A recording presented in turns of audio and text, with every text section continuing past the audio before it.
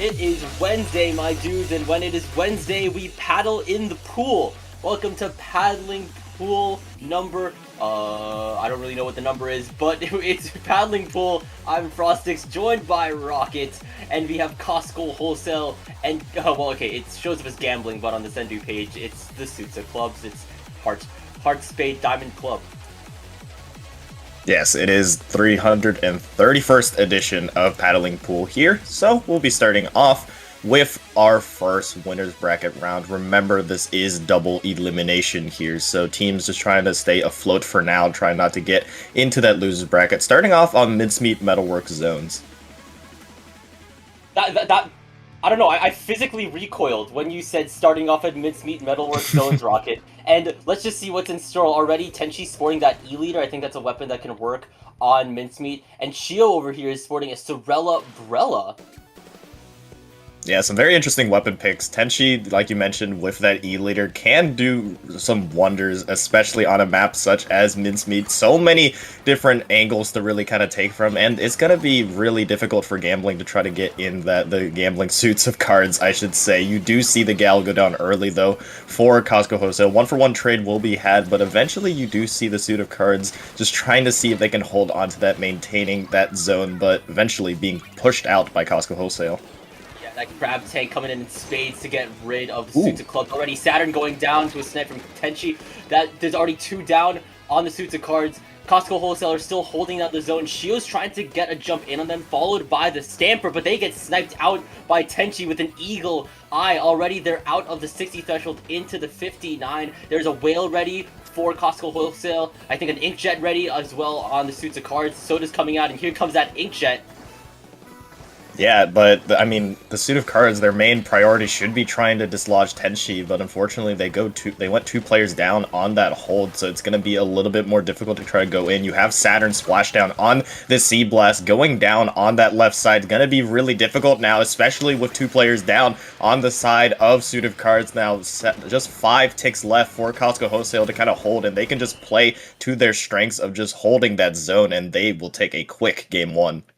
The first big boom for Costco Wholesale taking Mincemeat Metalworks. I think, considering Tenchi's pick of E-Leader on this one, maybe it was I think it would be an understandable pick to choose a weapon with such open sight lines like Mincemeat. Also, just a total curveball.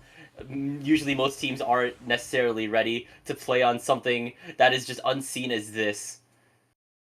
Yeah, and I feel another thing was Tenchi's E-Leader there right on cue, managing to pick onto Saturn. Just a very difficult presence to kind of deal with if you're on the side of Suit of Cards. You really have to have your specials to try to dislodge that E-Leader, but I mean, the Costco Wholesale was playing really nicely around Tenchi, really being able to kind of keep them safe, and we saw several times many push attempts, many retake attempts were thwarted by some picks here and there. If it wasn't the Gal, it was some other player on the side of Costco Wholesale really being able to get a pick and causing that stagger, so it'll be up for grabs to see who will be taking this set at the moment, but so far it is looking really nicely for Costco Wholesale, at least in that game 1, a very clean 100-0. Next, we're moving on to another a little bit unusual map. Clamblitz Robo Ramen is our second game. Now, of course, you'd normally expect Robo Ramen on zones like we saw on Mincemeat, but this time it's going to be on Clamblitz. If I'm being honest, I don't even think I've ever casted a Clamblitz Robo Ramen match. But knowing what Costco Wholesale as well as the Suit of Cards were running last time around here, maybe I think the Suit of Cards could have a little bit more of a turnover, especially considering I think maybe Costco Wholesale would want to switch things around. I'm not really sure if E-Leader can still pull off the sight lines, especially considering that entire second bottom layer of the map here. We'll just have to see if those flank routes can be what the Suit of Cards needs to turn things around. It's match point. Let's go. Yeah, I think they actually can get a lot of value here, especially near that elbow. It does look like both teams will be sticking with their standard comps, and I do think that this map being Robo Ramen, it really will emphasize that elbow area. You mentioned zones is usually seen more commonly, but Now more than ever, teams are really going to have to take control of that area, and we might see it here be a priority for a suit of cards, especially with their more aggressive front forward. Obviously, with the Sorella and the Sea Blast, you do have a very early Crab managing to take out that Sorella on that flank side. 2 players down, now 3, and it does look like eventually a wipeout will go into the favor of Costco Wholesale, so starting things really, really nicely. Starting off with another boom from Costco Wholesale already. That's Tenchi throwing the first clam into the basket. Device Apps is at 7. We could be seeing a double power clam push unless they go down to the Stamper. Now it's only the NZAP left. They're fleeing back into mid from that Stamper, and the barrier is back up, which means the suit of cards have a lot more clams to work with. They have that early pity going for them. They also have 2 players down, actually, as a matter of fact. So now Costco Wholesale with Martinolo having the power clam in their back pocket are already poised to get right back into the fray. That first power clam is hitting the basket. Will more come in? They're trying to see if they can get in there. They are coolered up, just getting these couple little more clams to really just make this lead more significant. However, I think I want to highlight the most is Costco Wholesale has been doing a wonderful job as doing what they've been doing in the previous game, just constantly keeping their push alive. Their Tenchi quite unfortunate, unable to get the ball in, but it will not matter in the end. Still, clams will be scored all the way down to the 19-point mark. 2 players eventually will go down for Costco Wholesale, so this does spell the end of the push, at least temporarily. But I mean, you'll take that push any day of the week, all the way down to 19. It's going to be a tough hill to climb if you're on the side of Suit of Cards. Exactly, the damage has been dealt. The lead has been set to 19. The suit of cards need to start climbing that hill like you were talking about. But with 2 members down, things are already looking a little bit more complicated. Shio is in an isolated duel. The Stamper's moving in. They will be able to get the slash onto Kenshi. Already the clams being built into the Stamper's back pocket. They have the zip ready to go here. Shio's going to be respawning soon. They need to start taking up more aggressive positions here if they want to at least have that control. That way the leader doesn't start watching them down. Already that zip is being cancelled out. Shio and the Saturn are moving in. Martinolo is being threatened by the splashdown. They're going down. Same thing with Nightmare. And now they're eyeing Tenchi. Saturn is moving in with the blaster. But do they have the power clam? Someone just picked up the pity. This may be a push in the works. But no! The Stamper goes down! Yeah, and this is just really evident by, at least what I'm seeing, Costco Wholesale has been doing a really nice job just playing to the strengths of their comp. You see, they're 3 fast-moving shooters, and if it's not Nightmare, it is the Splash, always flanking. I've seen once or twice already. They've been able to kind of disrupt Gambling's push, and we saw it there, being able to kind of just pincer down Gambling Suit of Cards. So now we will see yet again another push attempt. I mean, you see it right there, a wipeout with Nightmare coming in from behind yet again, almost to another ball is Costco Wholesale there. You do see that player go down, that splash. You have the Sea Blast coming in from Suit of Cards, just trying to see if they can get anything going. Saturn bringing the Spearhead, trying to stop another push, trying to stop the bleeding, if you will, here. But with 1:35, time is running out for Suit of Cards to really get some points on the board. They really need this next push to hit.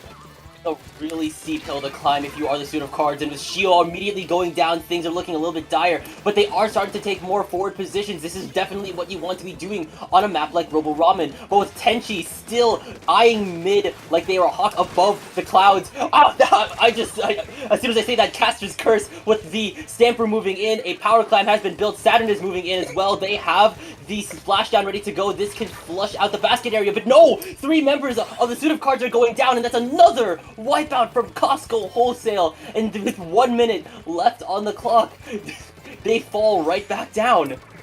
Yeah, and this constant disruption, again, you saw it there. Costco Wholesale managing to win these one-on-ones, maybe 2-on-1s in certain situations, just because of their movement, being able to just get behind and take the space so fast that, honestly, Suit of Cards has been unable to kind of stop, at least for the moment. 2 players go down, 3 in total for Suit of Cards before they were able to get cooler there. Keeley, and yet again, Costco Wholesale are in a great position to get some more points on the board, all the way down to the 14-point mark. And if they're not careful here, they could easily get this to a knockout. 20 seconds left, and you do have players just throwing themselves. They're trying to get to that knockout situation. Tenchi really being the only player on the side of Costco Wholesale to maybe get something going, but will elect to go back to that elbow area now. 5 seconds remain. You have Nightmare yet again on another flank, and things are looking desperate for Gambling. They need need to make a knockout push work into overtime, and with only Shio left, as soon as I say that, things are immediately looking dire once again because Costco Wholesale is just painting up Suit of Cards elbow. We're seeing Martinolo with the end zap, trying to just keep the rest of the Suit of Cards at bay here. Overtime is practically over, and I think, Rocket, I think you know what happens next. That is the game, and that is the set for Costco Wholesale. Really nicely done from them. A bit of an unusual comp, at least in the scheme of things, but they made it work on both games. And we saw really that, again, I loop back to it, the strength of the comp that they ran. You have 3 fast-moving shooters. You constantly had device apps, or you had Nightmare flanking the Splash and the Gal repeatedly, just constantly causing so much disruption. You see them just kind of just move around, finagle around these tight angles, and really making it difficult for Suit of Cards to kind of pincer them down. And once you see there on your screen, you see device apps being the one flanking this time, really being able to cause some disruption and giving their team some time to kind of catch up to them and cause that 2v1. That's really the strength of Costco Wholesale. And on the side of Gambling, just quite unfortunate that back-to-back games they were unable to kind of stop that wave. So they will be moving to losers bracket while Costco Wholesale will be moving on in winners. Yeah, Costco Wholesale had just constantly explosive basket pushes every single time around, and to seal off the end of the game, 2 power clams hitting the basket, that kind of was just hook, line, sinker. It was the final nail in the coffin, which allows, which is like you said, which allows, it allowed Costco Wholesale to move on to winners bracket round 2. We're back to the enrichment screen. The horses are still in the top left corner. So with that, we'll be going to a short break, so don't go anywhere. Paddling Pool 331 will be back in a little bit.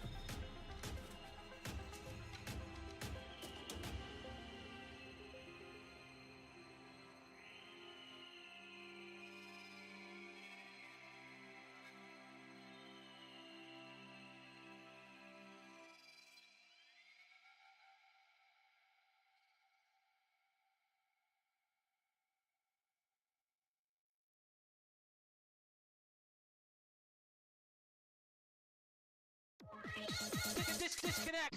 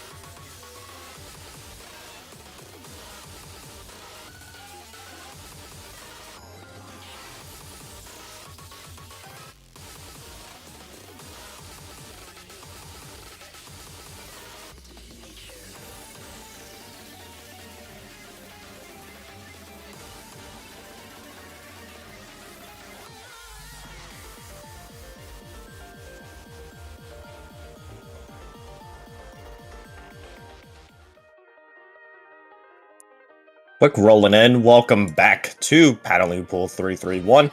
We will be moving now to winners bracket round 2.6. We will be looking at Amnesia versus FL Grim Reapers here, and very interesting from both these teams. They swept their first round, so this will be the first true test. I mean, it feels like for both these sides to see who will come out on top. And going now to a little bit more standard map pool comps, we'll be looking at Splat Zone's Macomart for our first one. Yeah, definitely a return to form after seeing the likes of Mincemeat Zones and Robo Ramen Clan Blitz. A more, I guess, I wouldn't want to say easier on the eyes, but something a little bit more familiar for this entire best of 3 set. So, once again, Mako-Mart on Splat Zones. Of course, I think the name of the game is just controlling high ground, contesting high ground, whether that be stacks or plat.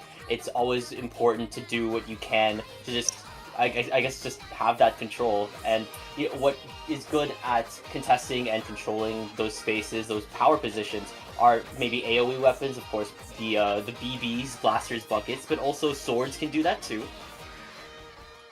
Yeah, for sure. And being able to kind of take advantage of that. Not only that, but really the balance that both sides really have to kind of emphasize on their key points, notably their stacks kind of being the elevated points that both teams will try to control, being able to control the other team's side. We'll be able to kind of get you a foothold, give you some space to kind of really work with. So gonna be interesting kind of to see what these sides will kind of just choose to elect for that. Of course, we did see in the previous set that we did see some people running some different backlines, such as an E-Leader, some different weapons, such as a Sorella Umbrella. So I'm intrigued to kind of dive in and see what we will be looking at for both these sides as they try to stay afloat for now and try to avoid going down into loser's bracket. Of course, once you dip down into loser's bracket, it's a much deeper pool to swim out of. You have to claw your way all the way right back up, and if you do, you're all the way back into grand finals. So, I don't want to say like the stakes are still there, but it still is early in the tournament, and these two teams are pretty evenly seeded, 7-10. Yeah, seed 7 and seed 10. So, it is just a matter of time until we enter the Isles of Mako-Mart. Yeah, and just taking a look at Amnesia, at least taking a look at some of their weapon comps, I do see two players that do run Pen and Rapid, so we could have seen a Pen Rapid, more of a Slosher type comp as well, seeing coming out from PXG, and a Luna Blaster from Acing, so definitely going to be a unique, more aggressive weapon pool from Amnesia, kind of just playing around that Luna Blaster. But if that is to be true, Double Blaster is very, very unique for a comp on Mako-Mart, but I do love it because, like you mentioned earlier, that AoE can really take advantage. I mean, you know Acing, Neo Luna Blaster is kind of their bread and butter, and I feel like we're going to be seeing a lot more Luna action in the set to come. What will we see? And yeah, there's Acing's Luna Neo. The bucket is there on the side of Amnesia as well. Meanwhile, on the side of FL Grim Reapers, we're seeing a Tent Umbrella, but also two dualies, both Vanilla and Gluga. Yeah, Amnesia with a very standard comp, no Rapid, instead going with that Splash just for more paint control, which I do love a lot, but the double dualies coming out from FL Grim Reapers is unique, and that's the Nagugla dualies playing similarly to a Gal would, so gonna see how it kind of gets value. Both teams just trying to feel out each other right now, trying to see if they can get their comps. Acing already making aggressive moves here with that cooler, moving on to that right stack, trying to take all this space here, but will be forced back. Yeah, they do jump out, but at least they get right back into the fray. They are now in control of the zone. It does go back into neutral and is back in the hands of FL Grim Reapers. There's two specials on the side of Amnesia, though, but a Bria Bomb and a Crab is firing off from FL Grim Reapers, holding Amnesia back just a little bit longer here. The strikes come out from 11, which will flip the zone in Amnesia's favor. The Soda's also coming out from Amnesia here, but it's really, really neck and neck here. It's a brawl right now in Isle 7. Yeah, you see the stamp going in as well, just to try to cause some distraction, but both sides painting over the zone will eventually lead to Grim Reapers getting the better hand of that. And now, out of their penalty points, really a good opportunity for them to continue and try to stop them, try to stop Amnesia from moving in, try to stagger them a little bit, but now themselves losing numbers, and with the trip strikes coming in from the other side coming in, you do have them just kind of slightly losing the zone ever so temporarily. Amnesia managing to get the better though that, but it is still heavily contested in mid as both sides just try to trade out specials and trade blows. I think AC is now getting back into the fray, but the bucket's going down, the Glooga's down on the side of FL Grim Reapers. They're still holding things really well. That Headed firing off on the low ground is an interesting choice. The Soda's being tossed up to contest the stacks. ICT is going down, Acing has the stamp ready to go, but now FL Grim Reapers are continuing the countdown. But now we're seeing 11 trying to contest the stack here. They do get a pick onto Headed, onto Swish. There are 2 members down on FL Grim Reapers, which finally allows Amnesia to get that zone, and with a wipeout, this may just be a hold. Yeah, now the turning of the hands, they're really nicely done from 11 to just help kind of hold that stack area. Buckets are so powerful on this map, especially that stack to just rain down ink here. You have the lead now being taken by Amnesia, the Crab coming out on the other side by Grim Reapers up there on that right now. The Trip Strikes is basically kind of taking that control back for Amnesia as the point total keep ticking down here. This is where Amnesia has started to kind of find their footing a little bit, kind of hunkered down, and you see it in the results. You see the splat dualies going down as well, so now the stagger has definitely come into full effect, especially since 11 is holding this left side. That bucket action in play with a trade going down on 88 and Sunny. Acing's getting direct onto ICT. They have that tent in their sight. Same thing with the Headed. The Zookas come out from the tent, but it just narrowly dodges, and Acing is still there with a stamp waiting for that jump. And with only 3 ticks left and no one from FL Grim Reapers to contest it, Amnesia is going to take Mako Zones for game 1. Yeah, and that was really opened up by that pincer that that we saw really come out from Amnesia. You really saw that you had 2 players on the left side just kind of pushing in, and 2 players on the right side coming in from that stack area and kind of just pincering down Grim Reapers in that middle there. 11, who is PXG Chiaki there. Really nicely done to just kind of take that upper control and then shift over towards that left side, kind of being a little bit more unpredictable with kind of their weapons. You kind of see it right here, being able to kind of just use their teammates as a little bit of distraction to kind of move in and take that right side flank and really open things up, and you see it on this left side as well. Managing to somehow get 2 from this, really open things up for the rest of Amnesia and Acing, going to where Chiaki was previously to kind of still maintain control as well. Really nice movement from Amnesia, so that puts them up 1-0 as we move to Rainmaker, Humpback, Pump Track, and kind of thinking back to their comp that Amnesia was running. I really like it here. Definitely so. It does yield well to a very fast-paced map like Humpback Rainmaker. It just their AoE is never to be underestimated. They can go over, or they can play underneath the trenches, underneath the ledges, sniff out some picks while the Rainmaker is pushing on. That being said, though, I wouldn't want to count out FL Grim Reaper's comp on this as well. Tent can be really good for breaking through that bottleneck here. Those dualies can also be really good at just navigating around those really tight corners, especially that first checkpoint area as well as the mid trenches here. So it'll be really interesting. I'm really looking forward to what FL Grim Reapers can potentially bring to the second game, especially considering this is now match point. Yes, I do worry though. The reason why I said that Amnesia's comp works well here is because of Acing's Luna Blaster, and Luna Blaster does play really nicely into double dualies. I mean, it is really nice at and just aiming in the general vicinity of the dualies. The double dodge roll won't find much value here if Acing is able to get into the faces of those dualies here. So really, you need to kind of just play that space, as well as being a nice counter to that 10 Umbrella. So if FL Grim Reapers are running that same comp, they need to find an answer for this Luna Blaster, especially since it is match point. Exactly. So no more planning. It's time to dive into it. Already we're seeing Amnesia run with what they were running last game. And okay, 88 and Sunny going from the V Dualies to the V Slosher here. So a little bit more AoE on the side of FL Grim Reapers. Never hurts. And those tri-strikes, of course, really good for breaking through that bottleneck, getting more points on the board once you get that first checkpoint. ICT immediately going down. Swish is charging in with the 10 shield here. 88 and Sunny's going to be able to get rid of Amen. I think they're just holding down the midline, but do they realize that the Luna is sharking here? No, they don't. They go down in a trade. Yeah, so now you see 3 players of Grim Reapers just moving up. That's Tent Umbrella Swish kind of leading the way, but you do see the Rainmaker going down there. That will kind of slow the momentum down a little bit, but Swish still holding that elbow area really, really nicely. The only thing Grim Reapers kind of has to worry about is acing, who will be forced to jump out, so now a little bit of space can be created. Swish still there on that Tent Umbrella. You were talking about the strength of Tent Umbrella on this map, and you're kind of seeing it there in full force. The hammer, though, from the side from acing will kind of deny that Rainmaker from being popped onto that checkpoint, and will actually lead Amnesia to get a really nice retake. Exactly here. Already 2 members down, the Glooga and the Bucket. Think Swish is going to have to jump out here, and now Amnesia has a very strong hold of mid. The Tri-Strikes come out from Chiaki. It will not get any distance though, because the Rainmaker gets stopped in mid by Tri-Strikes from Grim Reapers here. Now Chiaki's going down, ICT is moving in with this wall assisting 88 and Sunny. The Soda's coming out from that headed here. I think they passed by acing a bit here. I think they're sharking right back in the trenches, and look, 3 members down. Acing has struck, and the Rainmaker is right back in mid.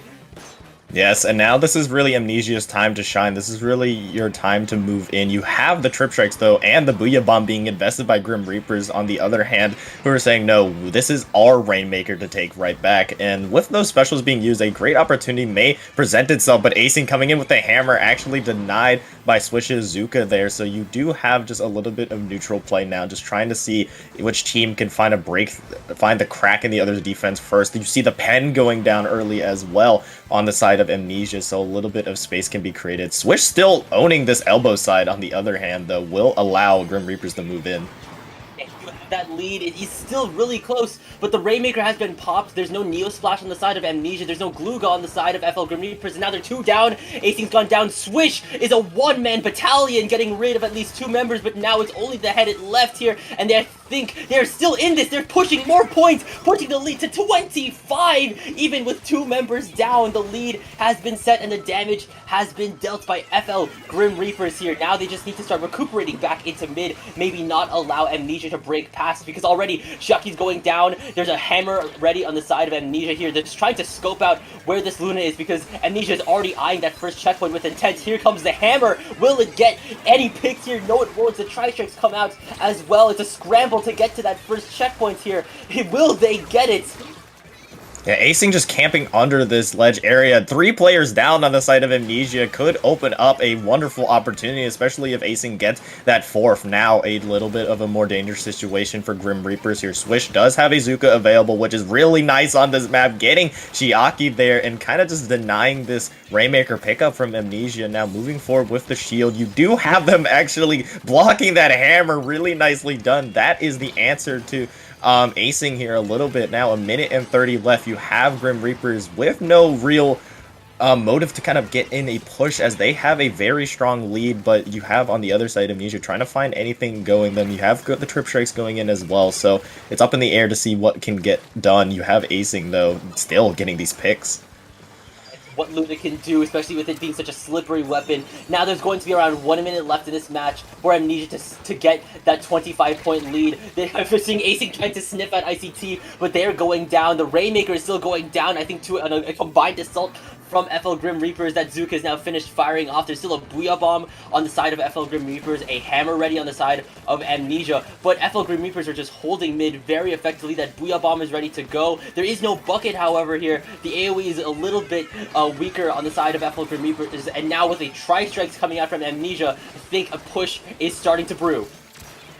Yes, it has to hit home, though. 30 seconds left. This Booyah Bomb in such a wonderful spot to deny any spot for Muffin to really get out of that now. And with a 2-player down situation, it is disastrous now for Amnesia, at least in this match here. Now the final player is kind of being cleaned up for Amnesia. Grim Reaper is just kind of hunkering down on this elbow area. This Rainmaker is going to be very, very hard to kind of pick up. Acing forcing the issue. Will find one, trying to desperately just go straight for that. They do get a knockout on the back of that. Very nicely done. Now a green path has opened for them, and in the very last moments, what looks like a basically unlosable situation for Grim Reapers turned disastrous, as just opening things up wide was acing there, managing to get 2 with the hammer and stealing that game for Amnesia.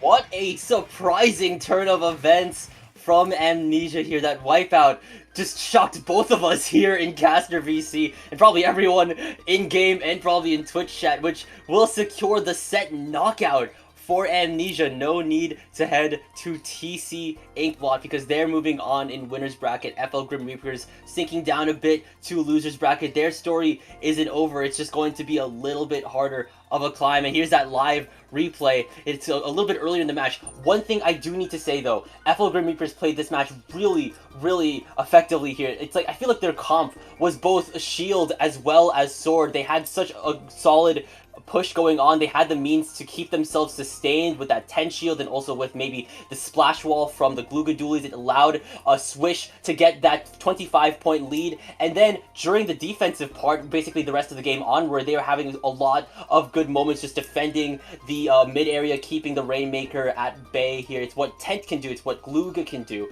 and it's just what allowed them to hold them at bay until that wipeout happened, until the dynamite just started blowing up and Acing ran with the wind. Yeah, and at the very end, you had these 1v1s go the way. I mean, Acing was the spearhead to that push as well, and yeah, I believe Chiaki got a pick on the left side, and that just all happened in a matter of moments, and it was a Hail Mary of a play, pretty much, at the very end. All Grim Reapers really had to do was just try to stay alive, but, I mean, unfortunately, you did have, at least for them, you had the entire force of Amnesia just push in all at the same time. But still, massive props to Grim Reapers. Swish as well, like you mentioned, kind of being the spearhead, kind of being the front shield of all of what Grim Reapers was attempting to do, but yet again, kind of just wrapping around to what you said, they are not done in this tournament yet, but that will be it for us here in round 2 as we move on to round 3. So don't go anywhere. Paddling Pool 331 will once again be back after a little break.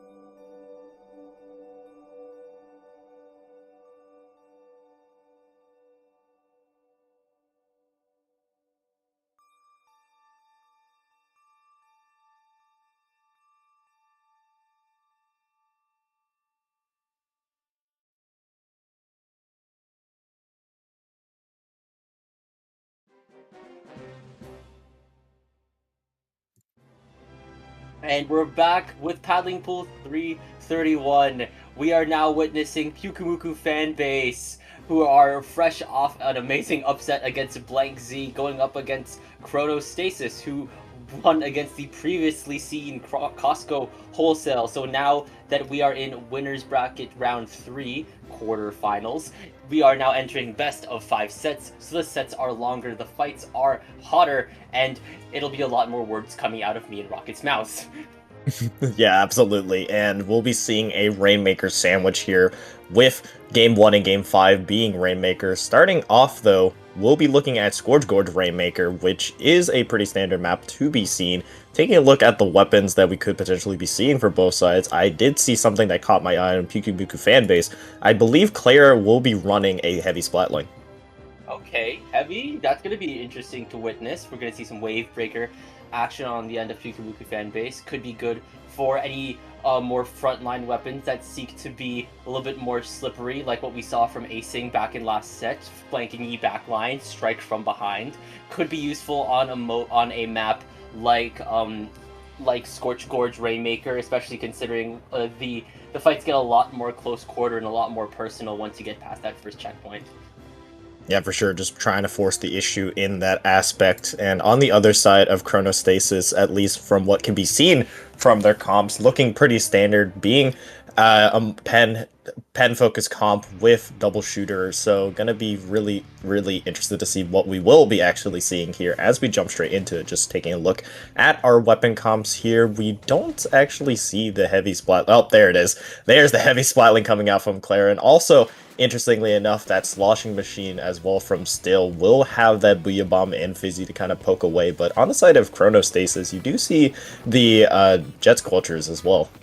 Yeah, that is the Dually Sculptures in the hand of Chronostasis. The pop is now being secured by Pyukumuku fanbase. Already Still is trying to get the jump in, trying to get those Squelchies, but they move right back. The Sodas are coming out from Pyukumuku fanbase as well. The Squelchies are trying to run away from all this chip damage from the Stamper Slashes, from the Line Marker, from the Wave Breaker. It's too much to handle, but the missiles, however, could be a little bit different because Claire's getting blasted out here before even the Rainmaker gets picked up here. Already, we're seeing the Stamper trying to move in. They get picked off in the 2v1, and with Rusty and Still being the only ones left, and with Chronostasis moving forward here, I'm not sure if a lot of distance is going to be put on the board here, Rocket.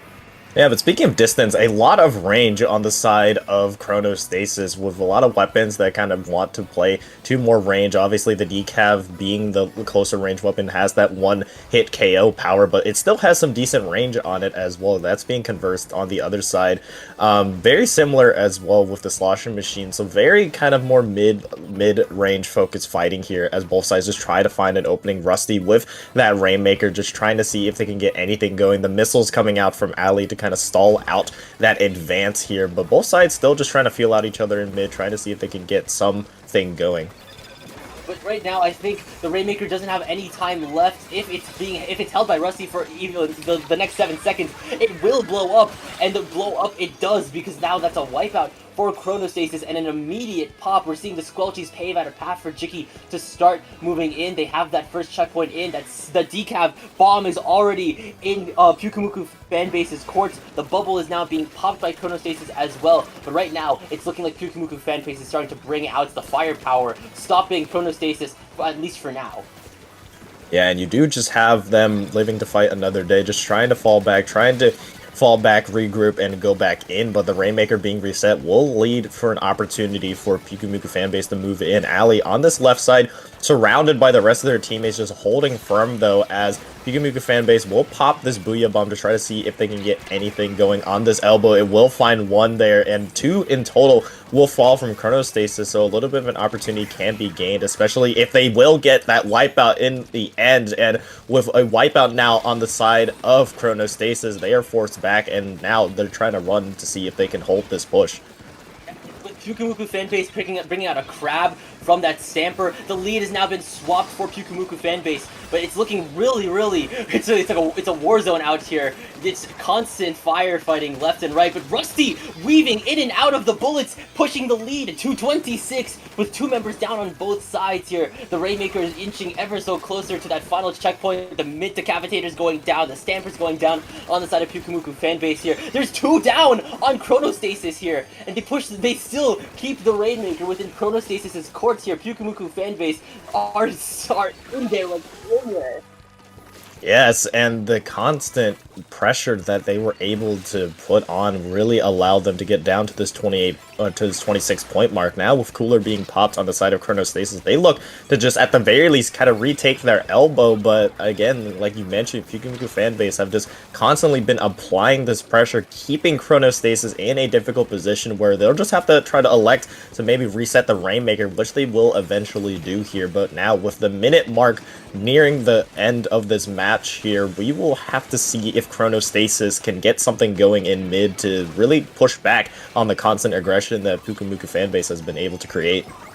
I think something is happening now. The 96 and the Machine are going down. Busy is now forced to pop the Crab, which is immediately getting shredded by Chronostasis. There's 1 minute left on the clock to go. Jicky is in control of the Rainmaker. They're eyeing the bottleneck over there. They're firing off onto the higher ground, making sure that they could probably ward off those back lines of the 96 as well as the Heavy Splatling. But they're looking a little bit hesitant to start opening up, especially when Busy has another Crab tank firing off to the choke point. There's now 30 seconds left for Chronostasis to turn this around. Pyukumuku fanbase is hydrated, ready to go. I think that 96 was trying to go in, they get picked off, but there's a Booyah Bomb ready on the side of Pyukumuku fanbase as well. There's 2 members down on Chronostasis. Rocket, something could be happening, and that's a wipeout for Pyukumuku fanbase.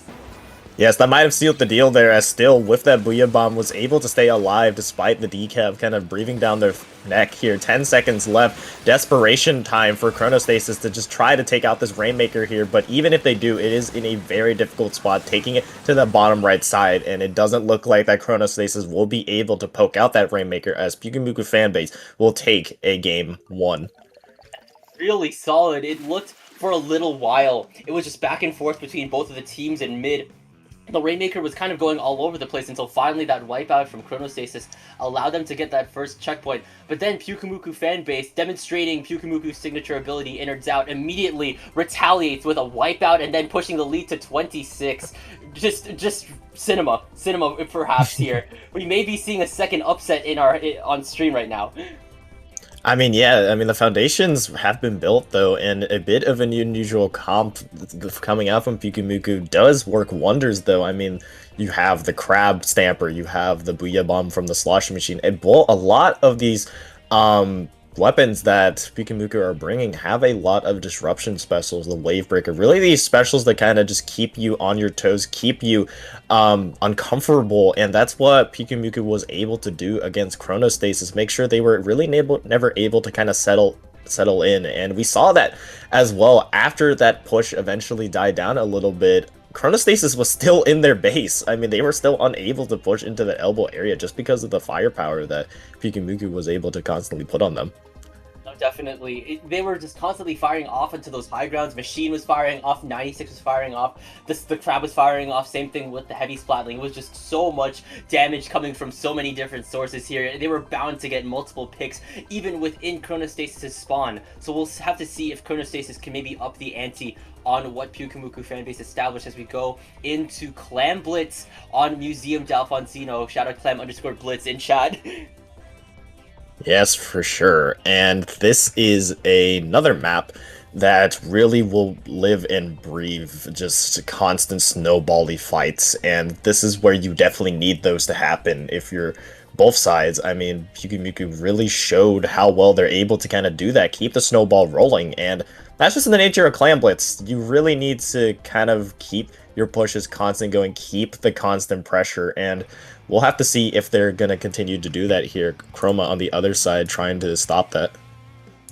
What will we see this time around? And I think we're seeing Cryostasis bring out Sticker Stamper in the hands of Bomb, and Pyukumuku fanbase is still sticking with their guns. Wait, this looks like an almost total overhaul. The only thing that stayed the same from Chronostasis was Jicky on the pencil, with Ali now on the Ali on the Zimmy, as well as a V-Dually coming out from the previous Squelchies. Yeah, very interesting change. I'm looking at it in the aspect of their specials, and I'm seeing a Booyah Bomb now, a Crab, just being able to kind of match what Pyukumuku was running here. And that bubble coming out from the Zimmy can prove to be very, very useful here on Clan Blitz, really being able to act as that protective shield to keep a push going, to stabilize a push going, especially if you're able to kind of get onto the spinner area. You have the Crab being invested by Chronostasis to cause some disruption, managing to find one here, and this wonderful pinch that they're able to create has enabled them to get control of the spinner. It does control the spinner, but right now I think Pyukumuku fanbase is firing off on the high ground with the Crab here, and it already Chronostasis is fleeing back into mid, and Pyukumuku fanbase is immediately taking control of their own spinner. Bomb is now charging up a Booyah Bomb, which is being contested by Clara. Clara's dipping down into the box, dropping into mid, jumping out into spawn. The Soda's coming out from Jiki, and once again Pyukumuku fanbase is trying to find their footing in mid. They will be able to get rid of the dualies. It's still neck and neck, but Chronostasis does still have that first Power Clam in their back pocket. Yes, and you do have them just falling back a little bit, but still heavily contested over mid. The only ball on the board is in the hands of Chronostasis. 2 players down here. The dualies managing to get a flank here, causing a little bit of disruption in the back line of Pyukumuku. Still managing to find Vizzy there, which is a huge pick in this, as 2 players stand remaining for Pyukumuku, unable to kind of stop this push. And now this is where you need your pushes to continue to roll. You saw the Booyah Bomb being invested, the Crab now as well, to cause a little bit of disruption. But it doesn't look like that Chronostasis will be able to get much more on the board, as the barrier will be brought up.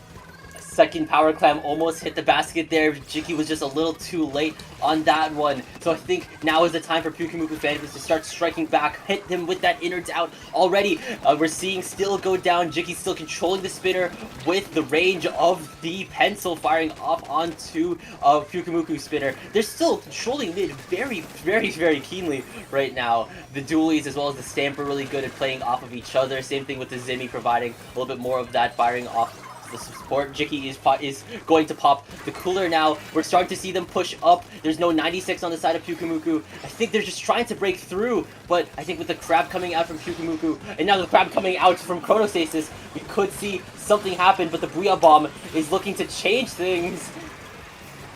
Yeah, it doesn't look like it will do much, though, but you do have Clara managing to find a nice 2 on the left side. Keeley, though, denying one of the Super Balls, and both of them on the side of Chronostasis actually fall here, so a quick turnaround for Pyukumuku here, who have 2 balls of their own, could potentially take the lead very, very quickly. Cooler being popped now as well, which will spell go time for Pyukumuku to move in. You do have a little bit of a stalling out, though, as the players from Chronostasis just trying everything to stop this, but with the Booyah Bomb going out, it just opens up the doors, opens up the floodgates for Pyukumuku to move in. Down to the 57-point mark now. Vizzy with a Crab just to try to stabilize things, but there will be no more points scored, but still, Pyukumuku will take the lead here with a minute 30 remaining.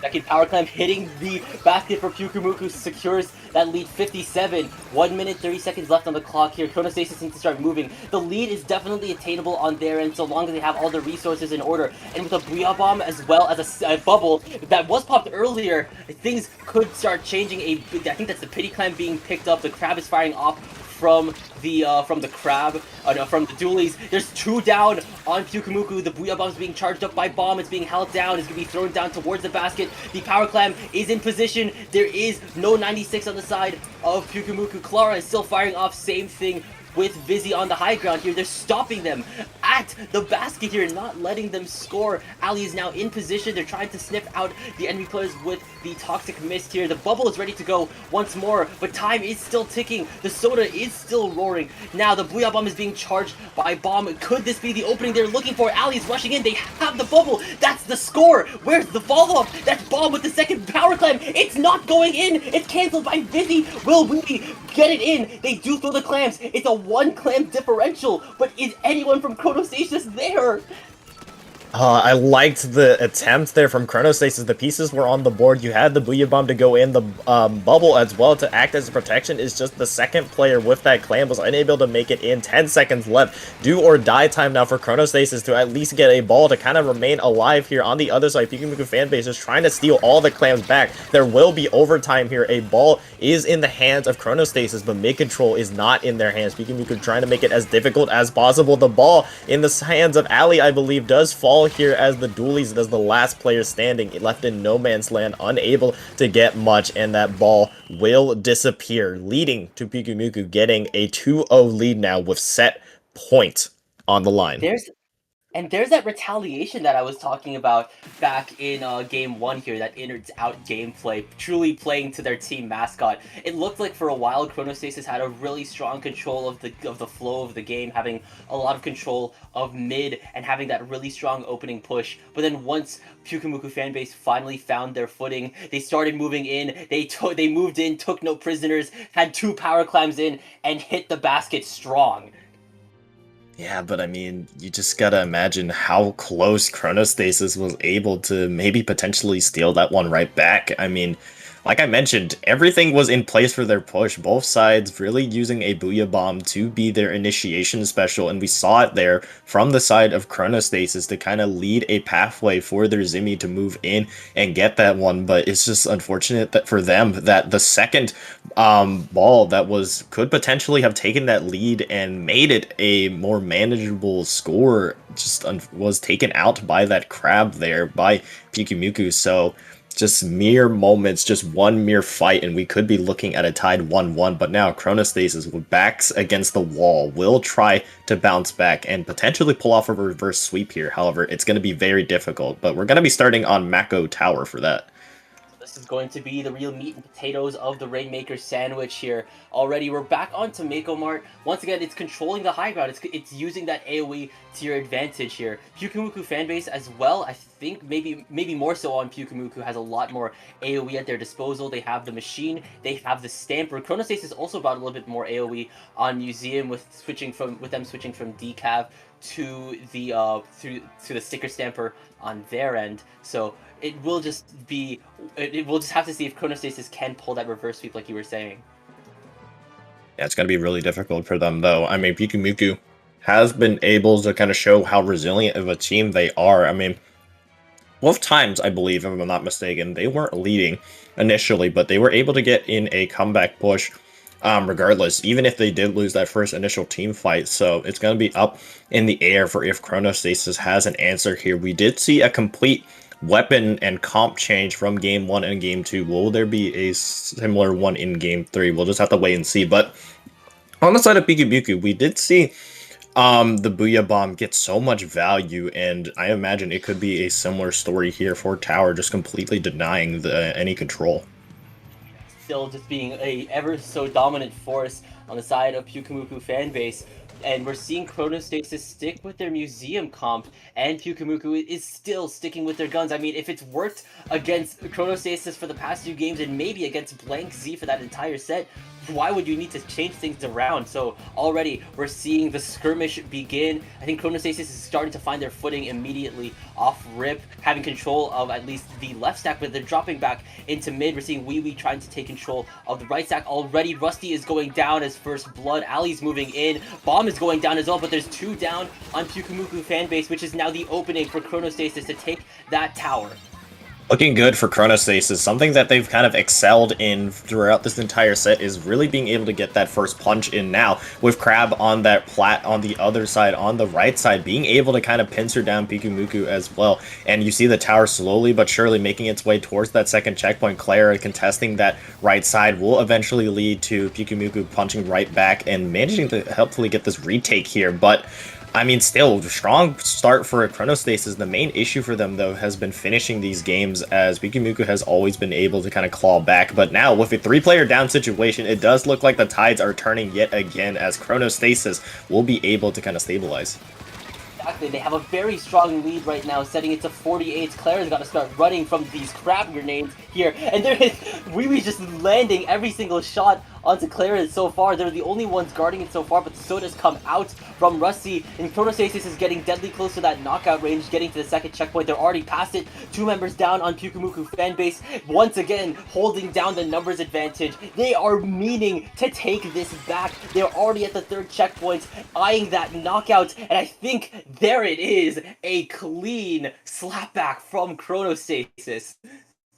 Yes, and this is exactly what Chronostasis has been wanting for the previous 2 games. We finally see it there, the constant pressure repeatedly. We saw the Crab get so much value on that area, and the constant special usage as well to continue snowballing off of each other. If it wasn't the Crab pincering down Pyukumuku, it was the Booyah Bomb, and if it wasn't the Booyah Bomb, it was the bubble creating so much space near around the tower that really left Pyukumuku no option except to kind of get pincered on that left side and really no space to work with. And Chronostasis finally find themselves a little bit of a braver there, saying, hey, we have the ability to beat these guys. We have the ability to win very dominantly as well, which is something we haven't seen from them. So definitely a little bit of a morale boost, but I mean, their job is not finished yet. They still have 2 more games to go.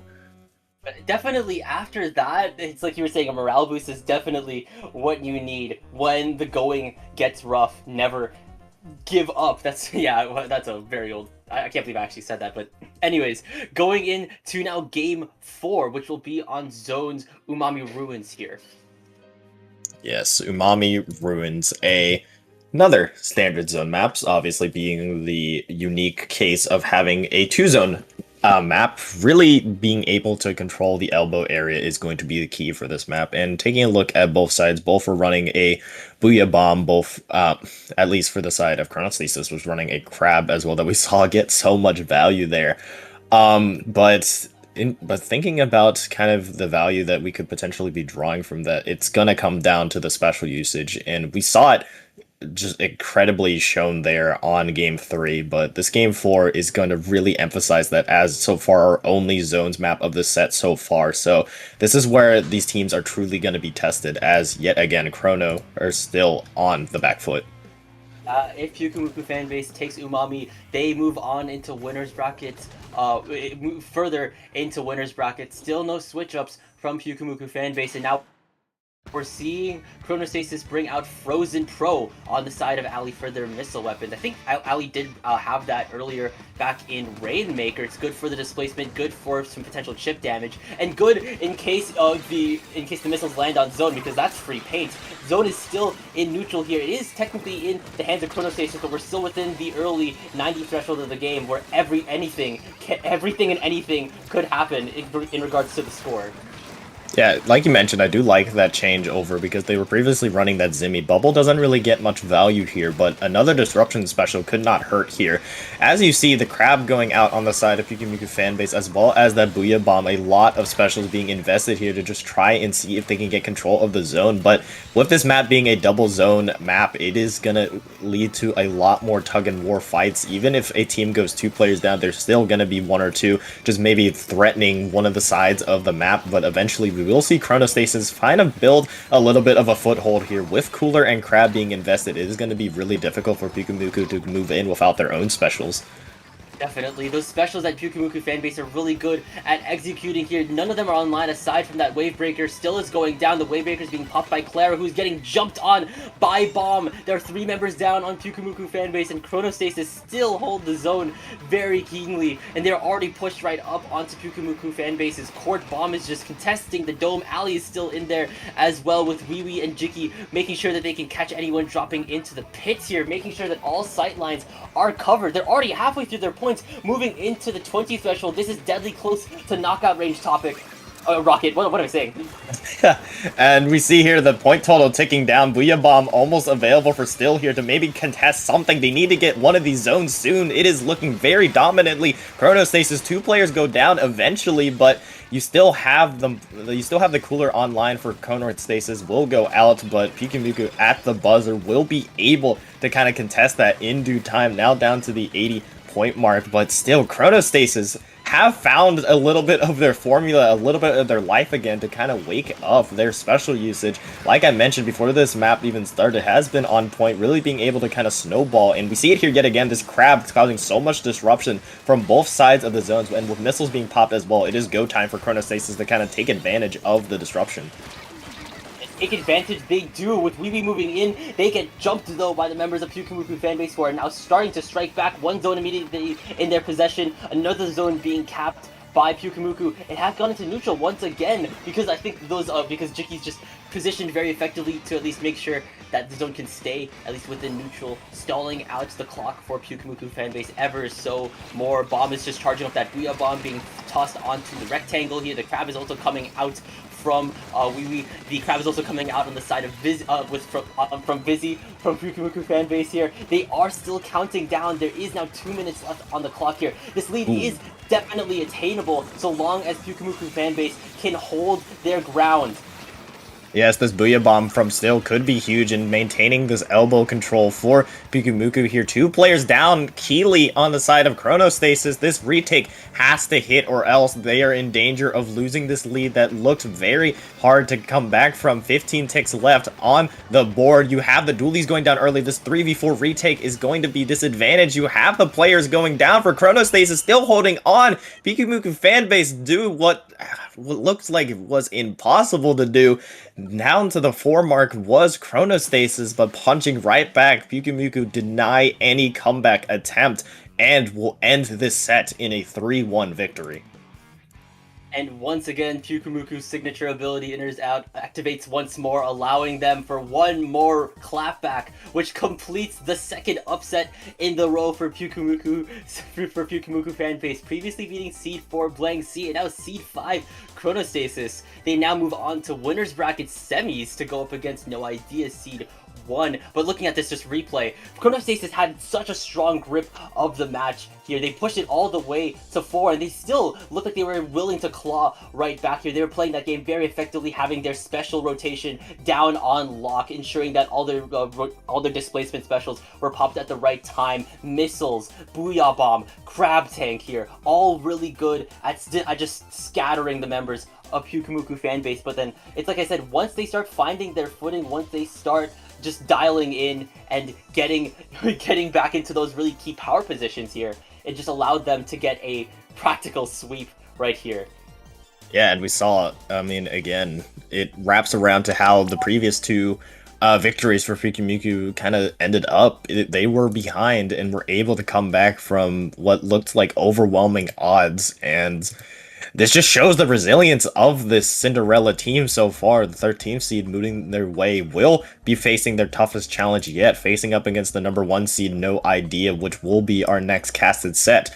On the other side of the bracket, you have 1004 versus Amnesia with 1004 up 2-0, and similar scoreline for Cal Super Reaction versus Ink Souls Maria, with Cal Super being the one to lead that. But that will be our top 4 potentially, unless we do see some upsets or reverse sweeps in those sets. But we'll be taking a quick break before we see if Pyukumuku can continue their Cinderella run.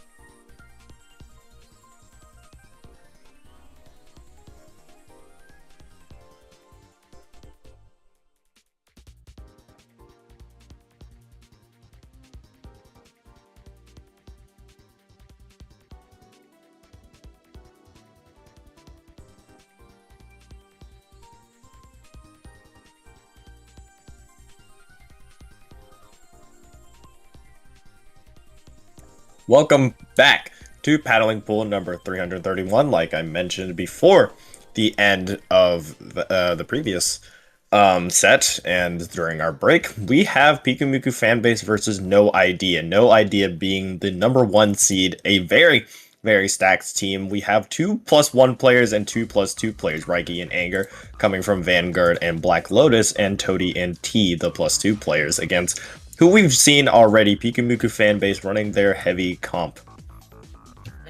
We've witnessed Pyukumuku Fanbase on a Kingslayer run. They took Blank Z to losers bracket. They took Chronostasis to losers brackets. This could be probably their final test. Can they knock Seed 1 to losers bracket? We'll just have to see. We saw them with that heavy Splatling comp have that clapback playstyle that we saw a lot of in the previous set here. So we're just waiting on one more person to ready up before we go in once again to TC Mako Mart. Yes, and coming on from No Idea, you already kind of know, if you already know some of these players, you already know what they're going to be running. Of course, Anger, being from Black Lotus, is probably going to bring out that signature 10 Umbrella comp and 10 Umbrella weapon, and it's going to be an interesting pick for TC Mako Mart. Not a map that you particularly associate with that weapon, but we'll just have to wait and see as well. Vanguard with Raiki coming out with the Stamper potentially can prove to be a little bit dangerous for the other side. We do see the comp coming out now, running a little bit of an unusual, no true backline besides that Cooler Rapid. And on the other side, of course, Rusty will be running that 96 Cooler. Well, we've seen just how good Pyukumuku Fanbase is with this comp. We've seen them run it the entirety of last set. Already still is going to be the first blood of this match as Anger is now moving into the right stack to contest Vizzy here. And now Vizzy will actually get a charge direct onto the tent. But at least No Idea is in control of the tower. They do make it to that first checkpoint, at least before that Winter Rapid does go down. Yeah, and you do have already the presence of No Idea just trying to move forward, but with a nice counter, with a nice clapback, Pikumuku force a 3-player down situation, will be able to retake mid here, and something that has been their signature in being able to kind of continue the snowball rolling has been able to bounce back when they are the first ones to get scored on. The Crab was invested already early, so you do have a little bit of more space to be created, but No Ideas with the Booyah Bomb being able to kind of counteract that, and with a wipeout really nicely done to hold on, get a hold of their own, No Idea will punch right back. They are punching right back indeed. They did not allow Pyukumuku to get that first checkpoint lead that they established quick into the opening seconds of the game. They are now hydrated on Tacticooler. They are now moving past that first checkpoint. A Booyah Bomb is being charged by the Stamper, being tossed onto the platform. There's a Zuka ready as well on the side of No Idea. So look out above. You do not want to get shot down by 2 sets of Zukas, because now there's 2 members down on Pyukumuku Fanbase as No Idea gets to the second checkpoint. Yeah, and you're kind of just running for cover if you're on the side of Pikumuku Fanbase. Not a lot of space to really work with the Crab being invested, though. T still dancing on the tower, managing to stay alive, and Keeley getting that second checkpoint. Yes, they were wiped out, but No Idea is managing to get that checkpoint is huge there, as that is usually the funnel, the choke point for many teams to really kind of go through. So now a great opportunity for No Ideas to kind of just play keep away for the rest of this match. Cooler will be invested here early. All 4 members of Pikumuku near that right side as they just try to see if they can get anything going with their specials, but you do have Clara going down early. Yeah, there's no Wave Breaker already to open up some push opportunities here. I think that's an isolated sword duel that will be able to get rid of the Stamper on the side of No Idea, but T will be able to snipe down Rusty. T's going down, I think, to Clara, I think, holding down mid, and now Pyukumuku Fanbase is now at that first checkpoint here, but they're met with immediate clapback from No Idea, the Zuka as well as the Stamper. The Stamper does go down, but Toadie's still firing off with the Zuka, still is up there trying to get the ledge peeking, but they are going down as well, and with Vizzy and still going down with only Clara left in mid, I think this is now going back in the hands of No Idea. Yes, and a lot of counteracting from No Idea, still able to hunker down, and they've constantly been able to kind of thwart what Pikumuku has been able to create. And playing around near Anger is going to be key as well. That Tense Shield proving to be wonderful and being able to kind of secure that pick with that Zuka as well. And they're still applying a lot of pressure to Pikumuku just from both sides here. Anger, or another Zuka coming out from Toady will find one as well. And these Zukas have been on point and have been the key to kind of breaking down Pikumuku's spine in terms of kind of what they've wanted to settle into on their defense. Definitely so. They are at least holding down the defense, which is exactly what you need when they're constantly on the upfront like this. Just look at Anger, just constantly trying to contest it. Now it's only the Rapid left, and that's another wipeout for Pikumuku fanbase. They are now trying to get back to the platform area. They're getting close to that second checkpoint. There's a Booyah Bomb as well as a Crab Tank ready, still already charging up that Booyah Bomb. Same thing on the end of No Idea here, still trying to at least hold on so they can survive that first Booyah Bomb. Rusty's going down here. I think we're seeing Raiki moving in, Anger and Toady as well, striking on the stack. Still's going to be able to get rid of Toady, but Vizzy's going down to Raiki as well as Anger, assisting them in the matter. There's 3 members down on Pikumuku fanbase, still once again not allowing them to get anywhere past that second checkpoint. Yeah, the difference maker has been being able to hold on to that second checkpoint. No Idea really being able to play off their specials. That Booyah Bomb really being the only thing needed to invest to kind of halt the entirety of Pikumuku fanbase's push. 30 seconds left. You already have Anger and Raiki on this right side, managing to cut off some members of Pikumuku fanbase here as we're seeing a very split 2v2 happening, but it is going in favor of No Idea, obviously, because Pikumuku fanbase are unable to kind of hold together and kind of push as a full unit because of that disruption that was caused by those 2 players on No Idea. 10 seconds left, overtiming looming, and all Pikumuku fanbase has to do is just go past the second checkpoint. That is a tall task, especially when you have all these specials available. They will all fall, and No Idea will take game 1.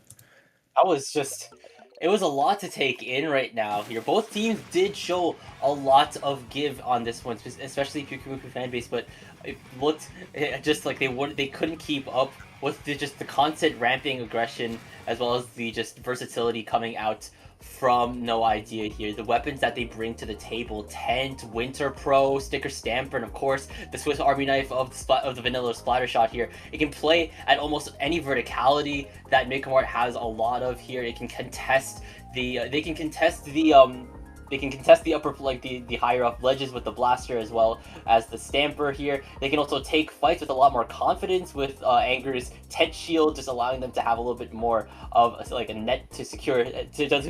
I'm slurring on my words right now, but you get the idea.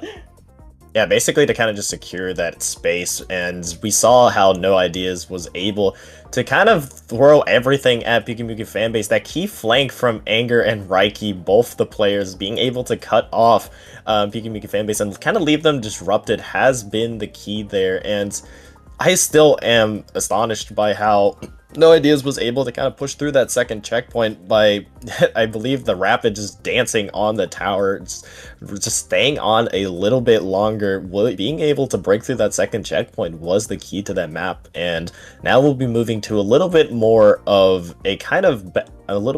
an interesting map with Clam Blitz Crableg Capital being our second one, where really these specials and these pushes can be really, really difficult to kind of get going, as this is seemingly seen, at least by a lot of people, at least by me, as a very defender-sided map.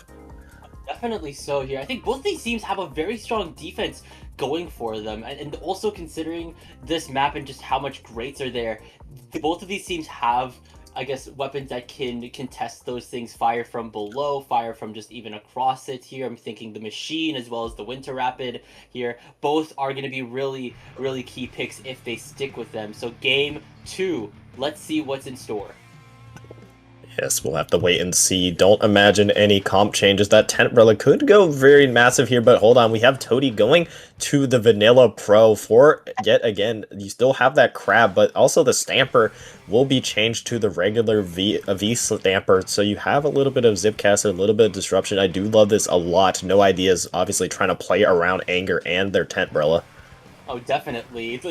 We saw a lot of really immense tent action previously. Don't really remember where from. I think it was like from FL Grim Reapers. So I think coming out from Anger. We're going to see a lot more tense in this set. But already, Pyukumuku fanbase is going down. Claire's getting jumped. Oh, Claire actually does survive at least the attack from I think the Stamper over there. So they still hold their ground right now. Of course, this is Clamblitz early game. Probably good to at least start stocking up on clams, have the economy in your favor. But also, it's good to have the numbers advantage in your favor because Pyukumuku fanbase does go 2 down and allows No Idea to just control mid ever so strongly.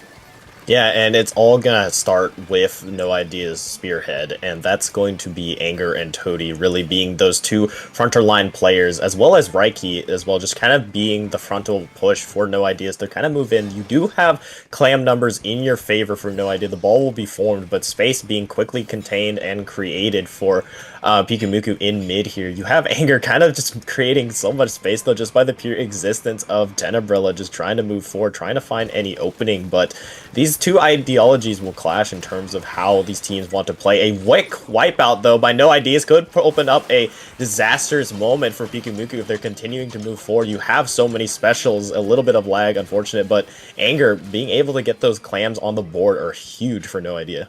And opening that push with that 10 shield here. Look, T is just scoring every single one of their individual clams thanks to that 10 shield. Toady's unfortunately going down, but Anger still being that one-man battalion, just holding down the line. Raiki is in there, but they also get immediately picked off. Same thing with Anger. It's only T left, but Toady is right back into the fray, getting jumped down with a 2v1 from Clara, as well as still another clam has been built by T, and the Pity Clam has been picked up by Pyukumuku. Already space is starting to look to be dwindling for No Idea here, but it's still trading left and right. Anger is moving in, trying to at least find their ground. Same thing with Raiki. Raiki is now in a 3v1. They jump out, so now mid fully belongs to Pyukumuku fanbase, and now it's all about how they break in.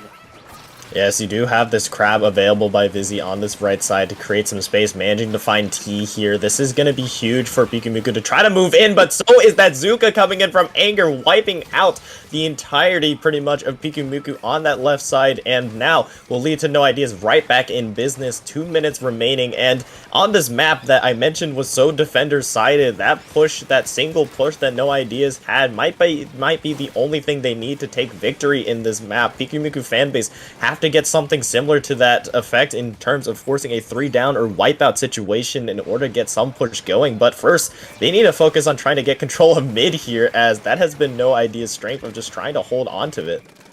2 members down, things could be switching up, but of course with Anger being the last bastion, things could be a little bit more different. But now with the Booyah Bomb being tossed out by Vizzy, the opening is set. Rusty's looking to go up on the high ground here, but I think with Toady and T watching it here, I think Pyukumuku is looking to be a little bit more hesitant. Raiki is up beneath the grates here, and not a lot of clam action happening right now. Anger is right back on the scene. The crab is being fired off by Toady, and Pyukumuku fanbase has retreated back into mid, which No Ideas is immediately going to push right up, still going down first, then goes Clara, then goes Vizzy, and that's the wipeout, which will allow Pyukumuku fanbase to have another opening. That's one power clam going in, and a second power clam has hit the basket.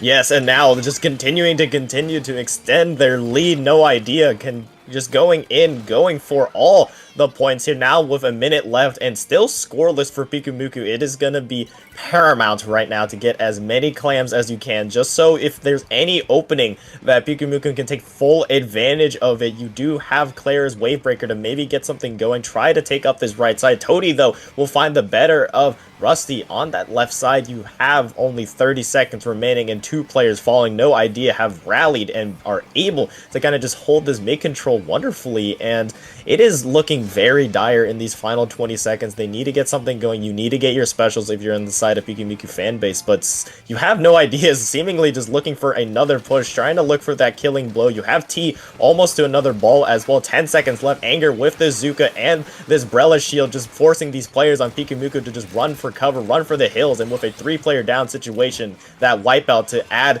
that final nail in the coffin, it will be the end of Pyukumuku fanbase in this game, and we'll be looking at a game 3 with No Ideas up 2-0. It was here. It just looked like No Ideas constantly held the space. What they did very effectively and make a mark here. And of course, when you said that this map was a little bit more defender-sided here, I think not Pikachu fan base, but No Ideas just kind of heard that and decided to run with it here. They played defense both when they were up and when they were back. It's just what they can do with the weapons that they bring to the table. Yes, and we saw constantly that No Ideas was able to thwart every Pikumuku offensive, and this was just boiled down to simply sometimes with the map as well. I mean, Anger being the constant pushing forward, the constant frontal vanguard of No Ideas, just constantly creates so much space, just able to do so single-handedly. Pikumuku fanbase didn't really have anything in their own pocket to kind of do that. Yes, they had the specials to do some similarly, but just by mere existence of a Tenebrella just moving up this ramp, it creates so much space and so much opportunities that No Ideas took advantage of. And now we'll be looking at a Game 3 mincemeat on Rainmaker. Wow, 2 mincemeat games in one day. I think I'm going to get a lottery ticket here. This feels like a sign. This feels, Yes, yeah. very unusual map pool indeed, but maybe this could be the changing of fate for Pikumuku potentially to maybe just get on the board as their backs are against the wall. I mean, this is still winner's bracket after all, so they will have an opportunity in loser's bracket if they do fall here, but I mean, No Idea is looking very strong.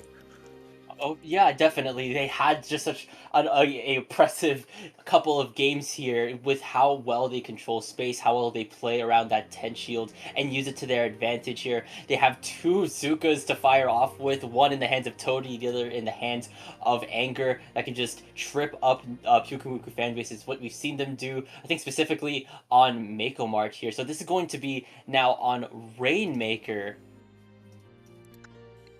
Yeah, it's going to be very, very interesting to see. But, I mean, if you're on the side of Pikumuku fanbase, do you really change anything up here? They have been remaining firm from what we've seen from both sets here, but this is the real situation where you're down and almost out of it, but you have to bounce back at, especially this late in the tournament here. But so far, no answers have been found. You do see a very similar comp from what we've been seeing from No Ideas, with the 96 being really the only change with that VAC as well. Raiki actually switching over to the Crab as well. And on the other side, we do see some moderate changes with the Tri-Slosher and now the Deco Heavy being pulled out. So that's going to be some Kraken action coming out from Pyukumuku fanbase. I like that. Kraken on Rainmaker, definitely never to be underestimated. And also the switch from the 96 to the Tri-Slosher, also really good for maybe cheating out a couple of the ledges that are present on Mincemeat already. T is eyeing that first checkpoint with Anger. With Anger body blocking, get down Mr. President, if you will. And that's going to be the second bubble bomb for No Idea. Yeah, now the Kraken going in by Claire just to maybe cause a little bit of disruption, but T is massively weaving their way through it, managing to get all the way down to the 20-point mark, and yet again, No Ideas find themselves up very, very strongly early on in the match. Only 1 minute has passed here, but still a lot of points being scored. No Ideas trying to see if they can get even more on the board, as Rusty trying to take the Rainmaker on the other side, trying to buy their team some more space here, but I mean, No Ideas, that's kind of been their bread and butter, just getting to a lead early and playing keep away. Oh yeah, they just hand Pyukumuku the Rainmaker and just practically say, hey, we got close to knockout, now you gotta get basically a knockout if you want to take this potential final game in the set. And Rusty appears to be in a little bit of predicament, being kind of spiritually pressured out, it seems. But now, we're seeing a potential push forward. Claire is unfortunately going down. There's 2 down on Pyukumuku fanbase, but with still and Rusty being a 2-man battalion, they do at least get it close to that first checkpoint. Yeah, but No Idea, they know what their win condition here is, and really is just going to be controlling mid for the most, if not the rest of this game. Just constantly trying to deny so much space for Pikumuku to kind of really work with Claire. With a Kraken available, Crab is also available for them. Unfortunately for them, you do see T managing to get the better with that Rapid here. Rainmaker will be reset, so buying Pikumuku a little bit more time to get back into mid. Vacuum is available for Toady as well to just space out this cooler, space out these players. The sword will slice and dice, though, finding 2 on the side of Pikumuku, and that might be the changing of fate that they need. Anger, though, will find a 1-for-1 before they are traded out. That is a delayed wipe and could potentially lead to Pikumuku here getting this checkpoint at the very least. you do have a great opportunity here. Rusty moving forward, having that cooler up will pop that checkpoint, and now continuing to just move forward. It is still a long way to go if you're on the side of Pikumuku fanbase. Clara with this Kraken now creating so much space will help find Anger, but the Rainmaker being taken out on the other side. A little bit of a situation there with both players, Clara and T, falling down on that right side here, but this is Pikumuku's opportunity. They need to take advantage of it here as the members of No Ideas are just now recovering in, but with 3 players down and Rusty being the last one standing, they are the last ones to really make anything of this push.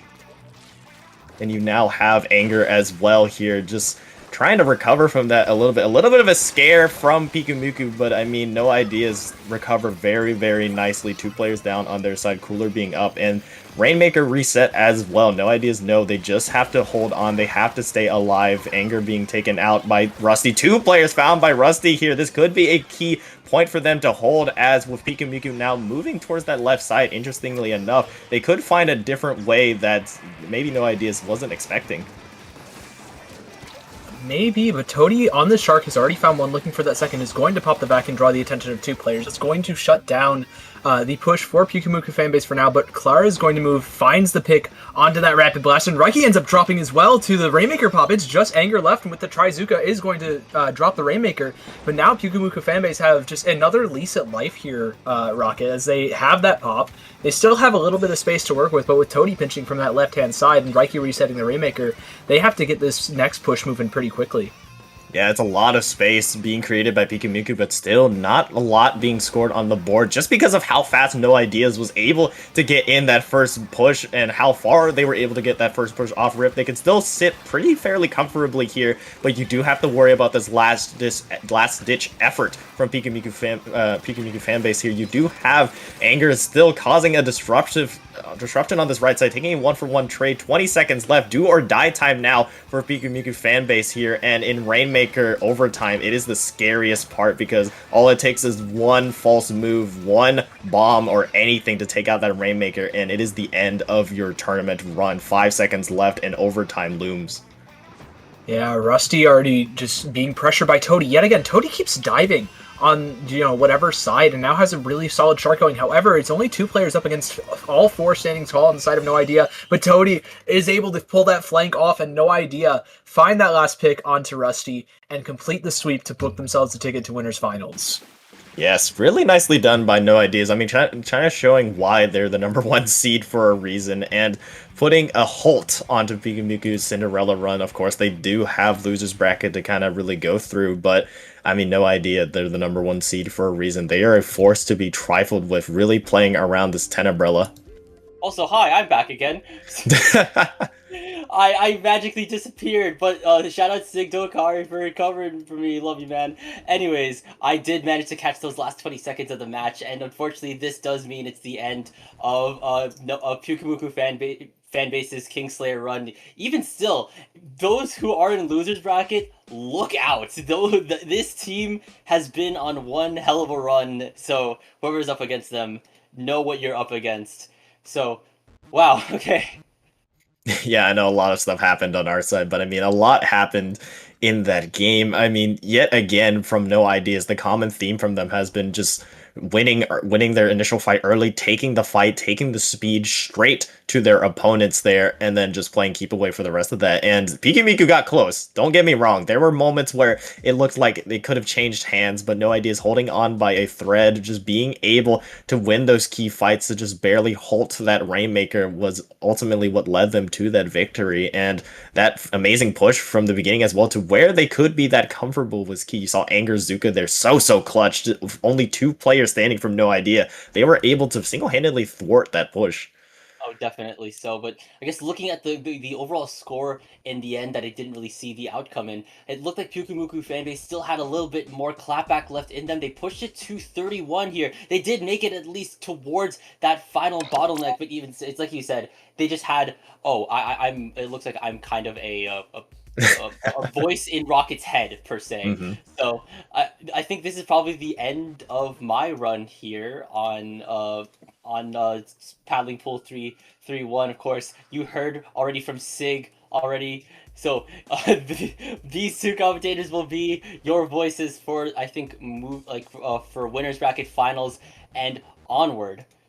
Yes, but before we do that, I will take my schizophrenia pills, if you will. But Frostix, where can the people find you?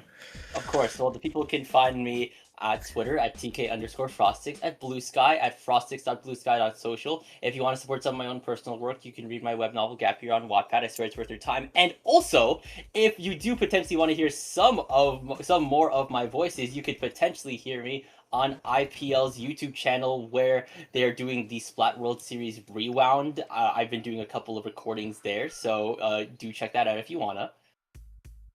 Yes, for sure. But with that, we will say goodbye to the voice in my head. They're doing a little spin in my head. But we will be back for the continuation of paneling pool number 331. Our next casted set, I believe, will be losers bracket semis. So we'll be taking a little bit more of an extended break, but don't go anywhere. We'll be right back to see who will be crowned the champion of paneling pool number 331.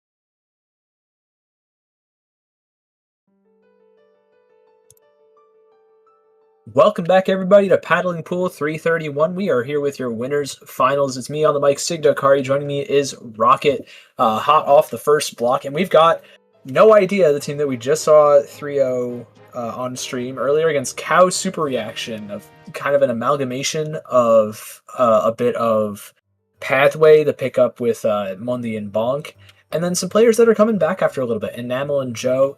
Rocket, what are you thinking about these maps and like this set going into this? So first off, we are starting on Clam Blitz Museum, which we have seen before, at least we've seen before on stream. And the emphasis of this is, of course, going to be snowballing pushes out of control. You want to keep your continuous flow, can keep your continuous pushes. And thinking about what these two teams run in terms of their comps, No Idea, we already know their bread and butter will be playing around Idea, and we will be...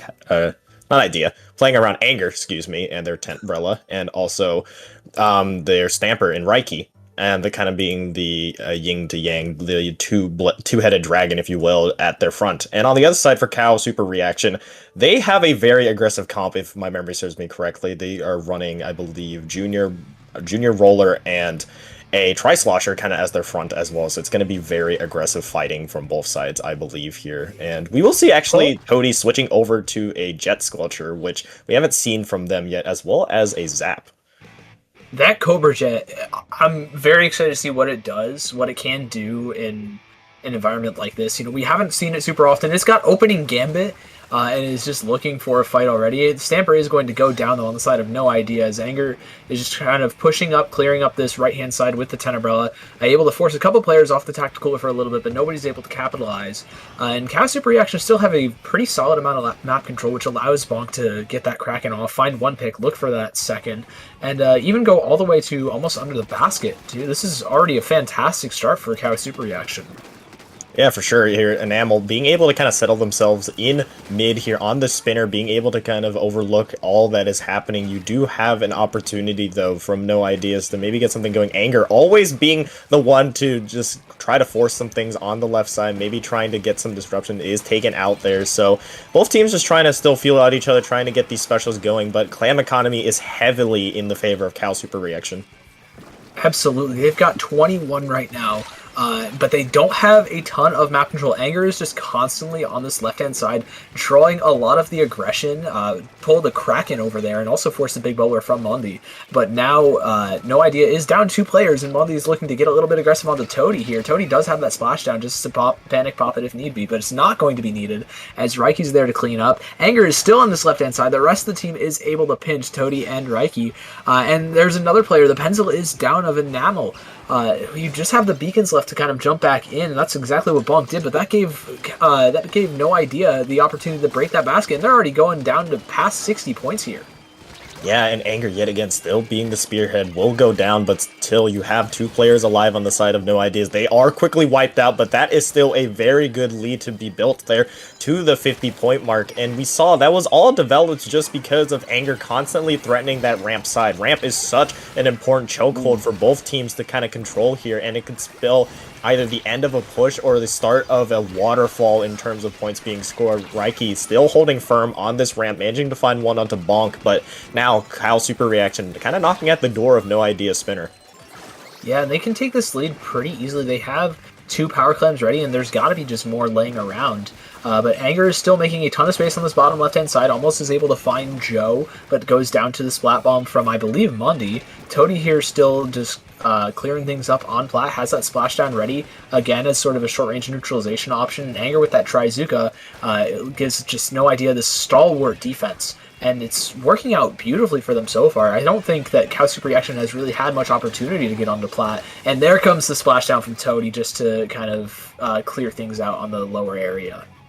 Yes, you do have now a little bit of an opening for Bonk to move in, and that roller could provide huge value, but electing to actually go with the Kraken just to cause a little bit more disruption. You do have the spinner pretty much cleared from any No Ideas presence, but you have Cal Super Reaction finally being able to get some score on the board. Now, with that first barrier break, you do have them the ability to move in, but it doesn't look like No Idea are giving them any space to really move in. Really right back in control of that spinner, really being able to bend but not break, and having that type of defense is key in these moments. When you do go 2 players down, you're able to recover really quickly, and we saw how fast No Idea was able to do that.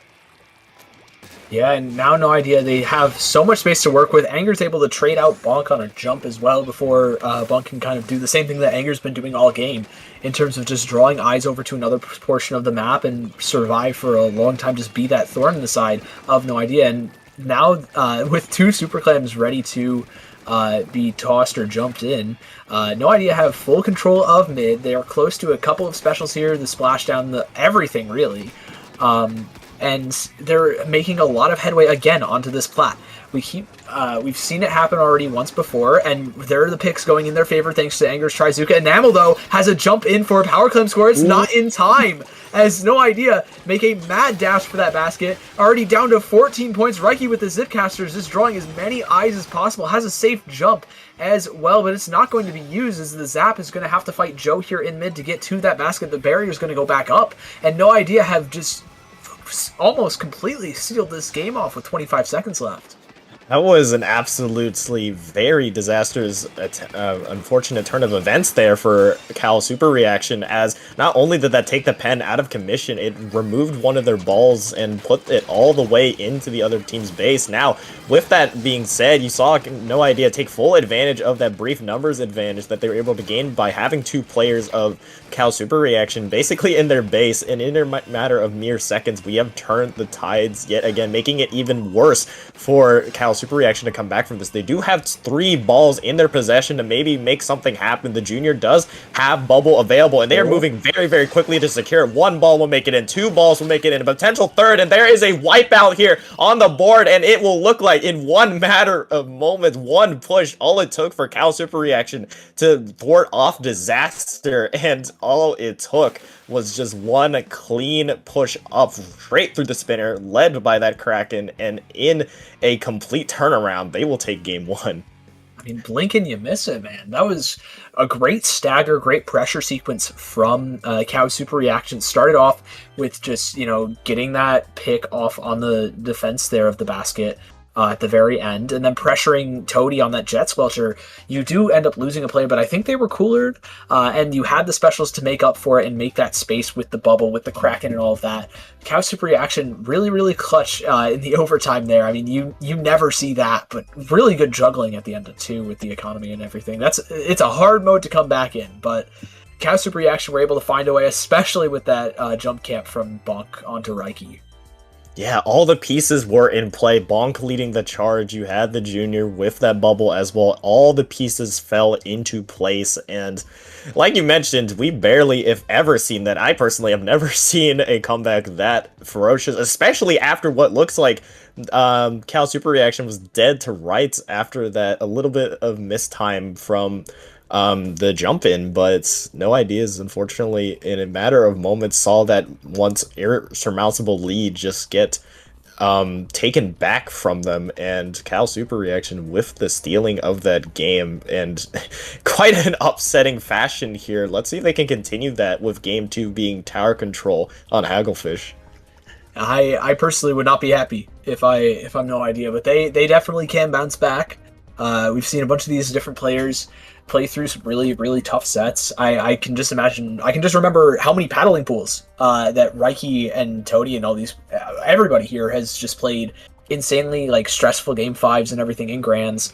And going into tower control, I mean, this is cake for them. This is super easy. This is the map that everyone knows how to play on a mode that has been incredibly common, not as much so as zones, but that's a bit of a comp switch of that's a pro stamper and blaster now, the different stamper for the side of No Idea. I'm really liking it.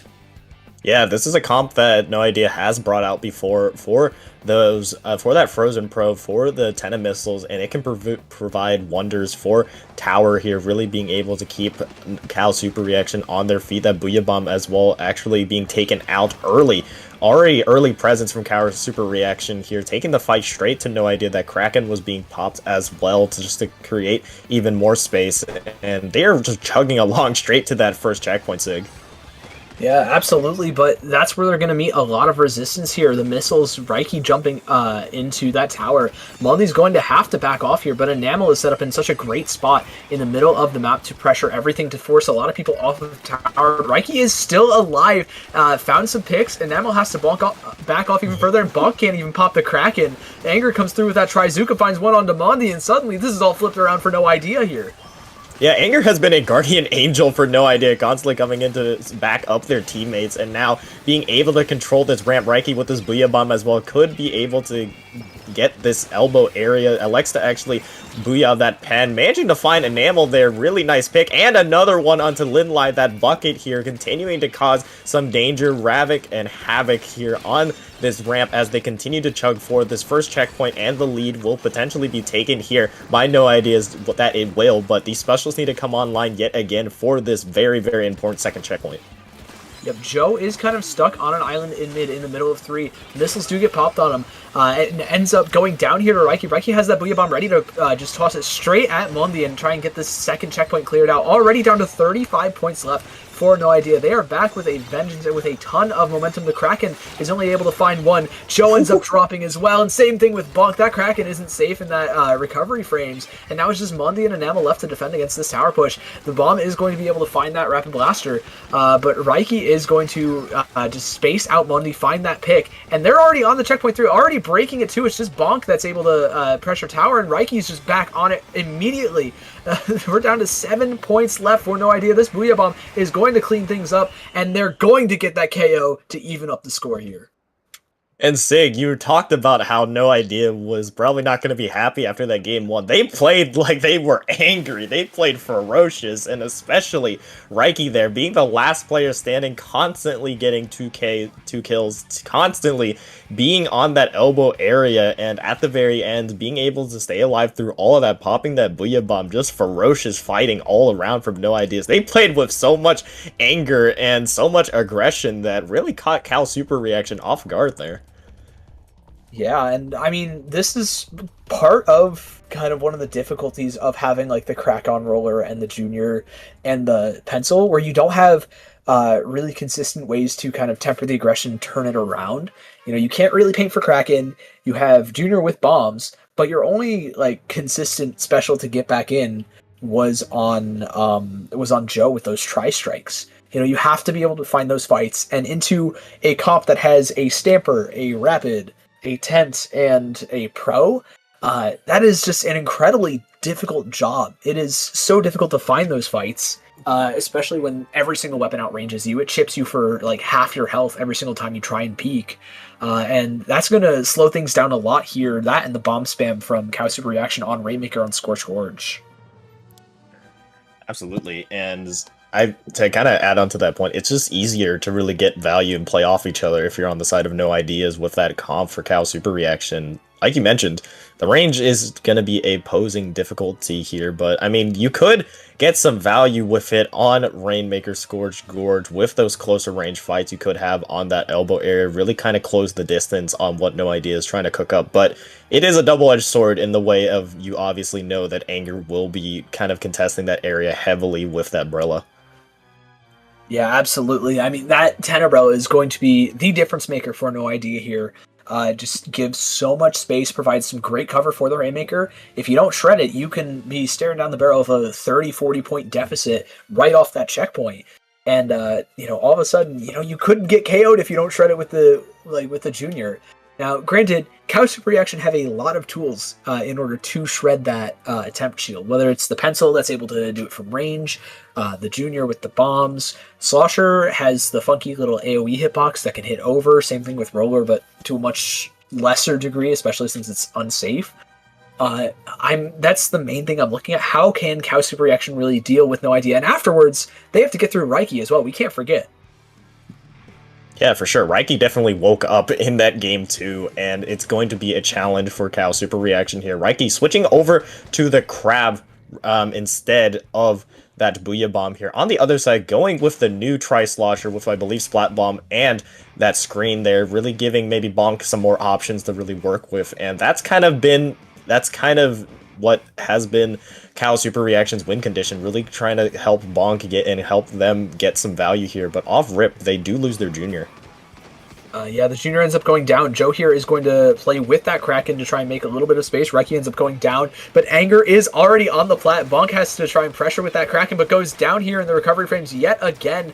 This Kraken is constantly being punished for just being out of position in so many different difficult angles, and Anger just finds a second pick, and that's a delayed wipeout for No Idea. They've got the Rainmaker, they've got missiles and a Zuka at the ready, already popping everything to get this checkpoint, and that's a really, really early break here, Rocket. Yes, and Reiki is close to that Crab as well. If they're able to get this pop and get Crab online, it can prove to be very difficult for Cal Super Reaction to get in. Anger does fall early, so a little bit of a issue is solved with, but with 2 players down, now is Super Reaction's time to move in. Bonk, yet again, with that crack and the jumps coming in, but with that Rainmaker being reset, giving Cal Super Reaction a little bit more breathing room to get back in. You do have a lot of orange paint on the map here, and that will allow No Idea to kind of get the better of you, so really just trying to see if they can take back their elbow is going to be key, but I mean, No Idea have been doing a wonderful job at just holding mid. Yeah, I mean, Bonk can't find a way in. Reiki's going to drop right on top of that to kind of expand on that issue. And now Cal Super Reaction have to deal with all these 70s being lobbed from the bottom left-hand side. Nowhere is safe, especially with Anger finding yet another pick in that Tenebrella shield. The bubble is up, and Mundi is able to rush down that Rainmaker, but for 2 for the price of 1, and Anger's already in the spawn with a Trizuka, finding another pick onto Enamel, tries to turn around, isn't going to find it yet. And Mundi drops. That's your most aggressive player, most able to directly affect that Rainmaker. Since Bonk is stuck in the Kraken, ends up going down here. No Idea have a serious opportunity to get a ton of points on the board. They are going to let the rain reset, though, just to hold this space a little bit more, not sacrifice any players just yet for that Rainmaker. But, I mean, they still have so much to work with. Now, granted, they don't have many specials, but, I mean, they still have constant player advantage here.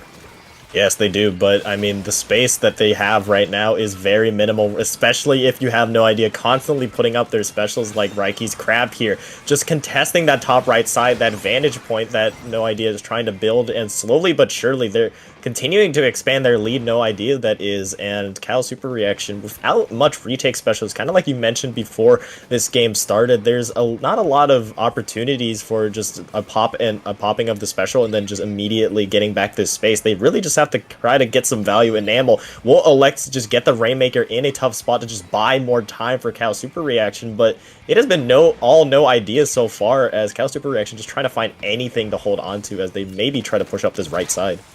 Oh, but that's looking incredibly difficult with Anger and Reiki just being this fantastic duo. Anger finds one, Reiki found another just a little bit earlier onto Joe, and Reiki's just looking to apply some more pressure, maybe find that direct, find that pick on the Mundi, but Mundi's able to just provide some cover fire for themselves. And with 3 players down, Cal Super Reaction finally have an opportunity to get to this checkpoint. They have the splatter color screen available as well. They just popped it to kind of give some more cover to this Rainmaker, but the Zuka comes through from Anger. It's going to prevent the Rainmaker from being picked up for quite a while, as well as find a pick on the Mundi. Enamel's down. It's just Bonk left, who jumped into a beacon, and that push is as good as gone here. No Idea have still just done this fantastic job at, just spacing out Cal Super Reaction, making sure they can't get in and deal a ton of damage outside of the one checkpoint break. This has looked all No Idea's game for the past 4 minutes. Yes, however, that checkpoint pop was pivotal. It at least gives Cal Super Reaction a little bit more life here. In the final minute here, anything can happen. You do have now the bubble being popped. The screen was popped earlier. Toady just trying to get in a flank, maybe disrupt what Cal Super Reaction is doing. A 1-for-1 trade will be had. You have the Crab coming out from Reiki and the shield coming from Anger. This is so difficult to really push into Enamel, getting pummeled by basically every special, including that Zuka is taking out here in the final 30 seconds of it. Cal Super Reaction have to have the kills go their way. That is a good start, though, taking out that Rapid. Yeah, very, very solid start, but the rest of the team is just available. You have to get down to past 35 points, so you basically have to get past that pole and past that half wall to take this lead back. Now, Enamel's already rushing forwards for it, but the Blast is going to be able to find that pick onto the Rainmaker. The missiles come through, just creates so much space. Bonk has to pop Kraken just to stay alive, is able to find one, but T is immediately just picking up that Rainmaker, dropping it, and just making Cal Super Reaction's job all that more difficult. They are able to get that Rainmaker pop, thankfully, But again, Joe's down, Anger has this Trizuka, and Raiki has this Crab Tank, and that's going to just kill the Rainmaker, and No Idea have put themselves on match point. Yes, and I mean, No Ideas, we saw it not once, but twice at the very end there. Firstly, when Enamel and the rest of Cal were just moving up that elbow area, just no space to really work with. On one side, there was the Crab being popped by Raiki, and on the other side, the Zuka being popped by Anger, and there was really nowhere to run for Cal Super Reaction, and same thing on that final push attempt by Cal Super Reaction. No Idea just being able to use their specials wonderfully, just one after another, leaving Cal Super Reaction not a lot of space to work with. And that felt like the theme of this map there. No Idea constantly taking so much space, so much Super Reaction, that there was not a lot of much to really work with. Yeah, I mean, again, it was kind of what we discussed at the beginning of this game, where you're just constantly getting chipped out, poked out by all these high damage numbers on the side of No Idea if you're Cow Super Reaction, and then you also have the Tenebrella and the Stamper just closing in on you pretty quickly. With the shield and with the melee hitbox and everything, and that is just such a difficult combination to deal with. We haven't seen a team successfully work around it yet, but Cow Super Reaction, they definitely have an opportunity. This is one of the more struggle maps for Tenebrella, so if there's a map here that I think they can take to push us to a Game 5, it's for sure Zones on Mako Mart. I mean, for sure, but you do still have Raiki, you still have that Rapid Blaster, which has been able to provide more of those damage numbers, more of that poking ability that you were just talking about here. So it is up to Cal Super Reaction to make that adaptation, because after game 1, you did see No Idea switch over to the Rapid comp, which has been doing a lot better than their previous comp idea. So it is up to Super Cal Reaction to find that answer, and will they make any changes? They will make some slight adjustments with Bonk going onto the Carbon Roller Deco. I really like that. This is probably Carbon Roller's best map here, and the Burst Bomb Trizuka is just exactly what you want. You have more ranged poke, you have a lot more chip damage for the rest of the team to work with. That Tri-Slosher loves Burst Bombs, and that's already 2 players down on the side of No Idea. It's just Joe down on the side of Cow Super Reaction. That's going to give them the control of the zone. Bonk is looking for a little bit more, same thing with Mondi, but Bonk ends up going down. Mondi has to back off in the zone. It's neutral, but T ends up dropping, and Anger is still on this right-hand side. Mondi has to pop the big bubbler, but Anger is still inside of it, just drawing so many eyes. But Cow Super Reaction still have control of this zone, and Enamel finds a great pick just on that bottom right-hand side. Raiki drops, but really isn't able to do much in the face of Enamel's pencil, and this is a pretty tough spot to be in for No Idea here. Yeah, for sure. And another interesting thing is No Idea now with that NZAP, both teams choosing to be a lot more front forward, a lot more aggressive. So it's going to be up to these very rough skirmishy fights. You have 3 players down on the side of Cal Super Reaction with just Joe falling as well. That is a delayed wipeout now, giving No Idea so much space to really work with, kind of set up as well. As you see Raiki already settling down on this bottom right side, just poking away, making sure to deny all this vantage point for Cal Super Reaction. But as they try to get their specials and the lead being taken by No Idea, Cal Super Reaction's retake springs into action. Yep, there's the Trizuka pick as well. Anger is the only one left on this bottom right-hand side and is immediately rushed by Joe here. And Enamel's there to pinch. Same thing with Mondi, and it's just Anger left, finds one, almost gets to that second, but just barely whiffs it, and Bonk is able to clean things up there. Cow Super Reaction don't have a lot of penalty point to get through to get to this lead. And so this could flip pretty easily, especially if all the missiles go onto Bonk here. Raiki does have to jump out, and the Zipcaster is ready, probably going to pick up that cooler and then pop Zip as needed. But if you could find that pick on the Bonk, that's absolutely massive. The lead does flip, but Raiki's inside of the zone is neutralized, and Enamel goes down too. It's just the Junior left, and they have to jump out here. No Idea.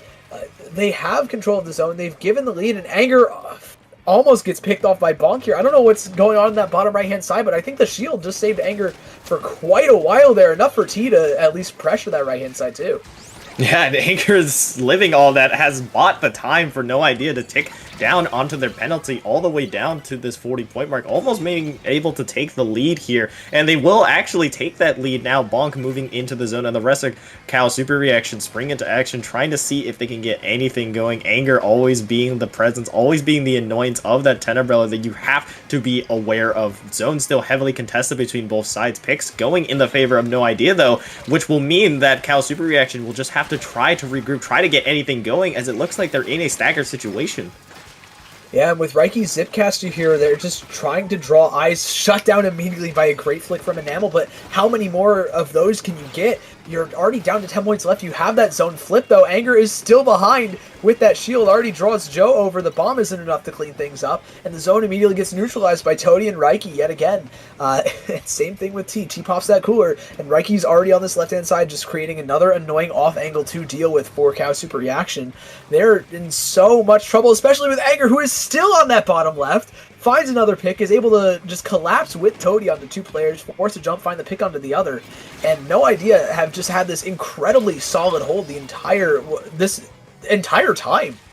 Yeah, 3 of these weapons from Cal Super Reaction, the Junior, the Carbon, and the Tri-Slosher, really thrive on this map, but it looking like No Ideas have still been able to do their due diligence, still being able to kind of play to how they want to play, but now, desperately, with this Junior bubble being popped, it's just left to Bonk, and Toady in a 1v1, Toady with all the paint in the world, just trying to get over the zone, and they will maintain that push as No Idea will complete the 3-1 victory there despite dropping game 1. They came back with a vengeance, completing the gentleman's sweep.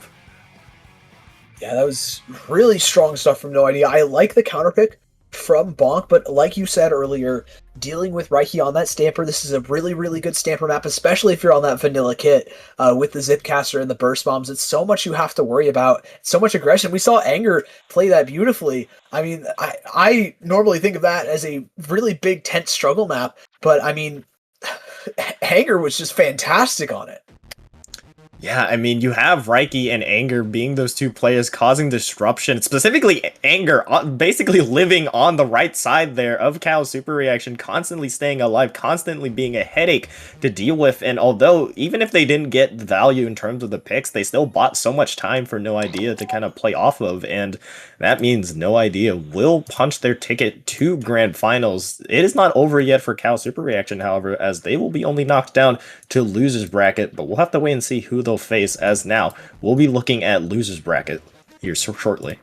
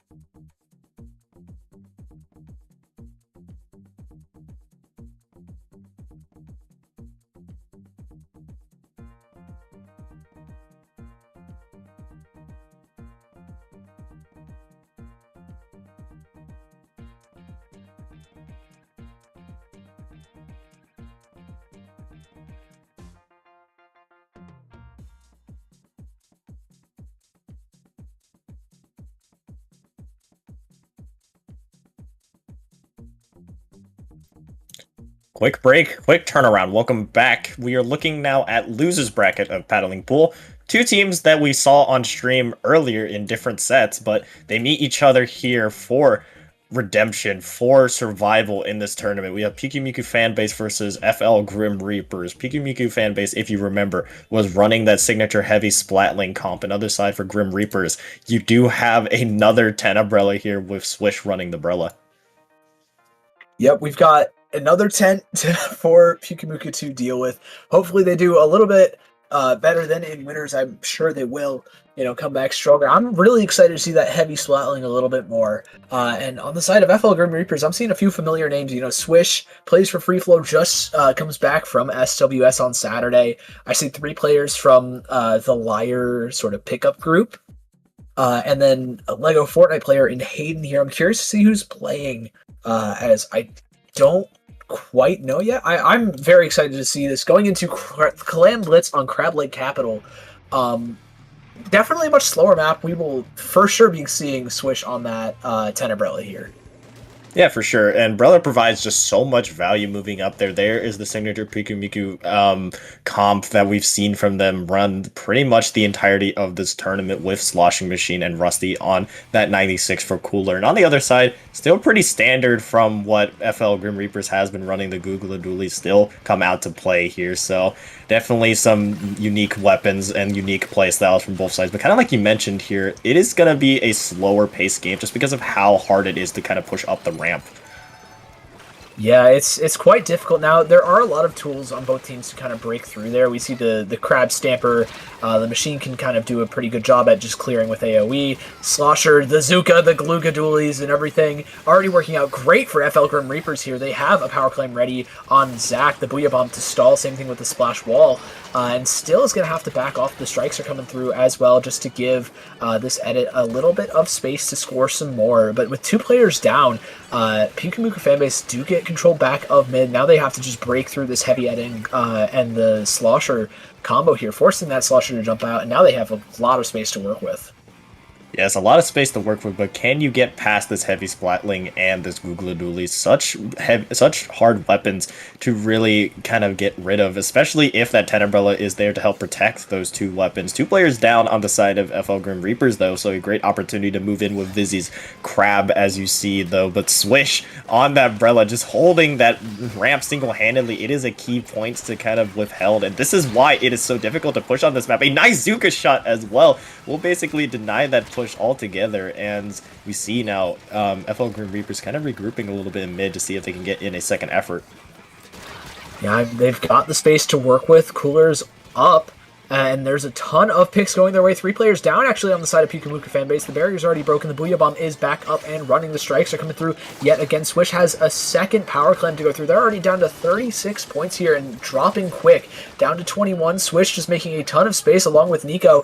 That is not enough claims to KO on this heavy edit, but it is dang close, and Swish definitely has the last one to clear, and with that tent shield is going to complete that KO and put FL Grim Reapers up 1-0. Something a little bit rare to see on that map, but a straight 100-0 there, as it was all pressure from that tent. It was all pressure from FL Grim Reapers to really take that space in such a short amount of time. And you see all the weapons that are just so difficult to deal with when they have the space and the protection from the Tenebrella. I mean, you have the Google Doolies and you have this bucket really being able to just basically kind of fast flow right off of each other. And we saw the connection there from the entirety of FL Grim Reapers constantly. If there wasn't, if one player went down, another one would just pick up right back where they left off with the clams, and it was just constant scoring the entire time. And on the defensive hand, we saw something similar as well. Once a player went down, you saw another member of FL Grim Reapers kind of take their place. Yeah, I mean, they had the aggression to match with the wall from the Gluga, with the Tenebrella and all that. They have a ton of HP to shred through, and that can be very, very difficult, especially when you're on the offensive there. And while you do have a couple of tools to work with it, with the Stamper and everything, you're constantly being pressured by the Slosher and all that. Like you said earlier, you have to worry about the heavy edit, which, while it doesn't have as much range as a Sniper Rider, it is still incredibly deadly. It can hide in that tent shield and spin up, and then just immediately shred just about anything in its sightlines. very, very tough to work with. Let's see if Pyukumuka fanbase can bounce back here on Zone's Robo Ramen. Yes, Zone's Robo. Another good map, I believe, for Tenebrella, especially if you can get up on that elbow area. So something that definitely needs to be focused on is definitely dealing with Swish there. If they're unable to deal with Swish, it's going to be really difficult for Pikamiku to really get in. Still sticking with that same comp, I would love to see Vizzy maybe get some value with that crab as well, because conversely, if they're able to get the crab on that elbow, it can be difficult for FL Grim Reapers to get in. Yeah, I mean, that just has so much range. It can really chip out. Still finds an early pick onto Nico. That's going to be really, really solid. Zach goes down too, and it's just Swish and Gray left standing. The Fizzy's going to clear out Swish and actually find the pick as they try and get a Trizuka off. It's just Gray left, and against 4 players, it's just not going to work out there. Only Vizzy ends up going down here. Clara is able to clean up with Still here. This machine is absolutely shredding people right now, but so is Swish's Trizuka. That's 2 players down on the side of Pikumuka fanbase. They still have control of the zone, but they're going to have to be backing off here as I mean, it's pretty tough to just hold off against a Heavy Edit, a Galuga, and a Slosher here. And there's the zone neutralize, and the strikes are coming through just to force everybody back and hopefully get a cap here for FL Grim Reapers. Yes, the presence is there. All the players are there now. Now you see this bucket kind of moving up in. Swish from not far behind them to really see if they can get control of this elbow position. Both teams fighting desperately over it. Booyah Bomb will be popped by Pikamiku, just trying to see if they can get any space here. And they will maintain control and get back control there, as you see the players on FL Grim Reapers are falling. They seemingly have found that answer with being able to use Still's Booyah Bomb to their advantage, counteracted by the other Booyah Bomb on the other side, though. But still, a lot better from what we're seeing from Pikamiku from that first game compared to this one. Yeah, and I mean, FL Grim Reapers are right back at it, though. They have the Trizuka, they just popped the strikes. There's a couple of other shots just to clear out Vizzy, and Still has the Booyah Bomb, like you said, at the ready. They're going to opt to pop that Tacticooler just before and get some value out of that. Just allow everybody to kind of run in, not worry too much. But there's Nico's Booyah Bomb is going to find one onto Vizzy, gets that second one, or creates the space and forces Still all the way back for Nico to isolate right afterwards. And now FL Grim Reapers have a serious shot at taking the lead here. I almost guarantee it right now, but Zach ends up going down. That could be a little bit difficult afterwards, but Swish has a big Trizuka, looking for that third pick, but it's not going to come through. Vizzy has that crab tank, but it's shredded by the strikes. And FL Grim Reapers are right back at it here, Rocket.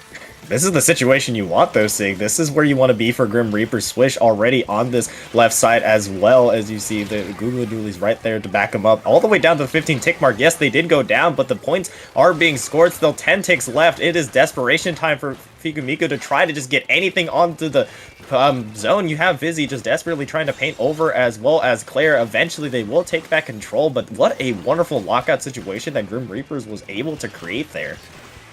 Yeah, really solid stuff, and now, I mean, they have to neutralize this zone. Vizzy does have a crab for some more stability here, but with Pyukumuka fanbase kind of staggering a bit, they're going to have to take what they can get, and what they can get right now is a pick onto Nico, maybe some more pressure on the Swish, but Swish is doing a great job with that Trizuka, isolating, found another pick onto Vizzy, forces Rusty to jump out, and we're in a bit of a dilemma here for Pyukumuka fanbase. They're not really close to any specials other than Tacticooler.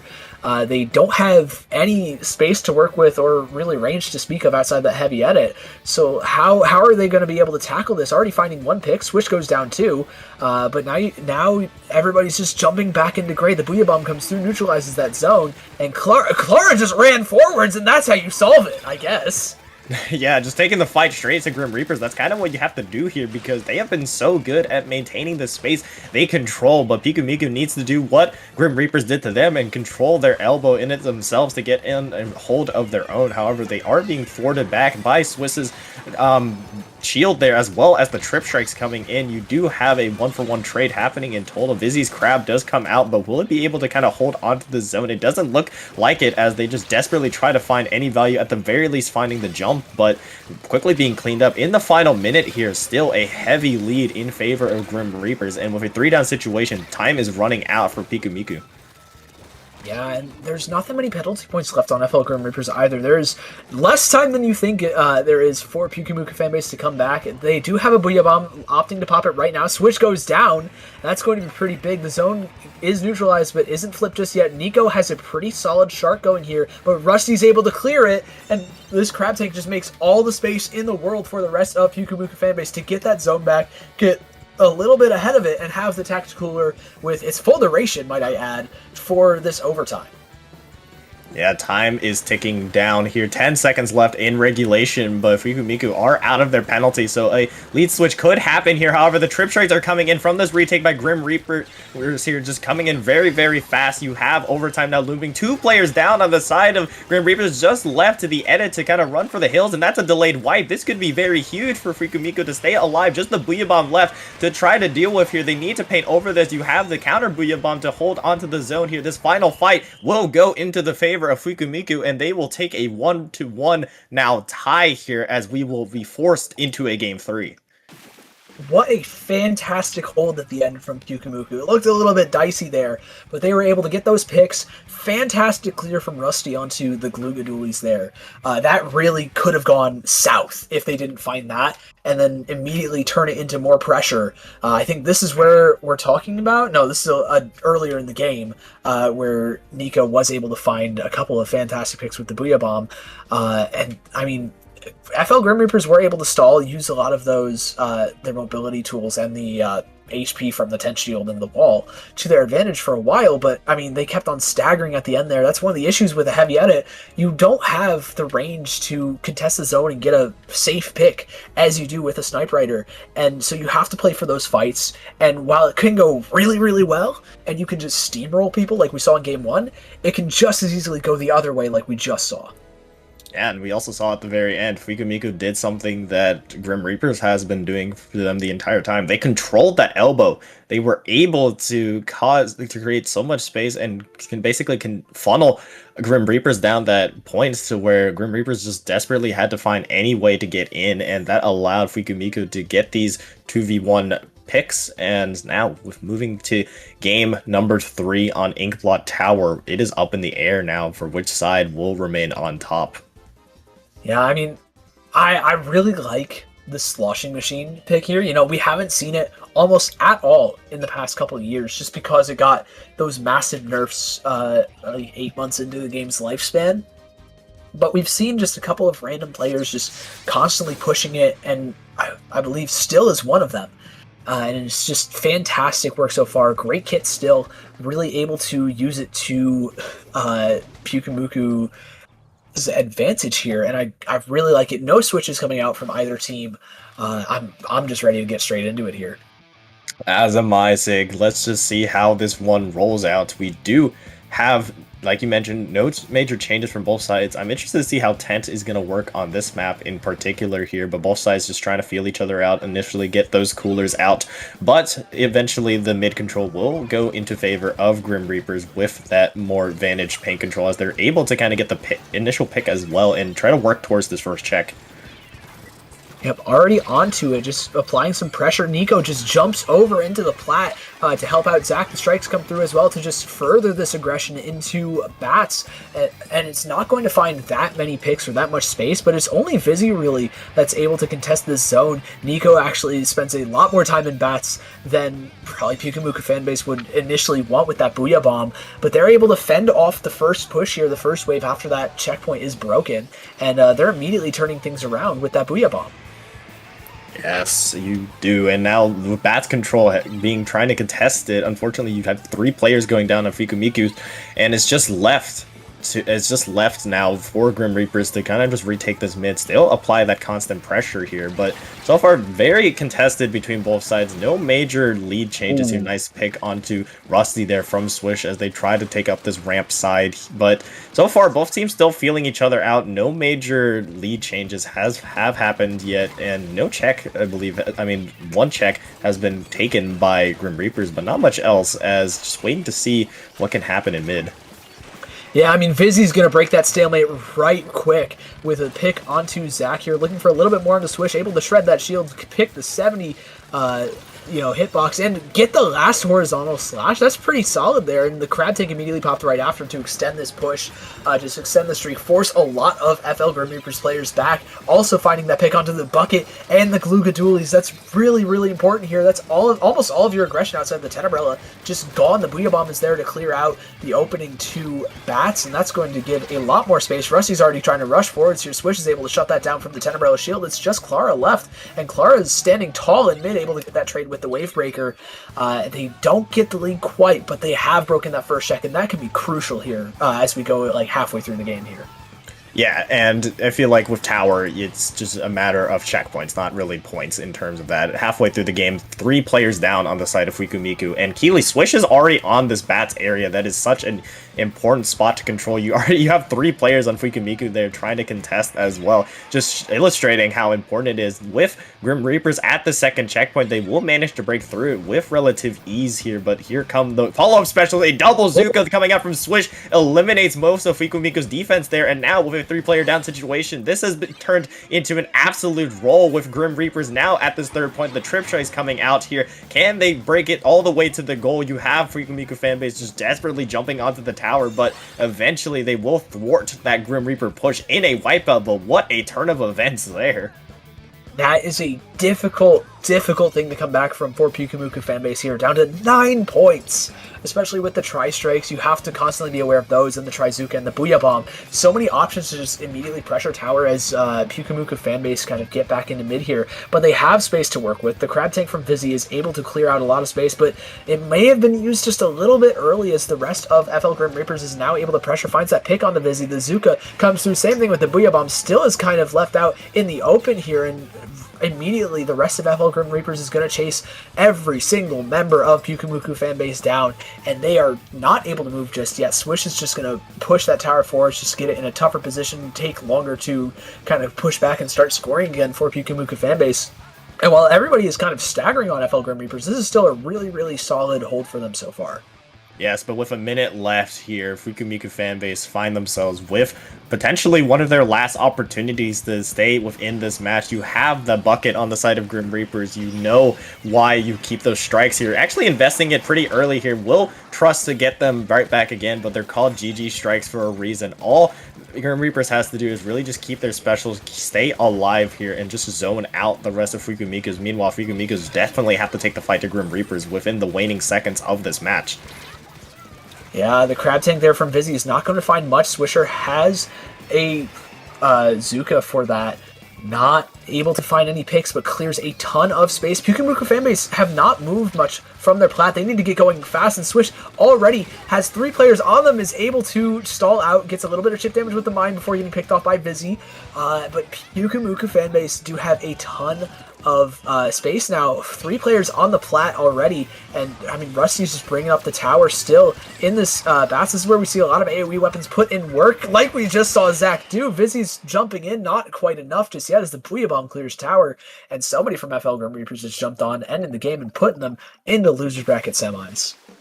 Yes, really, it's really difficult to kind of fight against Grim Reapers when they have that lead. You have 2 players, the Bucket and the Googlas, with those GG specials that will just completely end any comeback attempt. And I mean, we saw it there. They did wonders, really being able to just play keep away just off of that one great initial push that they were able to create. Swish with a really nice 2K Zuka there shot right onto the ramp was really able to kind of open things up for them. Yes, this is the push right here. Swish being able to kind of stay on that Bats area, kind of farm that Zuka, and then immediately take out 2 players, which led to this kind of snowballing out of proportion. And that's all it takes to win sometimes, just really being able to strike fast and strike strong. And I mean, we saw it there, and for the rest of it, they were just able to play to their specials.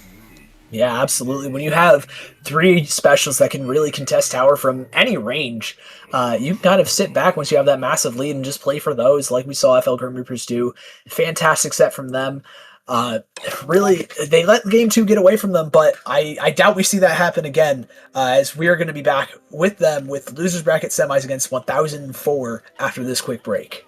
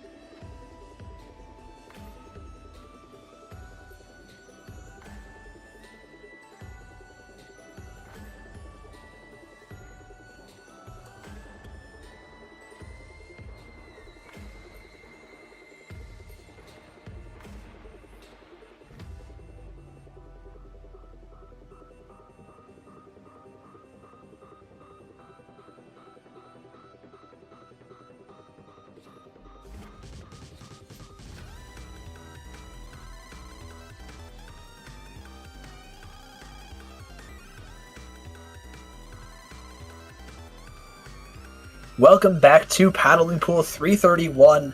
We have your lower bracket semifinals up next for you. We've got FL Grim Reapers, who we just saw take a tight Game 3 set in the previous streamed match against 1004, the team that was seeded second, got beat by Cow Super Reaction, I believe, in winter semis, and now they're here trying to book a ticket to get their run back in losers finals.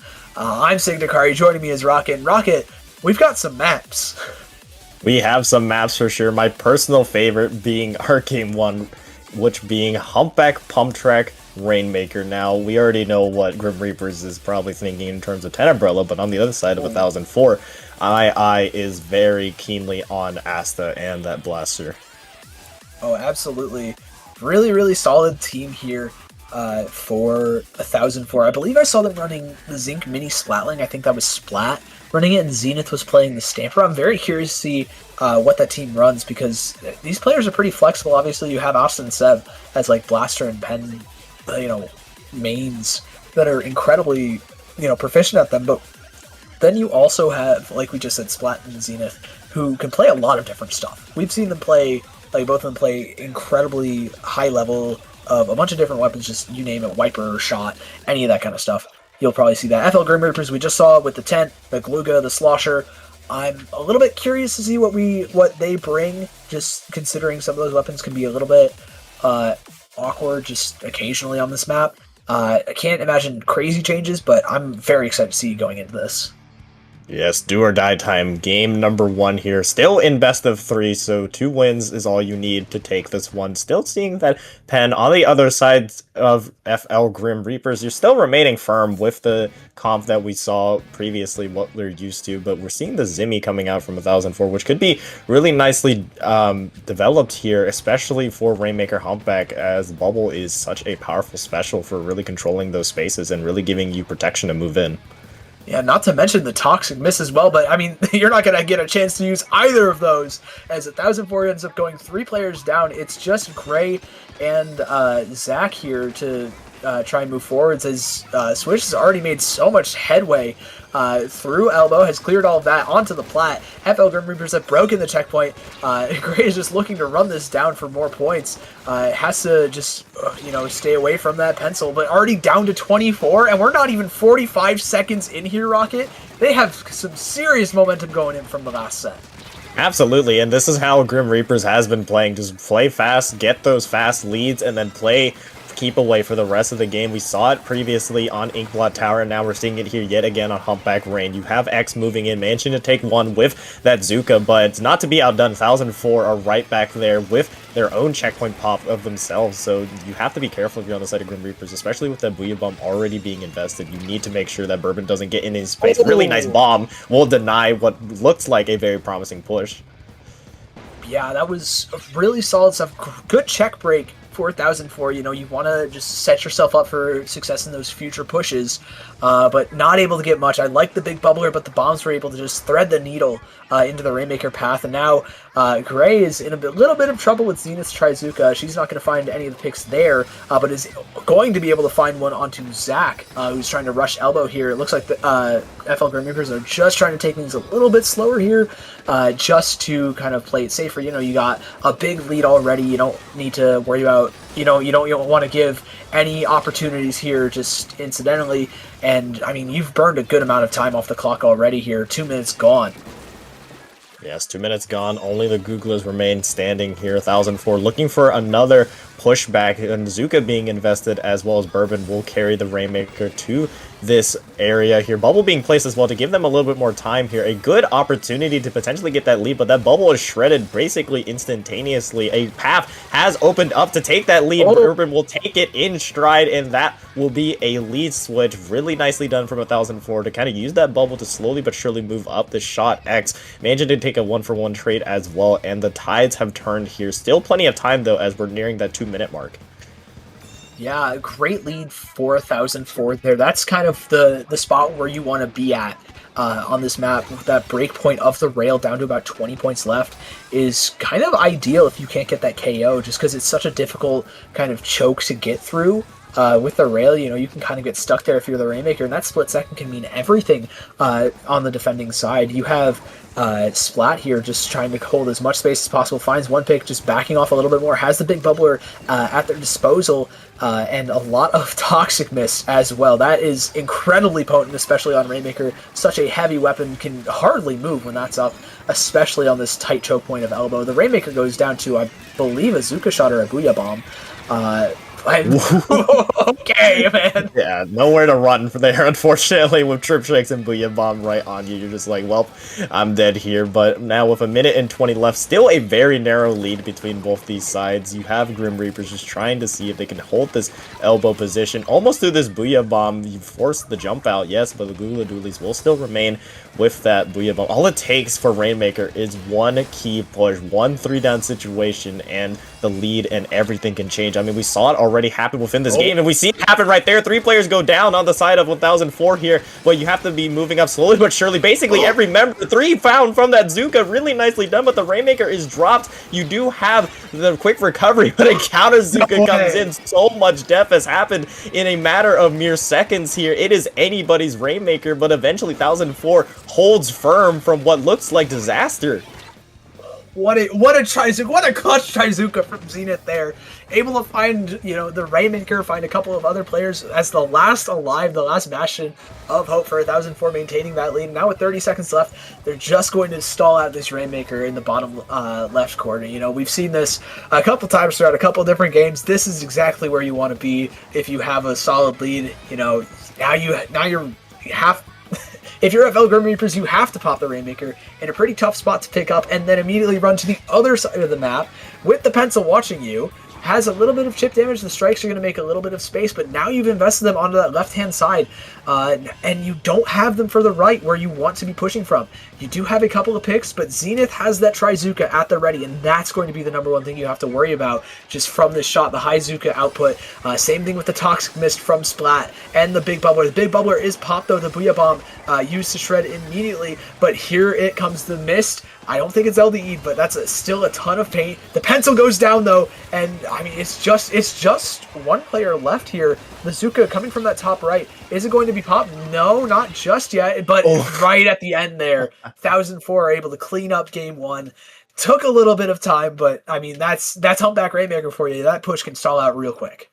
It was almost deja vu how that push ended from the previous one, but Grim Reapers, they saw the lights. There was a great opportunity to push there with that 3-down situation that was just created by the Zuka coming out from Swish, but on the other side, Zenith, with their own clutch Zuka of their own, was able to single-handedly shut that down, and you saw on that initial push where they were able to get it down to 24, and you kind of think that maybe you could have waited a little bit longer to maybe get some even more points on the board, because that match was decided by a matter of a single-digit points coming out from both sides in a matter of just 4 points separating each other. But I mean, Grim Reapers, a great opportunity to push here at the very end. Yes, right on your screen here. You pretty much had 3 fall from the Zuka, but the key pick onto the Rainmaker to kind of just stall it out a little bit longer and ultimately crush Grim Reaper's push. Just, I'm at a loss for words of how close that was, because it was just mere inches. Yeah, part of me thought that Trizuka shot just wasn't going to hit Swish either. Like, I think that was Swish that had the Rainmaker. Or was it Gray? Anyways, part of me thought that Trizuka shot didn't hit the Rainmaker, and that would have been just a whole other can of worms. We would have been looking at a very different scoreline here. But now we're going on to Splat Zones on Umami Ruins, and this is where I really, really like FL Grim Reaper's comp. The Galuga and the Tenebrella can just take space on either side of the map really effectively, especially with those a little bit more narrow sightlines, so the wall and the tent shield are going to have a ton of value, especially if the Slosher is able to just hit people with a lot of damage over top mid. Yeah, for sure here. And now with your backs against the wall for Grim Reapers, you want to maintain that lead early. That's been, like I mentioned, in that game 1 when they initially got that push. You want to be able to put yourself in an opportunity to not necessarily allow yourself to make mistakes, but when the mistakes happen, you can recover from it nicely here, as Grim Reapers are 1004 are a tough team to kind of just keep away the entire time. No, absolutely. They can definitely just get in. You know, you have the blaster with the Booyah Bomb and the burst bombs. That can work really well with the shot, with the Trizukas and everything. And so far, I mean, it's not going great as Nico's already in, finds a pick onto Seb, that pencil. And it's just Splat left on the Zinc Mini Splatling here. Going to be forced all the way back into that left-hand side. Might have to jump out. Opts to just stand their ground. And the Zuka comes through from Swish. Not quite going to find anything. Actually, hold that! It does! 3 players down on the side of 1004. And FL Grim Reapers have a sizable lead to open things up here. And I'm getting a lot of deja vu here. This is the exact situation Grim Reapers has found themselves in a lot. They have the specials to hold this as well. You have the Booyah Bomb, you have the Trip Strikes to kind of just continue this stagger. Cooler being popped on the other side by 1004, but you have to take out these players. That Booyah Bomb won't be invested, but the Trip Strikes will, just to buy a little bit more time. That Google's was coolered up, so now we will see that special come in soon. The Zimmy finding that initial pick will go down, but you have still Grim Reapers holding on desperately to see if they can get anything holding, but I mean, eventually 1004 does break through that defense, but overall, Grim Reapers a great initial push. The problem has been, though, during the set, just holding on to that lead. Yeah, I mean, we saw in the previous set, like, they had a lead of down to 4 points, and then I mean, the retake was incredibly tough, and it looks like that's going to be the same case here. 3 players end up staggering, and everybody is coming back from the respawn. Seb is already in a fantastic spot to poke out, but the Trizuka from Swish is going to kick things off. The strikes as well to clear Mound and get a little bit onto zone.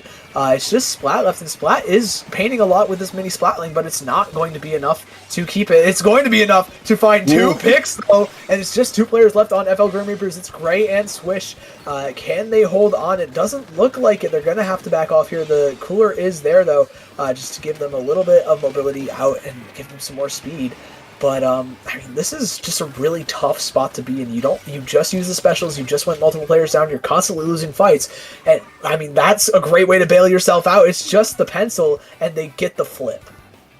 Yes, you do. Finally, now getting some stability here, stopping the bleeding that 1004 has caused. Now the Trip Strike's going in as well to maybe get up this elbow area. However, you do lose 2 players, so now an opportunity for 1004 to kind of shove that right side and get their home zone, and now kind of flipping the script right back to Grim Reapers and what has been a little bit of the struggle, which is retaking this zone. You already have your Googlas going down here. The Zenith's popping their Zuka as well to make the situation a little bit worse. Finding a pick onto the Slosher, that is a huge pick because now those Trip Strikes will be delayed even further here. But the counter Zuka coming in, maybe trying to see anything from going on. But I mean, it has been a story of just denying these retake specials for Grim Reapers. And I mean, 1004 is doing that really, really nicely here. Yeah, I mean, they've already chewed through that entire penalty, already looking to get that lead for them. Zenith does end up dropping on the jump into the Booyah Bomb, but so does the Galugadoolies. It's 2 players down, though, on the side of 1004, and they're going to give up 1 zone. The Tri-Strikes coming through to try and cap that second one along with Swish, and that's going to be a full flip just momentarily, but still gives that penalty, and 1004 have their work cut out for them yet again. 50 penalty points and then some to just take that lead back. Splat is on a bit of a tough spot on this left-hand side. It almost finds 1 pick, but Nico's able to clean it up. And I mean, FL Grim Reapers, they found their way back into mid here, Rocket, and they're taking the fights, they're taking names, and all of a sudden they're back in full control.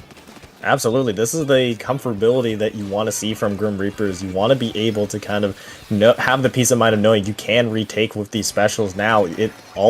I'm imagining that they will have to have 1 more retake on their hands in order to get this one down, because if I know anything about 1004, they will be able to potentially flip this unless we see Grim Reaper actually hold on to that. You do have the Booyah Bomb being placed out as well to make the situation a little bit worse for 1004. 30 seconds remaining. You do have 2 players going down. Really nice pick by Swish on to that S-Blast, but now with the waning moments of things, you have fierce fighting from both sides. A nice 2 by Zenith could open things up for 1004, and now with the waning moments, the prediction might be true, as now Grim Reapers, what can you do? This is your retake. You need to make this retake count. You have Zuka, you have Trip Strikes to kind of go in. The Zuka will be invested early from both sides. You have the edit going down early, so that Cooler will be delayed for this retake. Time is running out. The Trip Strikes are down. The Slosher and the Google's down. No more retake specials would be have, and with that delayed wipe, yet again, 1004 look poised to come back from behind and take this set in a 2-0 sweep. fantastic hold there at the end from 1004. Really just abusing the fact that FL Grim Reapers was trying to just take constant fights in order to retake. They did have the specials, but they weren't quite using them, immediately to retake. They were trying to save them for, just in zone to get an easy, consistent cap rather than just a long shot to end the game as early as possible. And 1004 were just doing a great job at just setting up and making sure that they couldn't get that easy cap, make sure that they didn't get the space to pop those specials, especially Zenith. She had a fantastic double to get this zone back here, and that really kicked things off fantastically for 1004 at the end. Yes, and key moments at the very end. I mentioned it at the beginning of that game, how 1004 was able to get down to that 35-point mark to begin with, but they did it here again at the final push. They killed that Googla Dualies, and they killed the Slosher, denying both those retake specials that would have allowed Grim Reapers to get in, but completely denying any opportunity for them to even start a retake to begin with, allowed 1004 to kind of vault their way up to victory and complete the comeback yet again. Yeah, and they have again booked themselves a ticket to the lower bracket finals. They get their run back with the team who knocked them out into losers in the first place with Cow's super reaction. So we'll be back with an insane set there after this short break.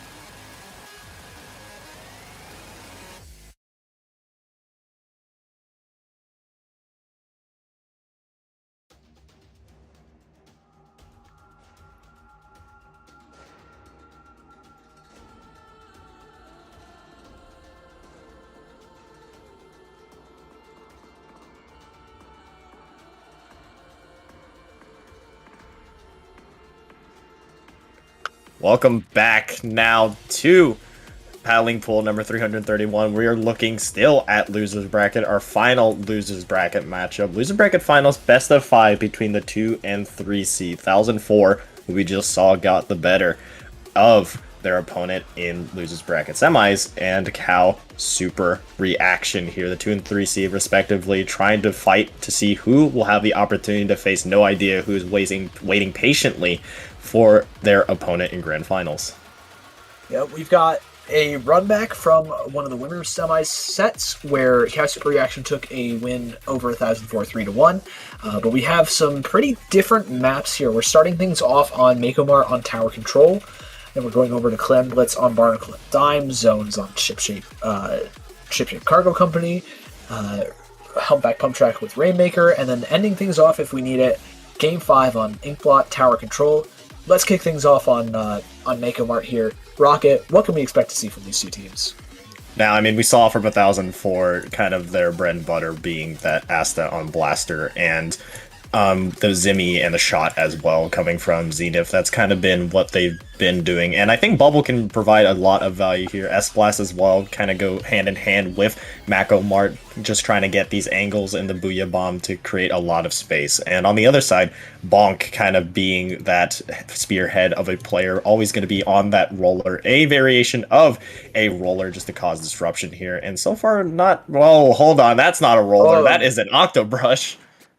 I mean, this is definitely in Bonk's wheelhouse.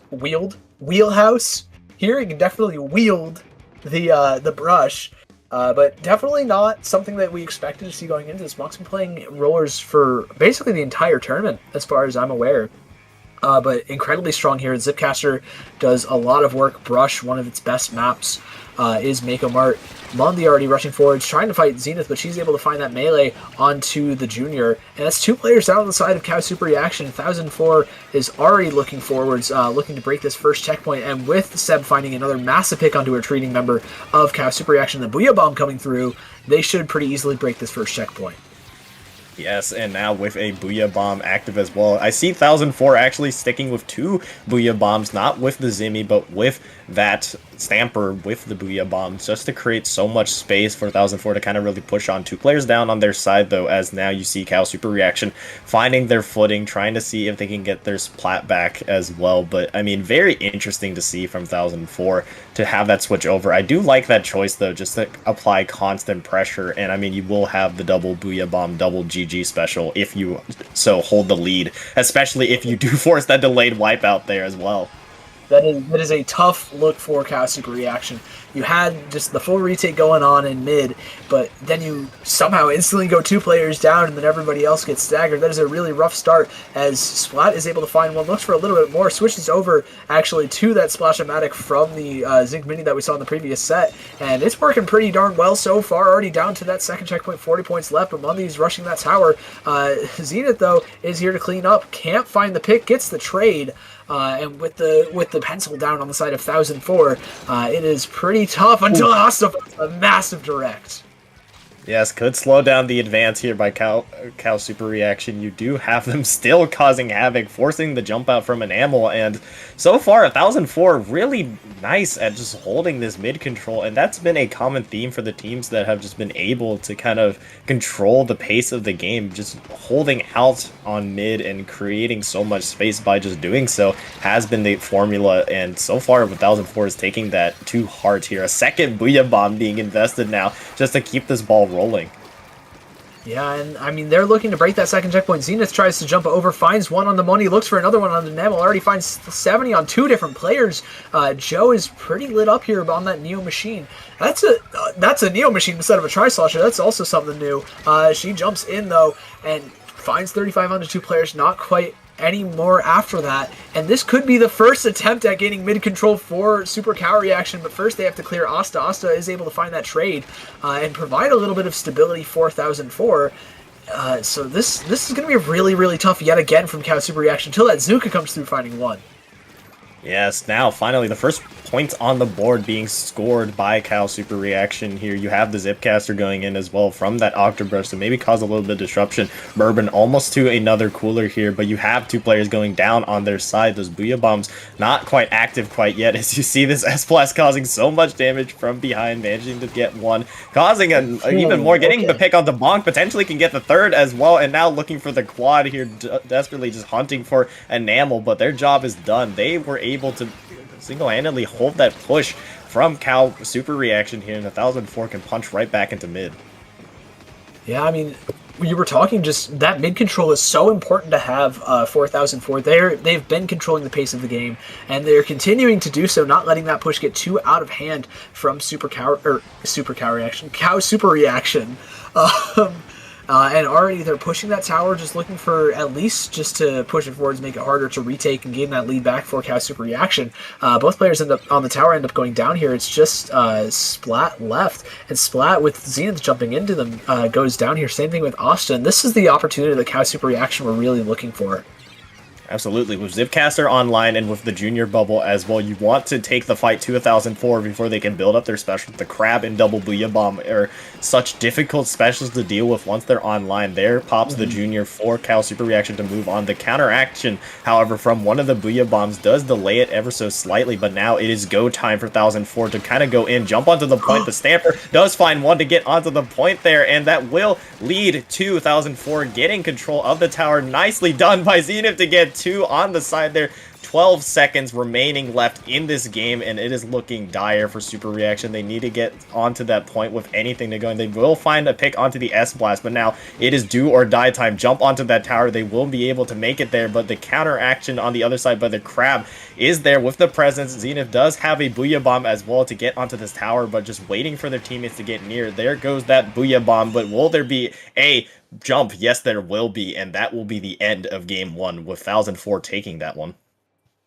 Yeah, really solid stuff, basically from start to finish for 1004, opening up with a win. Pretty solid stuff, just setting that tone pretty early, giving yourself that, continuing momentum and everything. Great stuff. It got a little bit dicey there a couple of times, but the Booyah Bombs, that, like you said, the double Booyah Bomb is just so potent on this map. The Crab Tank as well for a little bit. It was so potent for tower control, and I mean, it worked out great for them. I don't have much more to say outside of that. Yeah, I mean, the weapon comps there did provide so much flexibility for, even if they went several players down there, at the very end, it was just left to Zenith on that Stamper, and they still managed to kind of just hold out, holding that Booyah Bomb, allowing the rest of their team to kind of come back in and thrive. And that's what you want out of your comp, to allow you to make the mistakes, have the fallback option, and 1004 had it there. Now, can they continue it with a new map mode? A map mode that we haven't seen yet on stream, Clam Blitz Barnacle. I believe that these two teams played that in their previous set in winter semis, which went the way of Cow Super Reaction, if I recall correctly. Might want to fact check me on that, but I mean, it was a 3-1, so, throw a dart at the board, 1 in 4 chance it's going to hit. But I believe Cow Super Reaction were able to take advantage of for example, Mundy's aggressive positioning, getting Bonk into really tough spots to clear, especially around the sides of mid here in those alleys. Very tough to clear a roller out of that, and very easy for the roller in hand to get a ton of picks, create a lot of space for the rest of the team. I'm curious to see if that's going to be the same story we see here in Losers Finals. Yeah, that roller, I'm imagining, from Bonk is going to come out for 1004. Imagining maybe we see the return of that Zimmy. If I remember correctly, the comp that they were originally running was Shot Zimmy. So really having some more frontal painting power as well can be key on a map such as Barnacle and Dime, where that plat is such heavily contested and so emphasized to really control for either side to really get stuff going. But we'll just have to wait and see if those teams will adapt in such a way as we look at these comps. Yeah, loading into this, I can imagine the splashes. Yeah. What? Zenith? Is that a V-Mini? That is a V-Mini. Oh, we have a V-Mini! Okay, I really like that. The Burst Bomb and the Hammer. a lot of chip damage, a lot of throwable stuff just to make Enamel's life a lot harder. On the other side of the equation, though, we see the Ash Tri-Slosher from Joe, as well as the Kraken Splat Roller from Bonk. That Tri-Slosher is already going to be able to find too. Like we said earlier, just getting along those sides of the map, any kind of your sharking rat-style weapons, like a Tri, like a Roller, can do a ton of damage, and Joe finds 3 and creates all this space for Super Cow Reaction. The splatter color screen comes up. Zenith is already hit for 40 as well, and that's an early score from Enamel here. Yeah, and this is the typical comp that we were accustomed to seeing from Cal Super Reaction, just 3 in-your-face weapons with that Tri-Slosher, the Junior, and the Roller, but you don't have the second ball actually being scored there, which was fascinating to me, because I almost was certain that they were able to get that one, but 1004 able to recover really, really nicely to go back into mid here, but with only being 1 ball scores, 1004 avoided what could have been an even worse situation here, with this Blaster managing to find 1 now. They have control of Cal Super Reaction's plat here and can kind of turn the tide. Oh, especially with that hammer toss from Zenith, really opening things up. It's just Bonk and Mundi left in the pit, and that is not the spot you want to be in against all these, weapons at higher elevation. There's the lead spot, 4000 for Zenith. Again, just creating all of this space with the mini splat, like, really using that mobility to make Enamel's life difficult. Another hammer toss finds 2! Enamel is really not having a good time right now. That's 2 hammer tosses in like 30 seconds, and 1004 have already gotten down to 44 points here. That is insane for scoring. I mean, this map is pretty lockout heavy, but it can be pretty difficult to get these clan pods. It looks like Seb isn't going to be able to score those last 3 pods as Bonk finds their way back into mid with the rest of Cow Super Reaction. That's the end of that push. What a fantastic push. What a really, really strong stuff from 1004 there. Yeah, and really opening that all up just because of Zenith's hammer. Was that Zenith or was that Neo from the Matrix? I don't know how they were able to stay alive for that long, but now Cal Super Reaction trying to find the counter here. You do have that bubble going up, barrier being broken. Another ball will make its way into the basket from Enamel here. The follow-up from Mondi as well. They, remember, still have that pity clam, but will there be enough clams to kind of just hold up? They will find at the very least a lead here, but somebody needs to go back to that ball, especially when you have a 2-down situation for 1004. You have Joe just moving up this left side, managing to find one, unfortunately goes down there just to maybe get some more space, but still presence being created knocks this point total all the way down to 17 with Cal Super Reaction with a wonderful counter. Yeah, great stuff, as well as picking up a lot of clams. That's going to mean the pods are going to take a lot longer to respawn and get those clams back up. 4004's counter push here, not able to clear out Joe for quite a while, is going to give Cow Super Reaction just the evening out in the player advantage here, as Zenith finds that hammer push all the way up onto the plat. Pretty solid work, trades out Bonk, but there's a jump in from, I believe, Mondi. And they jump out, actually. I'm lying. But Seb has this power clam ready, trying to look for a pick, finds one onto Enamel, just looking for a little bit more. Mundi down. Joe is the only line of defense here, as Bonk has to drop in to just defend from this lead being taken, but Zenith, again, is just dancing around, has 2 more clams. It's not enough for lead, just barely not enough, but there are a couple more clams coming in from Asta to take it right back, and 1004 still are going with this hammer, finds one, gets that second. It's just the 2 players left trying to pressure Zenith here, but she is making so much space, stalling for so long, almost finding another trade. Yeah, both these teams just trading blows with each other, almost feels like here. So now it's up to 1004 to see if they can hold down the mid, maybe stop this back and forth that's been going on here. Neither team has been able to kind of counteract each other's holds. So now with 3 specials online, Cal Super Reaction look for the push here. You have Bonk moving up on this plat area, just creating so much space for the rest of their team, for Enamel to move in, as well as that S-Blast here. Ball has been created, just waiting for overtime here, just trying to create all this space on this elbow position. You have 3 players from Cal Super Reaction in position to maybe get a score. They will find it, but where's the follow-up? It doesn't look like there's much follow-up off of this score, as it's just really that Tri-Slosher in a position to maybe make something happen, but with that push going, not really getting the value that you want, you have 1004 able to recollect themselves. Yeah, really good crab there from Splat, just dropping into the pit to create a little bit more space. That was really, really well thought out. Great pinch as well from the rest of the team to kind of clear out Joe, and I believe Mundi was the other one on that top left. Can be a very tough spot to clear if you don't have resources or like a ton of AoE. And I mean, Zenith is already back at it, trying to end this game as soon as possible with that another hammer. This V-Mini has just been doing so much, and it's just Joe left in the pit. Zenith is trying to just give a little bit of space, maybe get a power clan jump, but nobody's around to pick up the power clan. The rest of 1004 is just trying to hold off in mid as long as possible, just burn as much of the clock as possible. Nobody has cleared Zenith, and so she's able to find another pick, and Seb is able to get that power clan in and put 1004 up 2-0.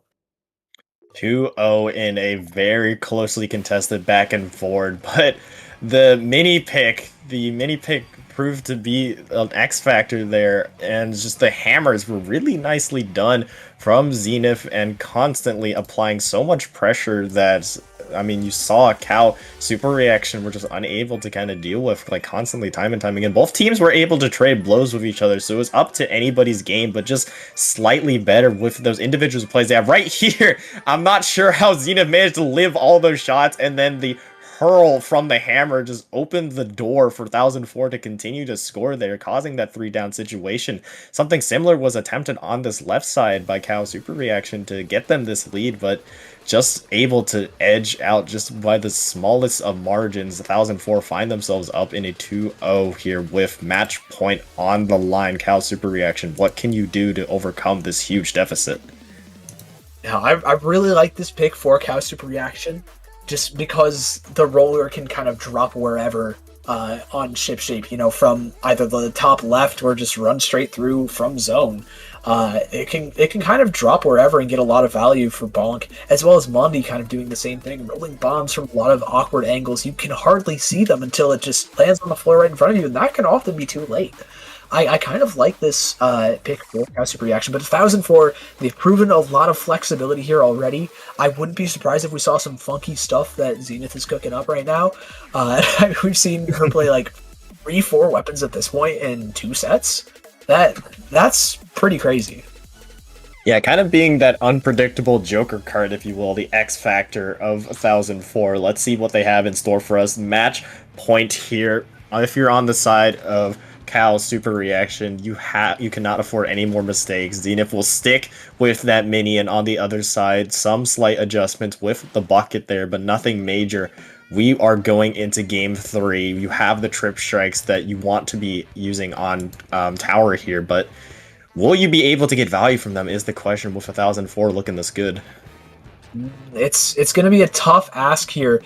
Joe already, though, made a little bit of headway on that top right. Enamel did get picked off by Seb, though. Seb has been fantastic in these pencil duels, and Bonk is able to find a pick with the Kraken onto that jump, just further staggering 1004. Gets another one onto Splat, and that's going to give Super Cal Reaction the what I thought was going to be lead, but Zenith and Asta were just fighting everybody in zone, getting that flip right in time before anybody from Super Cal Reaction were able to take that lead back. Joe is able to find one trade, find some chip damage onto Splat as well, but not quite enough to slow anything down and get Super Cal Reaction back in. Now they have to play this slower game. They have the cooler, they have the Kraken. What can they use to get back in here? I mean, you have the strikes that are potentially available right on cue there. You have them available cooler online as well, and that Kraken, the end of the Kraken, at the very least, to draw some attention. Here come the strikes. The retakes need to come in here, but on the other side, Zenith moving in with this hammer, finds one, finds two, has been hitting home with these hammers, potentially finding a third. Nope, will be traded out, but has been able to kind of slow down Cal Super Reaction's push or retake at the very least for a moment before they're able to regroup here. But 1004 have been keeping them on the hot seat. Now, Cal Super Reaction, are you able to move into the court of 1004? That is the question. The answer is not really so far. You know, nobody's really able to pressure anything past mid quite on either side. Asta is the closest to doing so, immediately going for that drop, finds a pick onto Bong, and Splat's right there to support. Zenith is trying to take the fight with Joe, but Joe's able to clean that one up. Joe drops back, pops the strikes, and Splat's able to find a pick there. Bonk is able to trade out, and Mondi is still just sitting on zone, trying to keep the zone neutralized, cap it, with Bonk's Kraken just providing so much pressure onto these 3 members of 1004, just corralling them away from that zone and giving Super Cal Reaction the space they need to take it.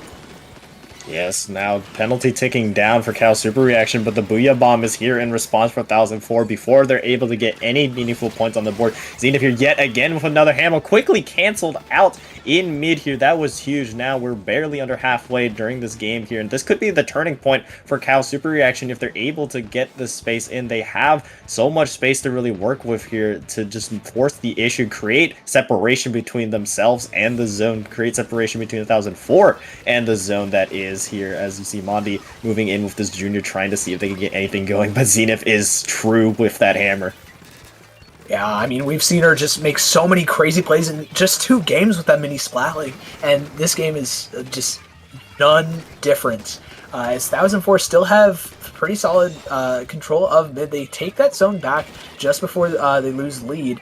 Asta has to jump out here, but does create a good amount of space, forces Joe in an uncomfortable position, gets those bursts up, gets the direct too, oh my days! And it's just Monty left on this top left, not long for this world. These 3 players are running in, trying to pressure. Monty's able to get out unscathed, pop that big bubbler, and I mean, that's just not going to be enough though. The zone gets neutralized, but not fully flipped yet. And even with 2 members of 1004, this is just an incredibly difficult retake for Cow Super Reaction.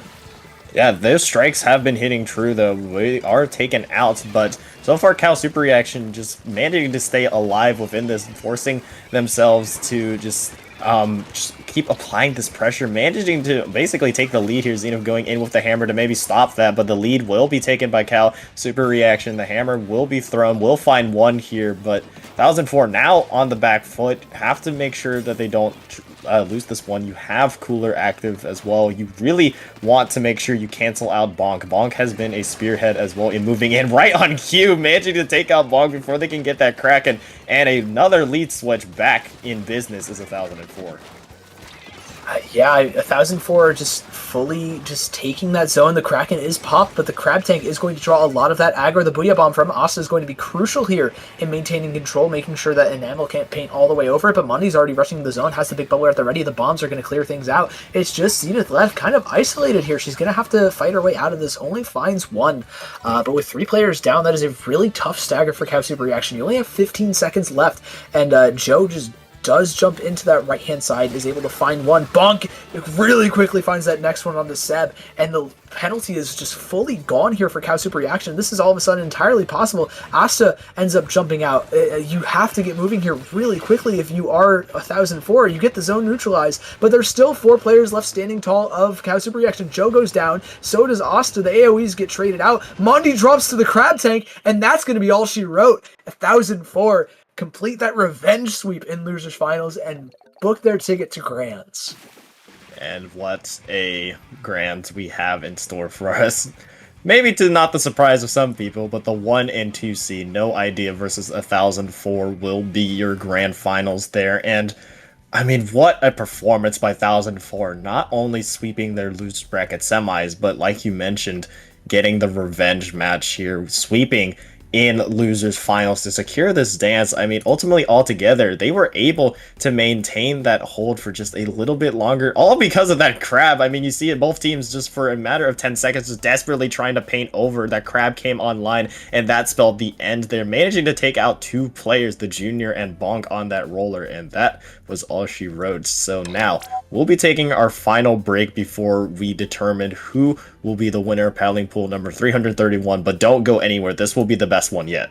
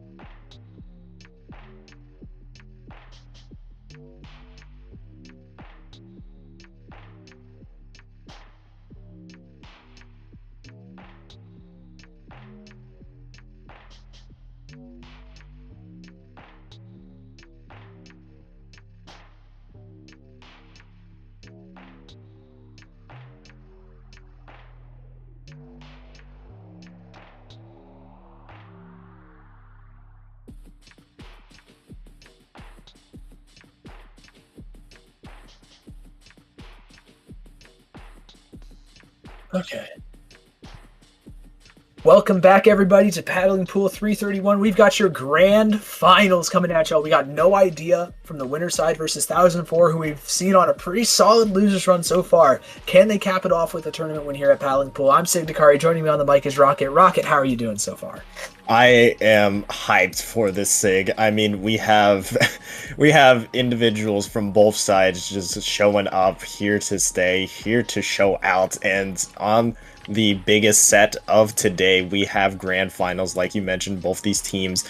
The 1 and 2 seed, respectively, 1004, we've seen a little bit of their losers run all the way to this point, but we kind of know what to expect from both sides. Of course, Anger and Raiki being that dynamic duo with that, with the Stamper and the Brella, respectively. And on the other side, Zenith, she's been kind of the wild card in terms of just being able to play a lot of weapons, kind of making them work. I mean, we saw a little bit of the regular mini there. The Stamper has hit home, but we'll have to wait and see who rises to the top here for Scourge Rain as our first map.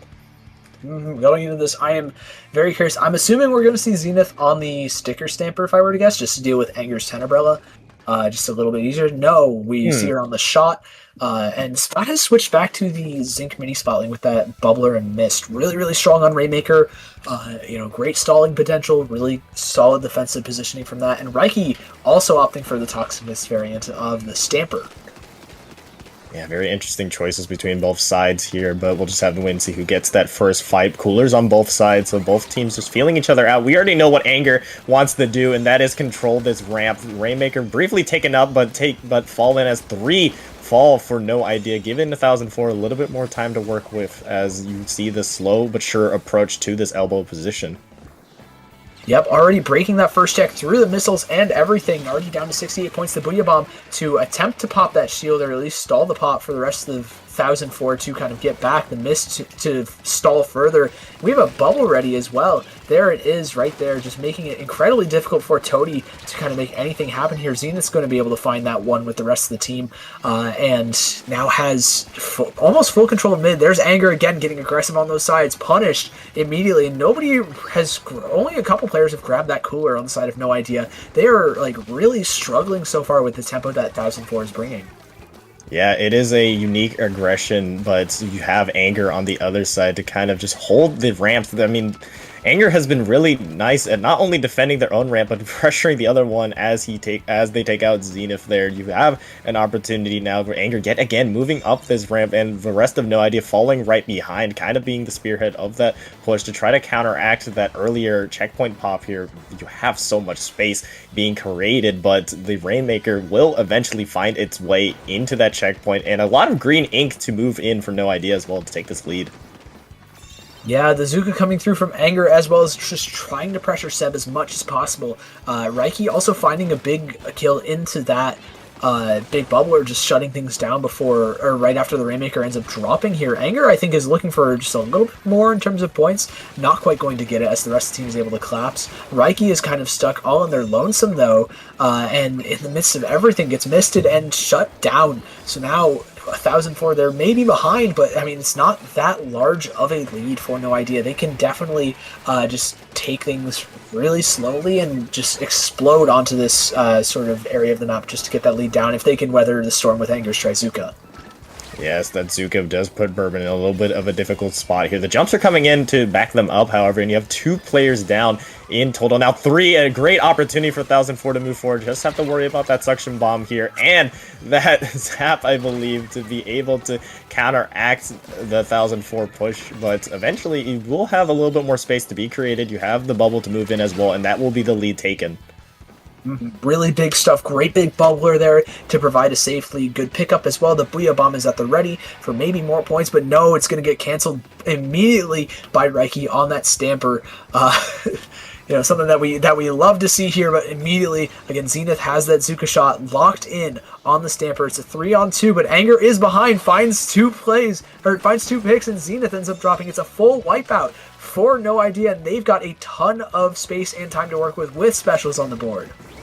Yes, the Zuka being popped by Anger, the Crab available as well for Raiki. This could prove very dangerous unless that Crab is canceled out by Bourbon, but 3 players fall, just left to Toady and T to really move in here. That lead will be taken and down to the 20-point mark. That is a huge and quick turnaround by No Ideas. In a matter of, I believe, like 25 or 30 seconds, No Idea was able to go all the way from their base to 1004's base and take that one really fastly and really nicely done. Yeah, and they're still going here. Toady just has so much space, has stalled really well on the Frozen Pro, which is something that we don't see super often. Just a weapon with like 10 missiles and a bomb able to stall for that long, but Toady just did a fantastic job. Now Anger's here with Raiki, just on the plat. Raiki's able to find one. Anger's destroying so much aggro. Again, Raiki gets 70 onto Splat, and there is Toady to clean things up. 1004 are struggling to break out into mid here, Rocket. Yes, they are, and in the final 30 seconds of this match, No Idea can just sit very, very comfortably. 1004 need to force the issue again. Anger, it almost seems like I sound like a broken record. Again, threatening this ramp area will take a 1-for-1 trade. Cooler being popped, only 2 players stand here, but now with both sides being coolered, it is going to be fast aggression. Toady will find 2 there, a huge opening now for No Idea to maybe stabilize this a little bit, just give 1004 no opportunity to come back in these final moments. 10 seconds left. Rainmaker shield has already been popped. It just needs somebody to pick it up. 1004 need to go pick it up, but just lurking there in the shadows. You have the Zap just waiting for the pickup and just barely not enough time to do so. No Idea will take game 1. Yeah, early into that game, No Idea was really struggling with the pace. They didn't have an answer to what 1004 were kind of bringing. You know, with the constant fighting, with the mist and everything, it was a bit of a tough start.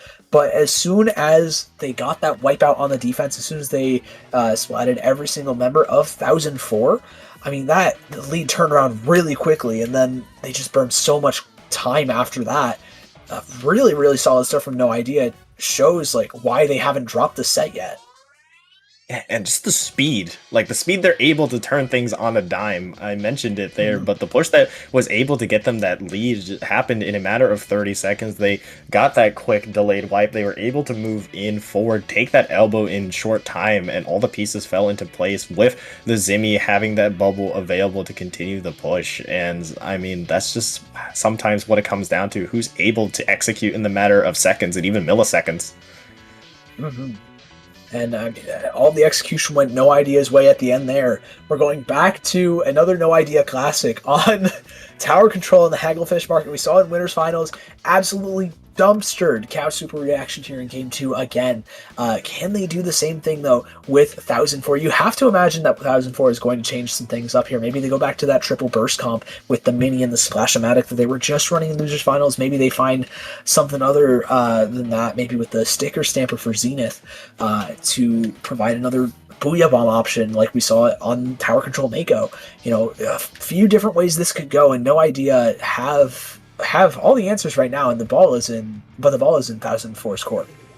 Yeah, and I would love to see that double Booyah comp. I mean, we see Raiki already switching to the Sticker Stamper, but no, Zenith, she'll still stick with that V-Shot, so we will be seeing still the same comp ran back from that Game 1, maybe just a little bit, or hopefully a little bit better execution from a 1004 standpoint. No Ideas, maybe trying to repeat a little bit of that stomping that you mentioned before, and we will start off with a quick 1-for-1 trade on that left side here, but so far, we see Toady moving in as well with a nice flank to potentially help No Idea get that first push, and although they don't find any follow-up picks, you will have the jump outs, and that will be space created for No Idea. Absolutely, the missiles are coming through as well to provide some more pressure. It gives Anger another route in, finds the pick onto Splat. There's Zenith and Seb down 2 as well as Osto. That's a delayed wipeout. The Zuka coming through from an off angle from Anger as well is just going to give so many more issues to 1004, but they are able to find Raiki, who is riding that tower. T is just trying to kind of stay alive, shark around, just avoid those bombs, is able to, gets that cooler up as well, and Splat is on that bottom right-hand side. Toady's able to clear, but so is Austin. That tower is fully stopped by the respawning members of 1004. Yeah, but Reiki always really nicely done to just be that last player standing to maybe get one exit frag or at least buy some time. Toady as well, managing to find one, almost finds the second as well, but No Idea is making it so difficult for 1004 to retake this one as Reiki being the last one again. Very, very slippery. Will force the Booyah Bomb out and will find an exit pick as well. Reiki will not go down without swinging first. That is really nicely done there, but now 1004 have an opportunity to punch back.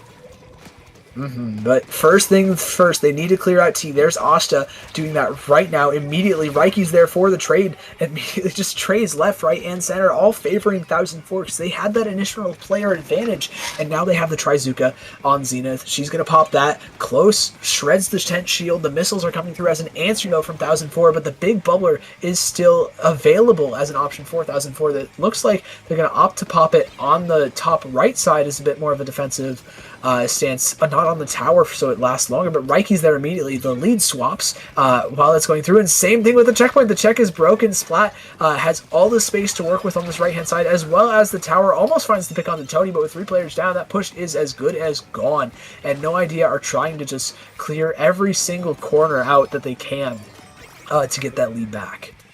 Yeah, and that's huge. Being able to clear that second checkpoint, the very notorious difficult second checkpoint, just because of how many defensive angles you can take onto the point. 1004 were able to kind of roll pretty smoothly through their side, and now it's up to No Idea to do the same. You have 3 players already near that ramp area, just trying to force the fight to No Ideas, trying to replicate a little bit of that magic that they had at the beginning of their push. But I mean, the tower has kind of stalled out a little bit as 1004 are able to kind of regroup really effectively. Yeah, I mean, really good regrouping, good defense so far from them as well, finding that pick onto Toady, but Anger is still, again, on those off angles. Asta has done a great job so far at clearing out that Tenebrella, making it so that Anger can't really find an angle to play around that's safe, and continues to do so. 1004 still have full control of this game. The big bubbler is going to be popped here just to get that tower pushed forwards a little bit more. Same thing with that Booyah Bomb. And now 1004, again, they're just looking for a little bit more. They're looking to KO here, possibly. Cooler is up, Anger is in, and immediately gone as soon as I say that. No Idea are constantly just fighting a player down, and it's incredibly difficult, especially with the specials being up with that tower giving so much special charge advantage to 1004. It's working out great for them so far, able to continue this momentum they have. Yeah, and you just see them desperately just trying to take some fights. No Idea that is, as it is up to them to force the issue. Only a minute left. You do have a GG potential special here on the other side with this S-Blast, and you see it being used already, knowing that you will have it later on for this later fight, but so far No Idea is just constantly being pressured all the way back to near their tent area, near their ramp, just not a lot of space to really work with, and in the waning moments of this, they will have to retake mid eventually and get a good push going here. 40 seconds remain, not a lot of time to really work with, but they will have at least one opportunity to get it done. Yeah, and Reiki already making a good amount of space on this right-hand side, forces 2 players to look over, and now they're not looking at Anger with that Trizuka. Trizuka is able to find Seb. Zenith ends up dropping as well, and No Idea all of a sudden have a ton of room to work with. Splat's on that top right. Hasn't been cleared yet, but the Booyah Bomb's going to do just that. Splat is still alive, though, just barely. Reiki's just immediately rushing to clear it. 2 players end up going down, but the Booyah Bomb is still up 4004, and that's going to make T just clear that tower. Asta is down, but so is Reiki. Nobody's on the tower. The Zukas are being fired on it immediately, and Anger has to get on there, but not in time. And 1004 even up the score here in Grands. We have a set on our hands. Both teams in one fell swoop were able to get to the scores that they were right now, and kind of just shows you how this game sometimes can just come down to who's able to keep their push going even for a little bit longer there. And that time it was 1004. We saw how they were able to kind of relatively surprisingly easily get past that second checkpoint just by the fact that they were able to quickly show their own aggression and able to take out players here. You saw No Idea's first push, and I was thinking this is going to be very difficult for 1004 to get back into in one fell swoop, and they proved me wrong right there, immediately being able to do it in their own manner. So we have a set on our hands as these teams look very evenly matched. Absolutely. I mean, I really like the aggression shown from 1004. It's something that we didn't really see all that much from Cow Super Reaction on this map. They kind of withered away and allowed Reiki especially to take just all the space in the world. Every single melee fight that Reiki wanted to take, it was taken and won.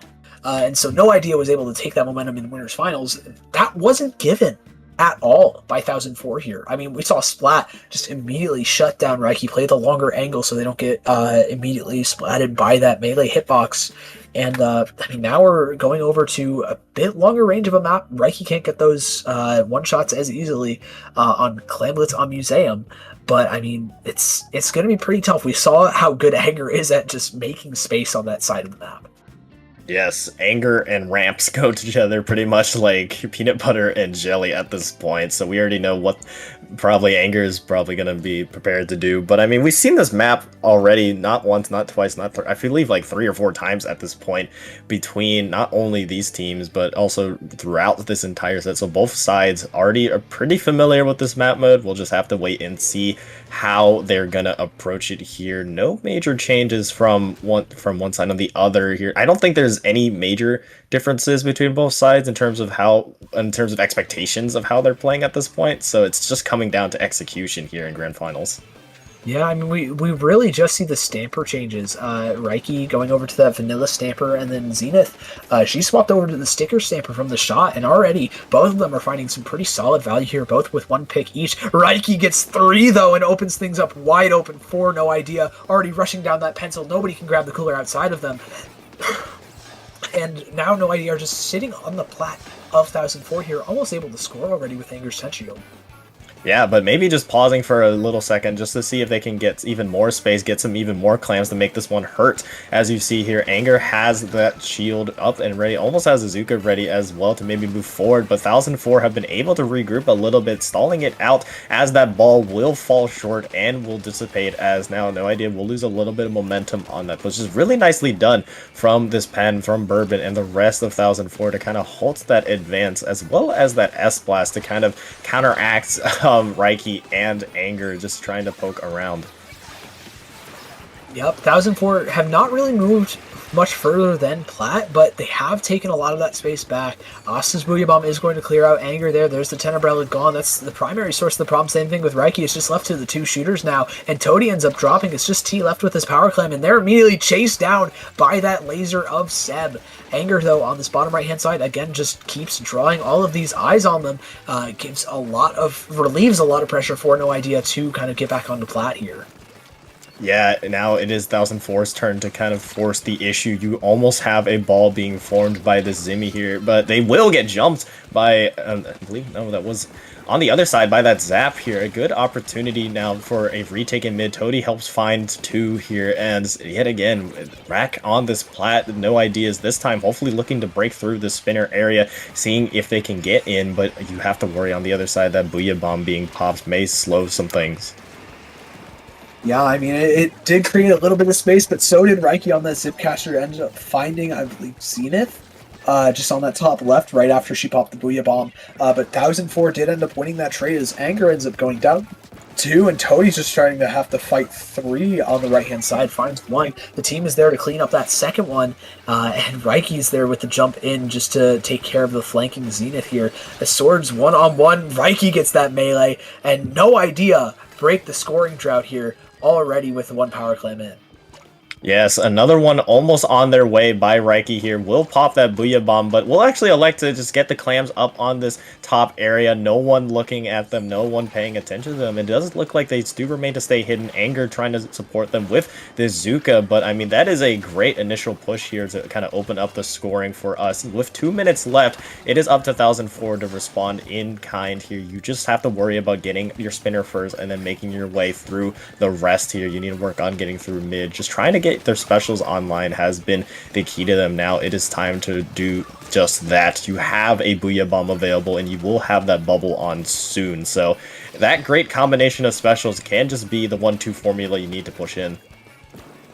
Yep, I mean, we already see the Booyah Bomb being popped on box. That's going to give Seb the opportunity to kind of run in here. Slot has that big bubbler, gives both Power Clams a way in, but you need 3-4 more normal clamps to get that lead back, and I mean that's just not going to happen yet. You don't have the map control, the pods didn't respawn in time, whatever it was, and 1004 ended up going a couple of players down. Anger's already on that right hand side, but the burst bomb comes through with some extra chip to take out the Tenebrella. Reiki's gone as well, but so are 3 players of No Idea. The jump in from Box is camped out by Splat here, but Toady is still just making so much space, gets the jump in for Reiki, who picks up that power clamp, finds that pick on the Asta, traded out though, and Anger yet again on the side of the map. It doesn't matter what where you're defending from, Anger's just going to find that off angle, make it incredibly difficult to clear and stall out, and now 1004, they've only pushed up to mid instead of like onto the ramp or onto plat here.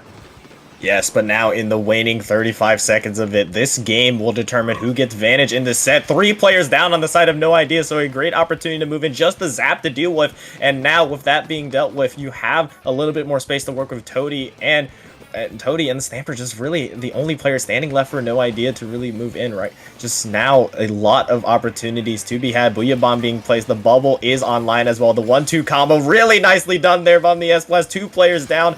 Really nicely clutchly done. And now with these specials yet again online, here comes the scoring from 1004. The Booyah Bomb being placed. The clams going. The lead is taken here, and with that being said, 3 players down from 1004. No Idea have one last opportunity. Anger is already making their move all the way to the opponent's basket, and overtime will now loom. Yep, Anger almost has a power climb, goes down. That's all the space from No Idea, just gone. The missiles are going to stall out, finds one pick onto Austin, but 2 players top left, and Zenith close to that Booyah Bomb actually gets picked off here. Splat, that's a full wipeout, but there's no time! And 1004, they put themselves on set point to try and get this reset going. Just barely saved by the bell here. And now we see No Idea in a rare spot where they're, behind in a set. Yes, could 1004 deliver them their first set loss and force a bracket reset here? That is the question, but I mean, such clutch plays from the S-Blast there. You saw just constantly being able to get 2-player down situation, camping these ledges, being pretty much their playground here, and not only that, being able to lead 1004 to that push as well that ultimately got them that lead. And we saw the bread and butter. I mentioned it on the first push that 1004 was able to do it, but I mean, they did it again. The Booyah Bomb and Bubble 1-2 punch has been what their winning formula was, and it worked once and it works twice, which was able to get them that 2-1 lead now in this set. As we move on to our next game, Splat Zone's Umami Ruins. This is going to be another closely fought one just because of the nature of the map. Oh, absolutely. And we've seen 1004 already play a tight game here. They were able to clutch up against, was it FL Grim Reapers down in the losers semis. So we know they have what it takes to clutch up here if it gets down to the wire. But No Idea really need to come back here. I mean, I don't really want to be looking down the barrel of 1004 if they have 4 or 5 set wins of momentum in a row. Especially if I just let this one get away from me. No Idea really needs something here. And I like the Tenebrella again. Really solid stuff. I'm curious to see how they make it work. Absolutely. And to go to your point of you do not want to face 1004 this hot. I mean, they are on fire. They have been, that's all it takes sometimes when your shots are all hitting, when you're in the flow state. This is where you want to be for 1004. So No Idea need to put a stop to that now, especially now being down 2-1 in a set. Not only to kind of slow the momentum, but to kind of get that morale back, as back-to-back losses does not feel good right now. But this could be where you need to kind of lock in. This is where you really want to get your shots to be hitting, because if 1004 are able to force that bracket reset, it could be a little bit scary here, but we'll just have to wait and see what these teams bring for us. Absolutely. I want to highlight, though, just really quickly, the past several games, we haven't really been highlighting Asta on that S-Blast. Has been just an absolute monster on it. You need directs, you've got him. Chip damage, the Booyah Bomb just putting in work as well. Absolutely. I mean, Asta has been the workhorse slayer for 1004 here, and I'm definitely keeping my eye on them going into this game. But, I mean, we're just kind of playing things a little bit slower, just playing that consistent game. Gets that big bubbler up on the left-hand side. Reiki does go down. Cooler is up, though, on the side of No Idea, so they're able to keep pace pretty easily. Toady looks for a fight on that left-hand side, finds one, but goes down. And Reiki, with that jump, finds one with the melee, but Asta's there to trade it. Yeah, Asta kind of being the backbone of 1004 besides the pen as well, just being able to help clean up fights, able to set up fights. I mean, that's just the nature of S-Blast altogether here. You do have No Idea trying to force the issue, do force a two-player down situation as Anger sends that Tentrella just on that right side, maybe trying to create some space, but so far 1004 have been able to kind of hold nicely. Yeah, I mean, it's been going pretty well for them so far. They do give up the zone to No Idea here, but just a split second, it gives Toady a route in on this left-hand side, clears one, finds Asa, and clears a lot of space for the rest of No Idea to move forward, and that's a full wipeout. One of the fastest ones we've seen today, and they didn't even have to invest any specials other than the cooler to get it. So now No Idea have a Zipcaster. They're close to a Zuka, I believe, for this hold. It is going to be incredibly tough for 1004 to come back, but they have that Booyah Bomb ready. They also have a pick on the T. The missiles come through, but it's 10 onto that big bubbler, which absorbs them like a champ, and 1004 get that zone back. Yeah, and Keeley, 1004, keep that lead, a 1-point lead, slim one at that, so I'm sure they're not comfortable with it quite yet, but, I mean, Zenith, she's comfortable with that Zuka, managing to find one, maybe trying to find more here as they continue to create space. 1004 continuing with these specials, they've always been able to just go in off of the back of whether it's Zenith's Zuka, whether it's any bubble creation, just be able to move forward, but also on the side of No Idea, Toady has been another underrated player that we haven't highlighted much, but on the side of No Idea, they've been another factor in cleaning up fights for No Idea. That pro is fantastic at fighting, great kit as well, and Toady is just, again, put in work really good at taking those longer range engagements, really abusing the Splattershot Pro's range against like something like a Zinc Mini Splatling or a Shot. And it's gone really well so far for them as Raiki finds a pick with one of those horizontal slashes. Booyah Bomb dropped right on top of them, but able to back out just in time. The lead swaps over for No Idea. Well, they've had to given up a little bit of space here. Raiki is behind, though. Finds one, looking for that second one onto Zenith. Not quite going to find it, but now in the pit. Has a little bit of safety, a little bit of cover to work with, and backs out for a jump out just to safety. And, I mean, No Idea still have, like, no penalty left. As long as they can break this big bubbler, they can get the zone, but that's not going to happen as 1004 get a full retake, and Angers is really the only one left with the Trizuka here. Yeah, you saw Raiki, I mean, just basically be the assassin, just trying to always go for the pen here, and if you break the backbone, if you break the cooler out of balance, you kind of are able to disrupt the team in such a wonderful way, and Bourbon has been victim of that. I mean, this time we see Toady doing just that. They will be traded out, yes, but that cooler will be delayed a little bit further as Raiki, now moving up this left side, has a Zipcaster online ready to see if they can maybe do the same thing again to just jump straight onto that pen, but so far just neutral fighting over to see who can maintain the zone desperately. 1004 needs this if they want things to go their way. Yeah, but first they're going to have to clear out Toady along with Anger in this tent shield on the left side. Already two going down. It's just the two players left in top mid, your Blaster and your Pencil. Pen's going to jump out, but Asta's here all on their lonesome against two. Not even going to be able to find one as Toady cleans things up with a couple of fall-off shots and some cleanup there. And already, again, close to two specials here on this hold. No Idea have a ton of resources here. They've done a fantastic job at keeping those for the hold, and now 1004 have a really tough retake ahead of them. Zenith, though, with that Zuka is going to provide some cover fire as Seb is pressured by Raiki Zip, and that's going to give 1004 another zone cap. They're not out of it just quite yet here, Rocket.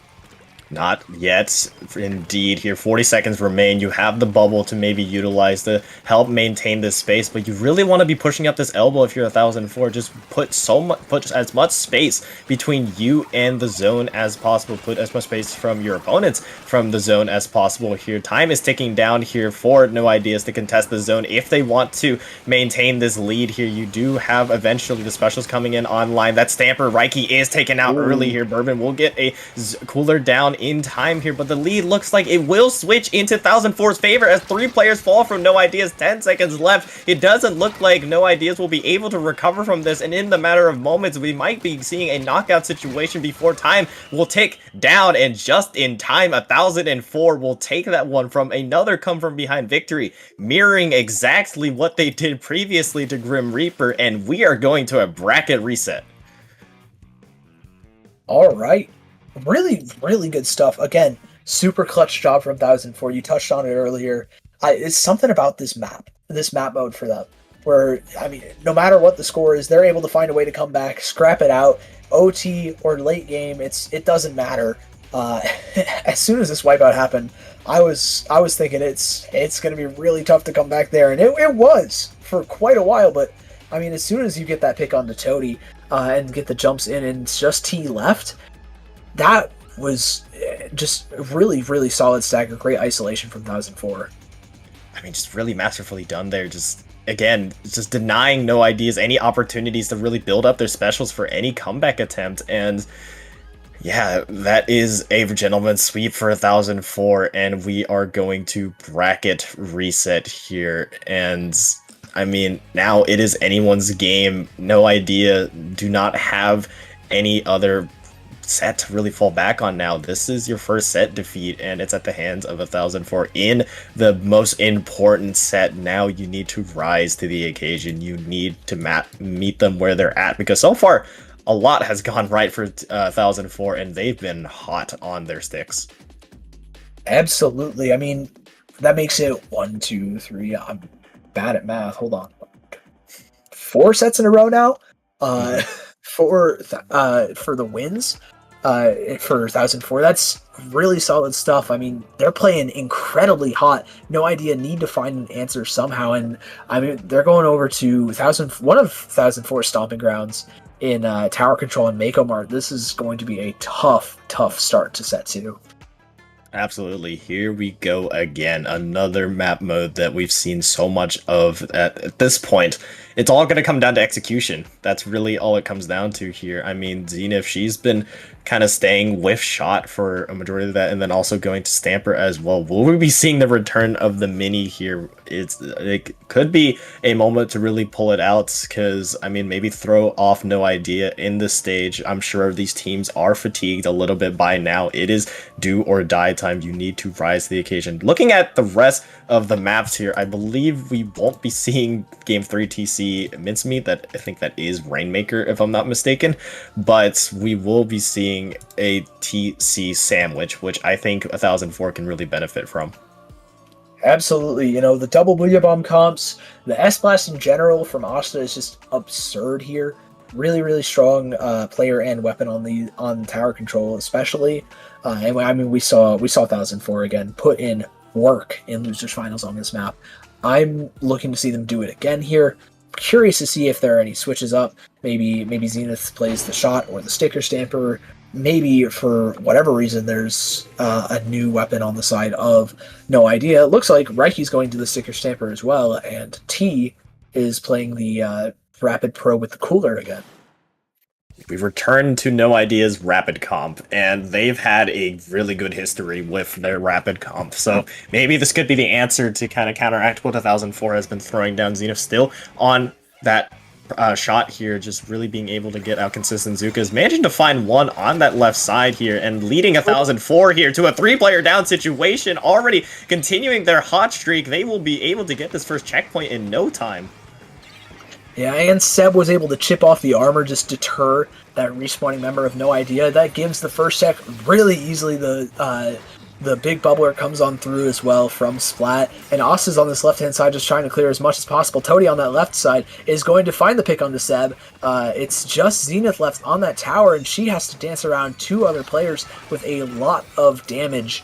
And 1004's push is going to be stopped at 35, but I mean, 35 points left at 4 minutes is pretty impressive here.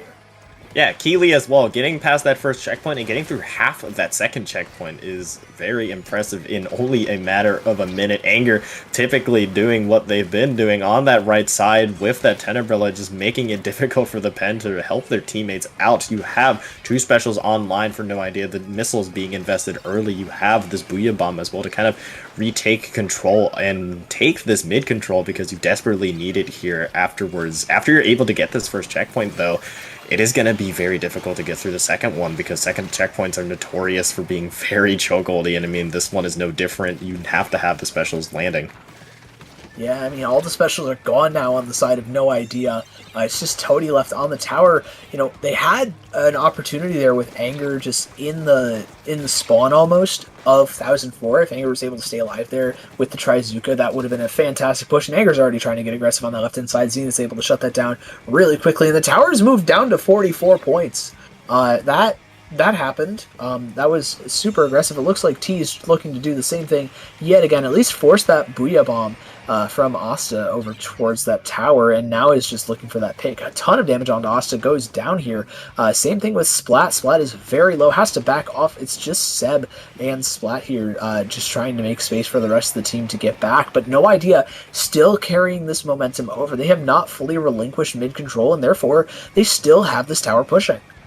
Yeah, even though the point total does favor 1004, these teams are evenly matched here. A little bit of greed, unfortunate from Anger, will lead to their demise. You have Toady actually going down to a really nice S-Blast shot there by Asta here. 2 players down on the side of No Idea. 1004 able to recover from that really nicely, and now a little bit of a dangerous situation for No Idea. Still down in this map. You still have plenty of time to get a push going, but I mean, 1004 has found every answer to what No Idea has been throwing at them. Yeah, I mean, Anger is just left alone against 3 with the Trizuka. Finds 1, but again, Zenith right there to shut Anger down yet again. And the Booyah Bomb being popped 4004 there, trying to push this tower further. Toady ends up going down, getting traded out. And that's only going to hurt No Idea even further here, but they do find the picks on the other side of the map, and the Booyah Bomb to just make a little bit more space for Anger to get in on this right-hand side. This is what you're looking for if you're 1004, just get Anger into those tough spots, make it so you can take Asta out of the game especially, but, I mean, Asta found that pick immediately, and Toady's going to have to back off here with a couple other players down. Splat's not able to find that pick, but with the Seb and the Big Bubbler, this could be exactly what No Idea are looking for, actually, instead, as it's a wipeout. Yes, a wipeout at this crucial moment is exactly what No Idea needs, especially if you get that S-Blast down again, especially if you get Asta down. Now, that is a little bit less of a headache to worry about. This Booyah Bomb being invested as well. 3 players and a wipeout will be found by No Idea here, now being able to potentially take this lead and Keeley take the second checkpoint. If they're able to get this one done cleanly, they will be able to do so. This is huge for No Idea, who have managed to flip the script. But speaking of flipping the script, 1004 will be able to get a wipeout, but now down not only in point total, but that checkpoint. They really have to make this push count. Yeah, and with only 30 seconds left, you're dealing with a lot of stuff that can just take out the tower. You're looking at the Booyah Bomb, the Trizuka, the Rapid Pro, the missiles. Like, there's just so much to worry about. It's going to be an incredibly tough ask for 1004, especially after they're all coolered up. The missiles come through, and Anger's able to find one. Zenith gets one, tries to shred. There's the Booyah Bomb gone. Splat just needs to stay on the tower. Looks like they're going to put Seb up to it, to the plate, but Toady's around. Nobody's able to contest that. Zenith has to get back on. The tower is cleared from that Booyah Bomb, but nobody's on. Zenith just has to keep riding it. Nobody's able to clear the check on the side of 1004. Splat tries to at the very end, but the melee comes through from Reiki. And, I mean, No Idea strike first blood. Really nicely done there to thwart off the potential comeback by 1004, but I mean, Reiki just slicing and dicing right on the tower in the crucial moments, closed that one out. And I mean, that's if that game isn't an indication of how the rest of the set's gonna go, I don't know what is. I mean, that game pretty much just summarized how closely matched these two teams are. I mean, both had an opportunity to get the best of each other, and it really all came down to one team fight sometimes, or one pick sometimes. I mean, on the side of No Ideas, they were able to get the stagger onto Asta, which denied a really powerful weapon from contesting them on the second checkpoint area. If Asta was alive, you can imagine that S-Blast would have done a lot of poking damage here, but you see, with Asta being taken out, they were able to get past that crucial second checkpoint. Yep, that was massive. That second checkpoint, like you said, about midway through the game, is incredibly difficult. Probably the hardest checkpoint to clear on this map, just because you're just surrounded by so many tough angles to kind of deal with and play around. And I mean, 1004 really struggled at the end there, especially in crunch time, where you can just send bodies at the tower, send just massive hitboxes that deal a lot of damage, like No Idea had. And I mean, that was kind of all she wrote there.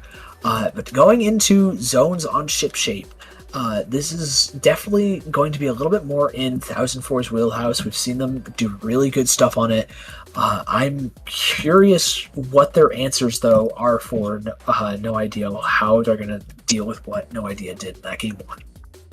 I mean, you can make minor adjustments here and there in terms of weapons, but I keep beating this point like a dead horse, but It is going to come down to special execution. It's really going to come down to special trading. It's really going to come down to these matter of moments. Who is still alive? Who is able to kind of counteract this? And similar story with, in terms of the second checkpoint, in terms of this mode in particular. I mean, with zones, it's gonna be a trading of hands back and forth. Who's able to get their Booyah Bomb, or who's able to kind of get their missiles onto the zone first? Who's able to get that crucial key pick onto a player who would have been able to paint over a particular other player? It's gonna be key here, and we see still standard comms from both sides. No changes going into this. I kind of like. I don't really know if there's really anything that's favored either way. I kind of like how both comps function, especially with how both teams have really played them here. But so far, I mean, it's going in favor of No Ideas. They've gotten a couple of picks. Raiki's looking for another one on Zenith here. But Zenith's able to actually turn things right around. As No Idea, it's just Anger left, and 1004 are able to get that zone back and probably take the lead pretty quickly here. Yeah, very quick lead switch, but no lead is safe, especially between these two teams. We've seen both of them pull off comeback attempts. Anger Zuka hit home there, and now with a 3-player down situation, a great opportunity for No Ideas to steal that one right back here. It's just going to really come down to who's able to really hold on to these points. You still have this lurking player. You still have the lurking Asta here waiting for an opportunity to strike with the rest of their team, but it doesn't look like No Idea will be able to allow that synchronization to happen. I mean, the Booyah Bomb will be invested by Asta, sure, but it might lead to an opportunity for them to get picked here if they're not so careful. But I mean, 1004 still desperately trying to hold on and make this play work. Will force down the 3-player situation though, and the wipeout. Yeah, but that's a wipeout for 1004. They have the big bubbler to work with too. The cooler just popped, so everybody's up and ready, up and hyperactive from those sodas, and with a Trizuka as well. I mean, there's so much to worry about when you're retaking into all of this. It's a really difficult answer, because now you have to burn the Trizuka on shredding that big bubbler. There's a Trizuka from Zenith that's going to just prevent Raiki from moving in, and now the lead is flipped over to 1004. These missiles have to put in work, but what's putting in work is, I believe, Asta on that left-hand side. Or no, it was Zenith who found 3, maybe 4 here. Yeah, there it is. And that is 1004 already down to 30 points, looking for that KO. And, I mean, off the back of just an absurd play from Zenith on that shot. I mean, this looks like it's curtains. No specials, no ability to push in, 1-player advantage. But, as I say that, though, Raiki is able to get that flip back and finds another pick onto Asta. Yeah, 3 players down on the side of 1004. No Ideas really being able to settle in, and the 4th as well, making that a delayed wipe. Really now all the space and all the control in the favor of No Ideas, but can you hold it down for these 50 ticks here? Can you survive these specials here? You do have Asta with that Booyah Bomb available. Actually, as a matter of fact, all specials online for 1004 here. The Cooler and Zuka invested early. Now here comes that Booyah Bomb and the bubble as well. The entire vaults, the entire of the resources of 1004 invested here, but still it is heavily contested for zone. Despite using all their specials here, they go 2 players down and desperately trying to hold over this. They will manage to hold on. No Ideas. That is really nicely done here as time is ticking down. Oh, but another drop from Asta. I don't know how they keep getting into these spots on top mid, just sharking, not giving any info to No Idea. They really have no idea where Asta is for a majority of this game, and 1004 are just taking it and running, almost having that zone capped, but No Idea are still able to control, keep that paint down. No penalty applied to them just yet, and they are dangerously close to that lead here, only about 4 points separating them, but this is really the opportunity. Zenith is all turned around because of Anger, and that is the flip. There's the lead gone. Toady just trying to paint over with this shot along with T. It's not enough to get that cap back, but now you have so much penalty to shoot through, and you have T and Raiki on this top right. Seb is not safe at all here.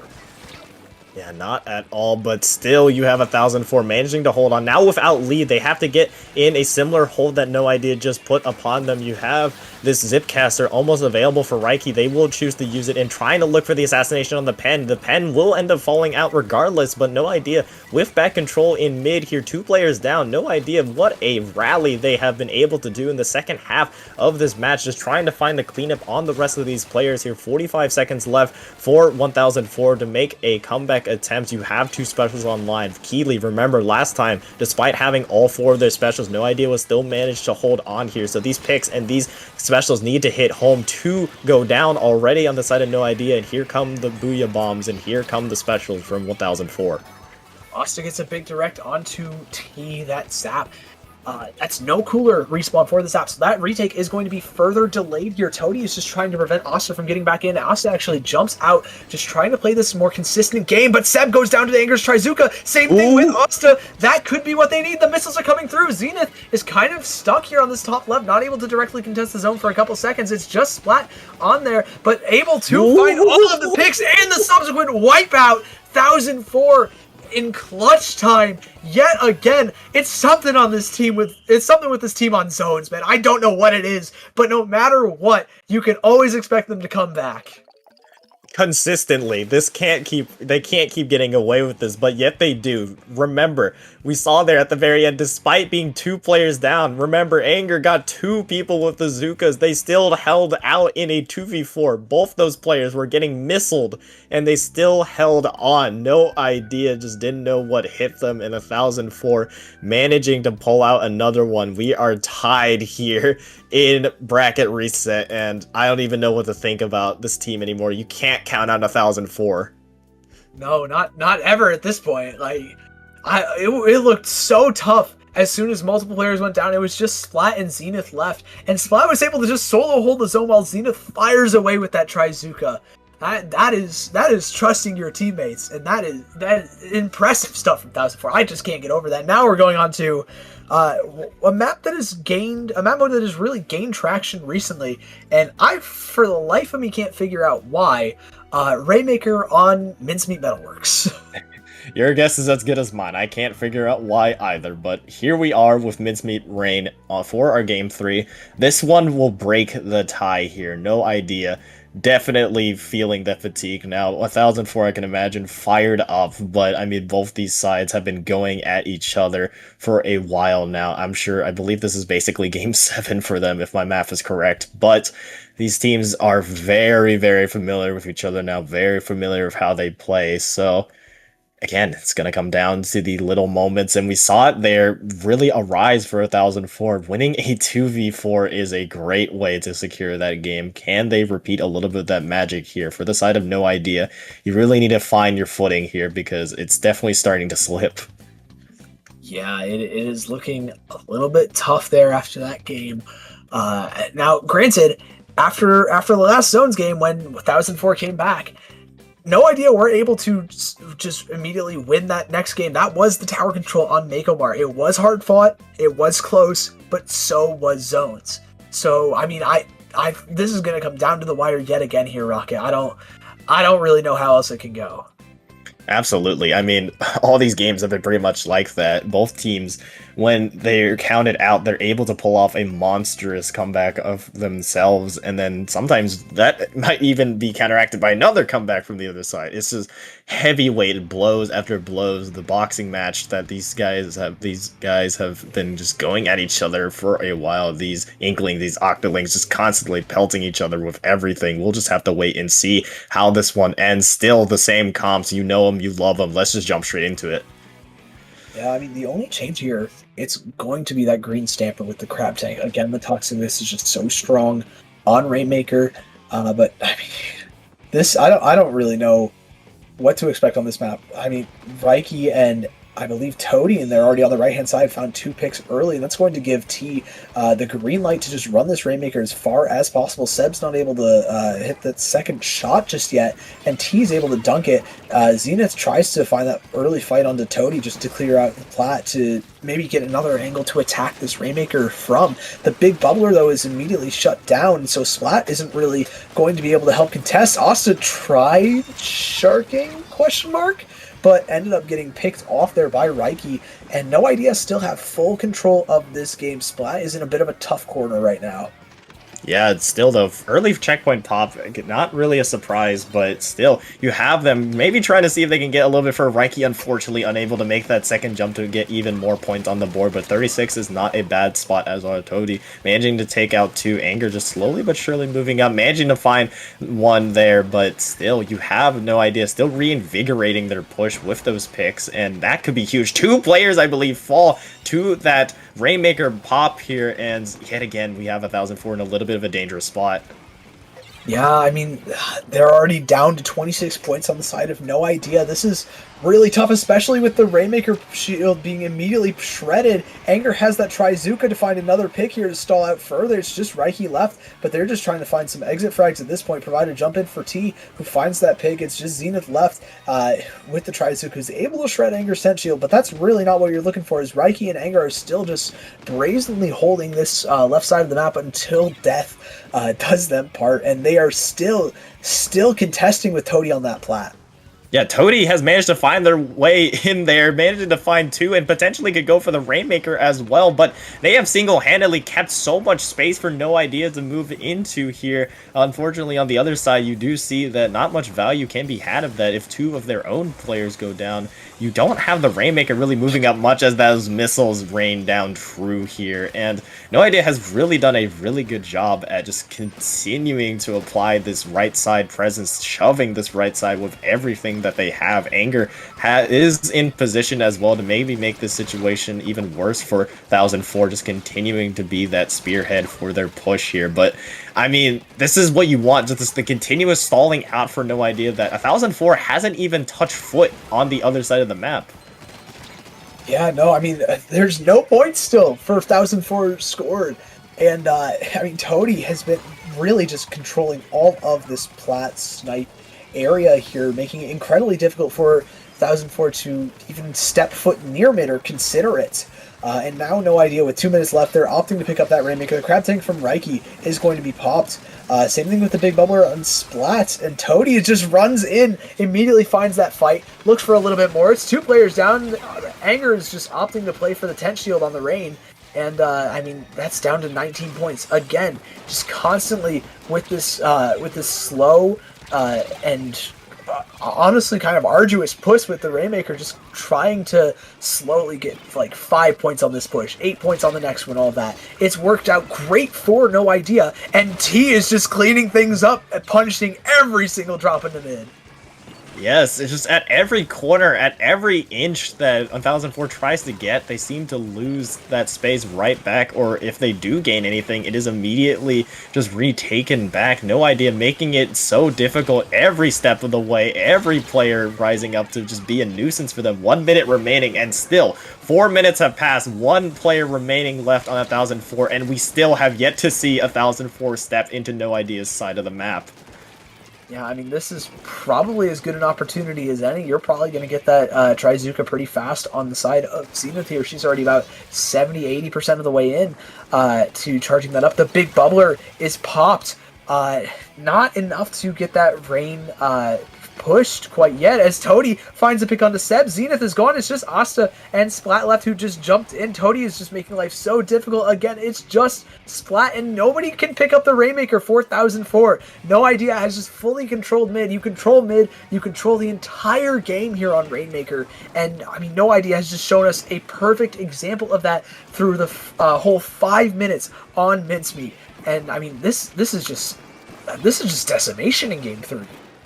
Yeah, it looks like it. Will there be any last-ditch effort here from 1004? There will be. You do have the Rainmaker being popped and taken here by 1004, but it is going to be a monumentous effort with everything raining down, those missiles, every bomb being just thrown here. It is going to be so difficult for them to get any space here. No Idea, just really have to play this patiently, kind of get your specials, and eventually, slowly but surely, force the Rainmaker forward. You only have 40 seconds on this Rainmaker to kind of move it forward here. You have no specials online. You have your S plus down as well here. You do have the crab on the other side for No Idea to kind of hold this push. They really have to just wait for 1004 to come to them. Not a lot of things that No Idea can really do much better than what they've done so far. You see the Zuka being popped as well, and you already know that time is ticking down. It is looking like curtains here as the final ticks are ticking on that Rainmaker. It is forced forward, and No Idea will claim a very dominant third game there, and it's something that we haven't seen in the set so far, Sig. Yeah, no, I mean that's the first blowout that I can really think of throughout this entire set. And I mean, it was quite a blowout. There was no way for 1004 to kind of get moving at all there, even when they got to OT and finally picked up the Rainmaker. Just constant chip damage, aggression, again, anger with that 10 Umbrella just gives so much control over to No Idea, especially with Raiki just spamming miss and hurling 70 damage hitboxes that are the size of a train over to at the Rainmaker. I mean, that can't move. And then they just burned it down to 20 seconds, forced a move out from them. And then Raiki just reacted with a crab tank at the end here, and that's fantastic. That's like a textbook overtime on Rainmaker. Absolutely, and it's something that No Idea, I'm sure, was trying to get back to a more dominating presence, and it seemed like at every turn, at every corner, 1004 was halted, thwarted, whatever adjective you want to use in the thesaurus, just unable to really make anything happen. So now, backs against the walls. If there's any team to not count out, it's 1004, but they really have to show up here. And what do you know? What map awaits us? It's Clambliss Museum. Oh, this one again. Okay, I mean, we've seen No Idea lose a very close Clambliss Museum, not once, but twice this tournament, both of which on stream. I am curious, 1004 probably can do it again. I mean, they've done it once, so they could definitely do it again. It's just a question of how much gas do you have left in the tank here if you're 1004. You've rattled off so many sets in a row just to get here. No Idea's had that time to chill and kind of recollect themselves. And so going into this is going to be tough. It is going to be rough. I don't know what needs to be said that hasn't been said already. If there's any moment for 1004 to maybe throw in a wild card here, now would be the choice, though. We do have the opportunity to see that they are debating a little bit. They are taking their sweet time to maybe see if there's anything that they can possibly optimize, maybe throw something new at No Idea that they haven't seen yet. But moving it all the way down to the 9-second mark in that lobby time, we are jumping straight into it here. Game 4, No Idea, one game away from taking this one and stopping the 1004 comeback. 1004 here need to take this one. Absolutely, and I mean they're running back the same comp that they've been running with that shot and the Zinc Mini Splatling. Going to be just their go-to, their comfort picks. You know, your back is up against the wall. You want to make sure you're, confident and competent on what you play. And I mean, these are definitely weapons that they're incredibly good at. Zenith already trying to take a fight top mid. Nobody there to challenge her though. And 1004, they've got a little bit going for them already, a big bubbler and a Zuka to find a couple of early picks. Raiki, though, is able to answer back inside of that big bubbler, looking for another one onto Asta. Not quite going to find it, actually. Forced to jump out here. And, I mean, we're still just fighting in mid constantly. Yeah, and I mean, that's kind of the nature of Clambliss, just eventually seeing who can get the bigger clam economy, and once you're able to get all that ammunition, you just need to find the opportunity, and the rest will follow suit. Here you have Anger yet again going for that signature move onto the ramp. 2 players down on the side of 1004, so a great opportunity for No Idea to move forward, especially since Anger has that Zuka available. You just have them kind of recollecting themselves a little bit before this push, and there it is right there, the first score on the board for No Idea. Yep, already just down to 77 points. Toady has a few more, looking for that pick onto Seb, and is looking to clean things up, but they are the last player left alive on the side of No Idea. They're going to have to back out here, almost finding that pick, forcing the Booyah Bomb at the very least from Asta. Gets shredded instantly. Zenith getting 5 missiles, going to have to back into that big bubbler. The bubbler is as good as gone too. The Trizuka is able to find one onto Raiki, and 1004, they're starting to get that foothold in mid back here. Yes, they are. That lead is not safe at all for the side of No Idea, especially since 1004 is known for these comebacks here. So you have to see if you can force the issue if you're on the side of No Ideas. 1004 have been really nice at being able to come back here. But hold on, we have a No Idea attempts at a push on that left side, being thwarted though on the other side by Asta. They're really nice spotted, but you still have to worry about No Idea's presence on the spinner. The constant pressure that No Idea has been able to develop in that previous game is definitely showing its head. An unfortunate bomb will lead to a numbers advantage now for No Ideas as they continue to just keep threatening this plat area.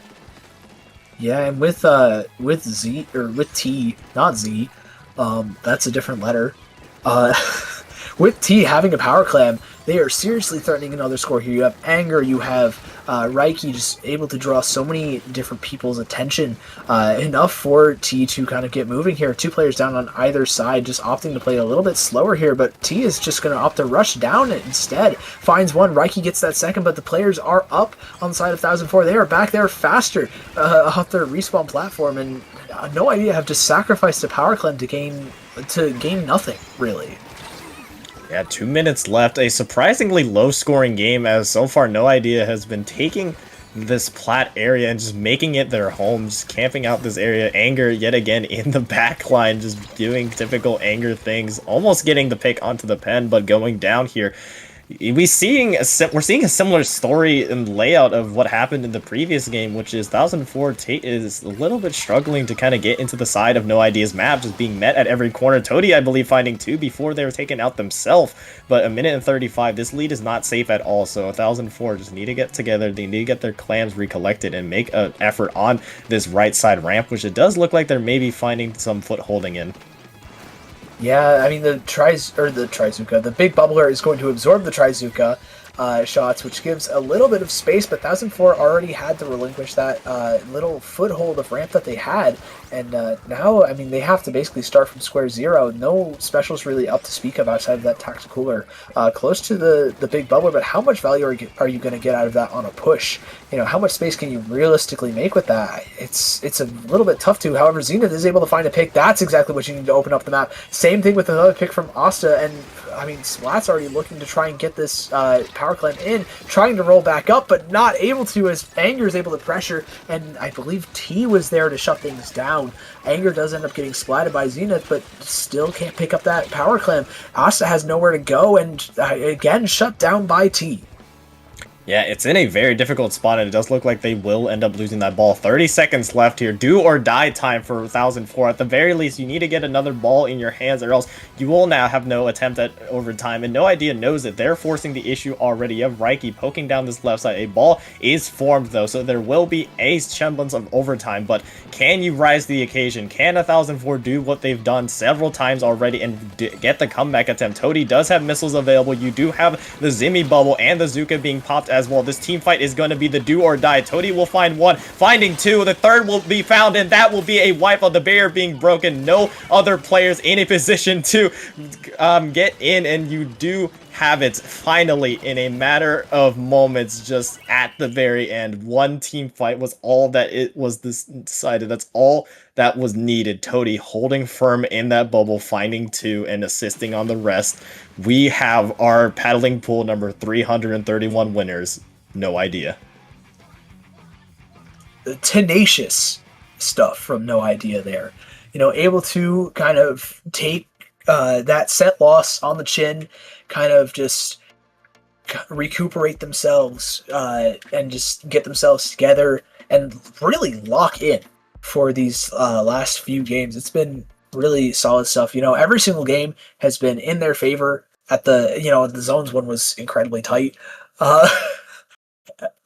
And really solid stuff to No Idea. That was impressive stuff, and that's a big win for a couple of these players. You know, Anger just got dropped by Black Lotus. It's probably good to get some results there. You know, it's probably good to get some results on your own there with pickups. It probably feels pretty good. And I think a few of these players also just play when they have time, not much more than that. It's really cool to see them come back here and win a paddling pool. Yes, and in terms of the viewing experience, I mean, that was almost down to the mere moments there. We were almost looking at a game 5-4 bracket reset as well, but monumentous effort, monumentous props to 1004 from taking it this far. I mean, all these games were very, very close, but it looks like something snapped within No Idea within that game 3 that they seem to have found their flow and found the answer to 1004. So GG's to both sides. No Ideas with that win, but that will be the end for us here at Dabble Productions after a wonderful paddling pool. Sig, you know what the drill is. Where can the people find you? Y'all can find me wherever the Splatoon community hangs out, whether that is Blue Sky, Twitter, Discord, Twitch, YouTube, all of that, at SigDokari, like you see at the bottom of your screen right there. Rocket, where can the lovely people find you? Yes, you can find me at Rocket1 on Blue Sky right down there. You can also find me at Rocket_Splat on Twitch. You can see me occasionally just streaming whatever I'm doing in terms of Splatoon. But with that being said, thank you all for watching. Thank you to Jorion for being our wonderful streamer. And we will see you next time for the next paddling pool.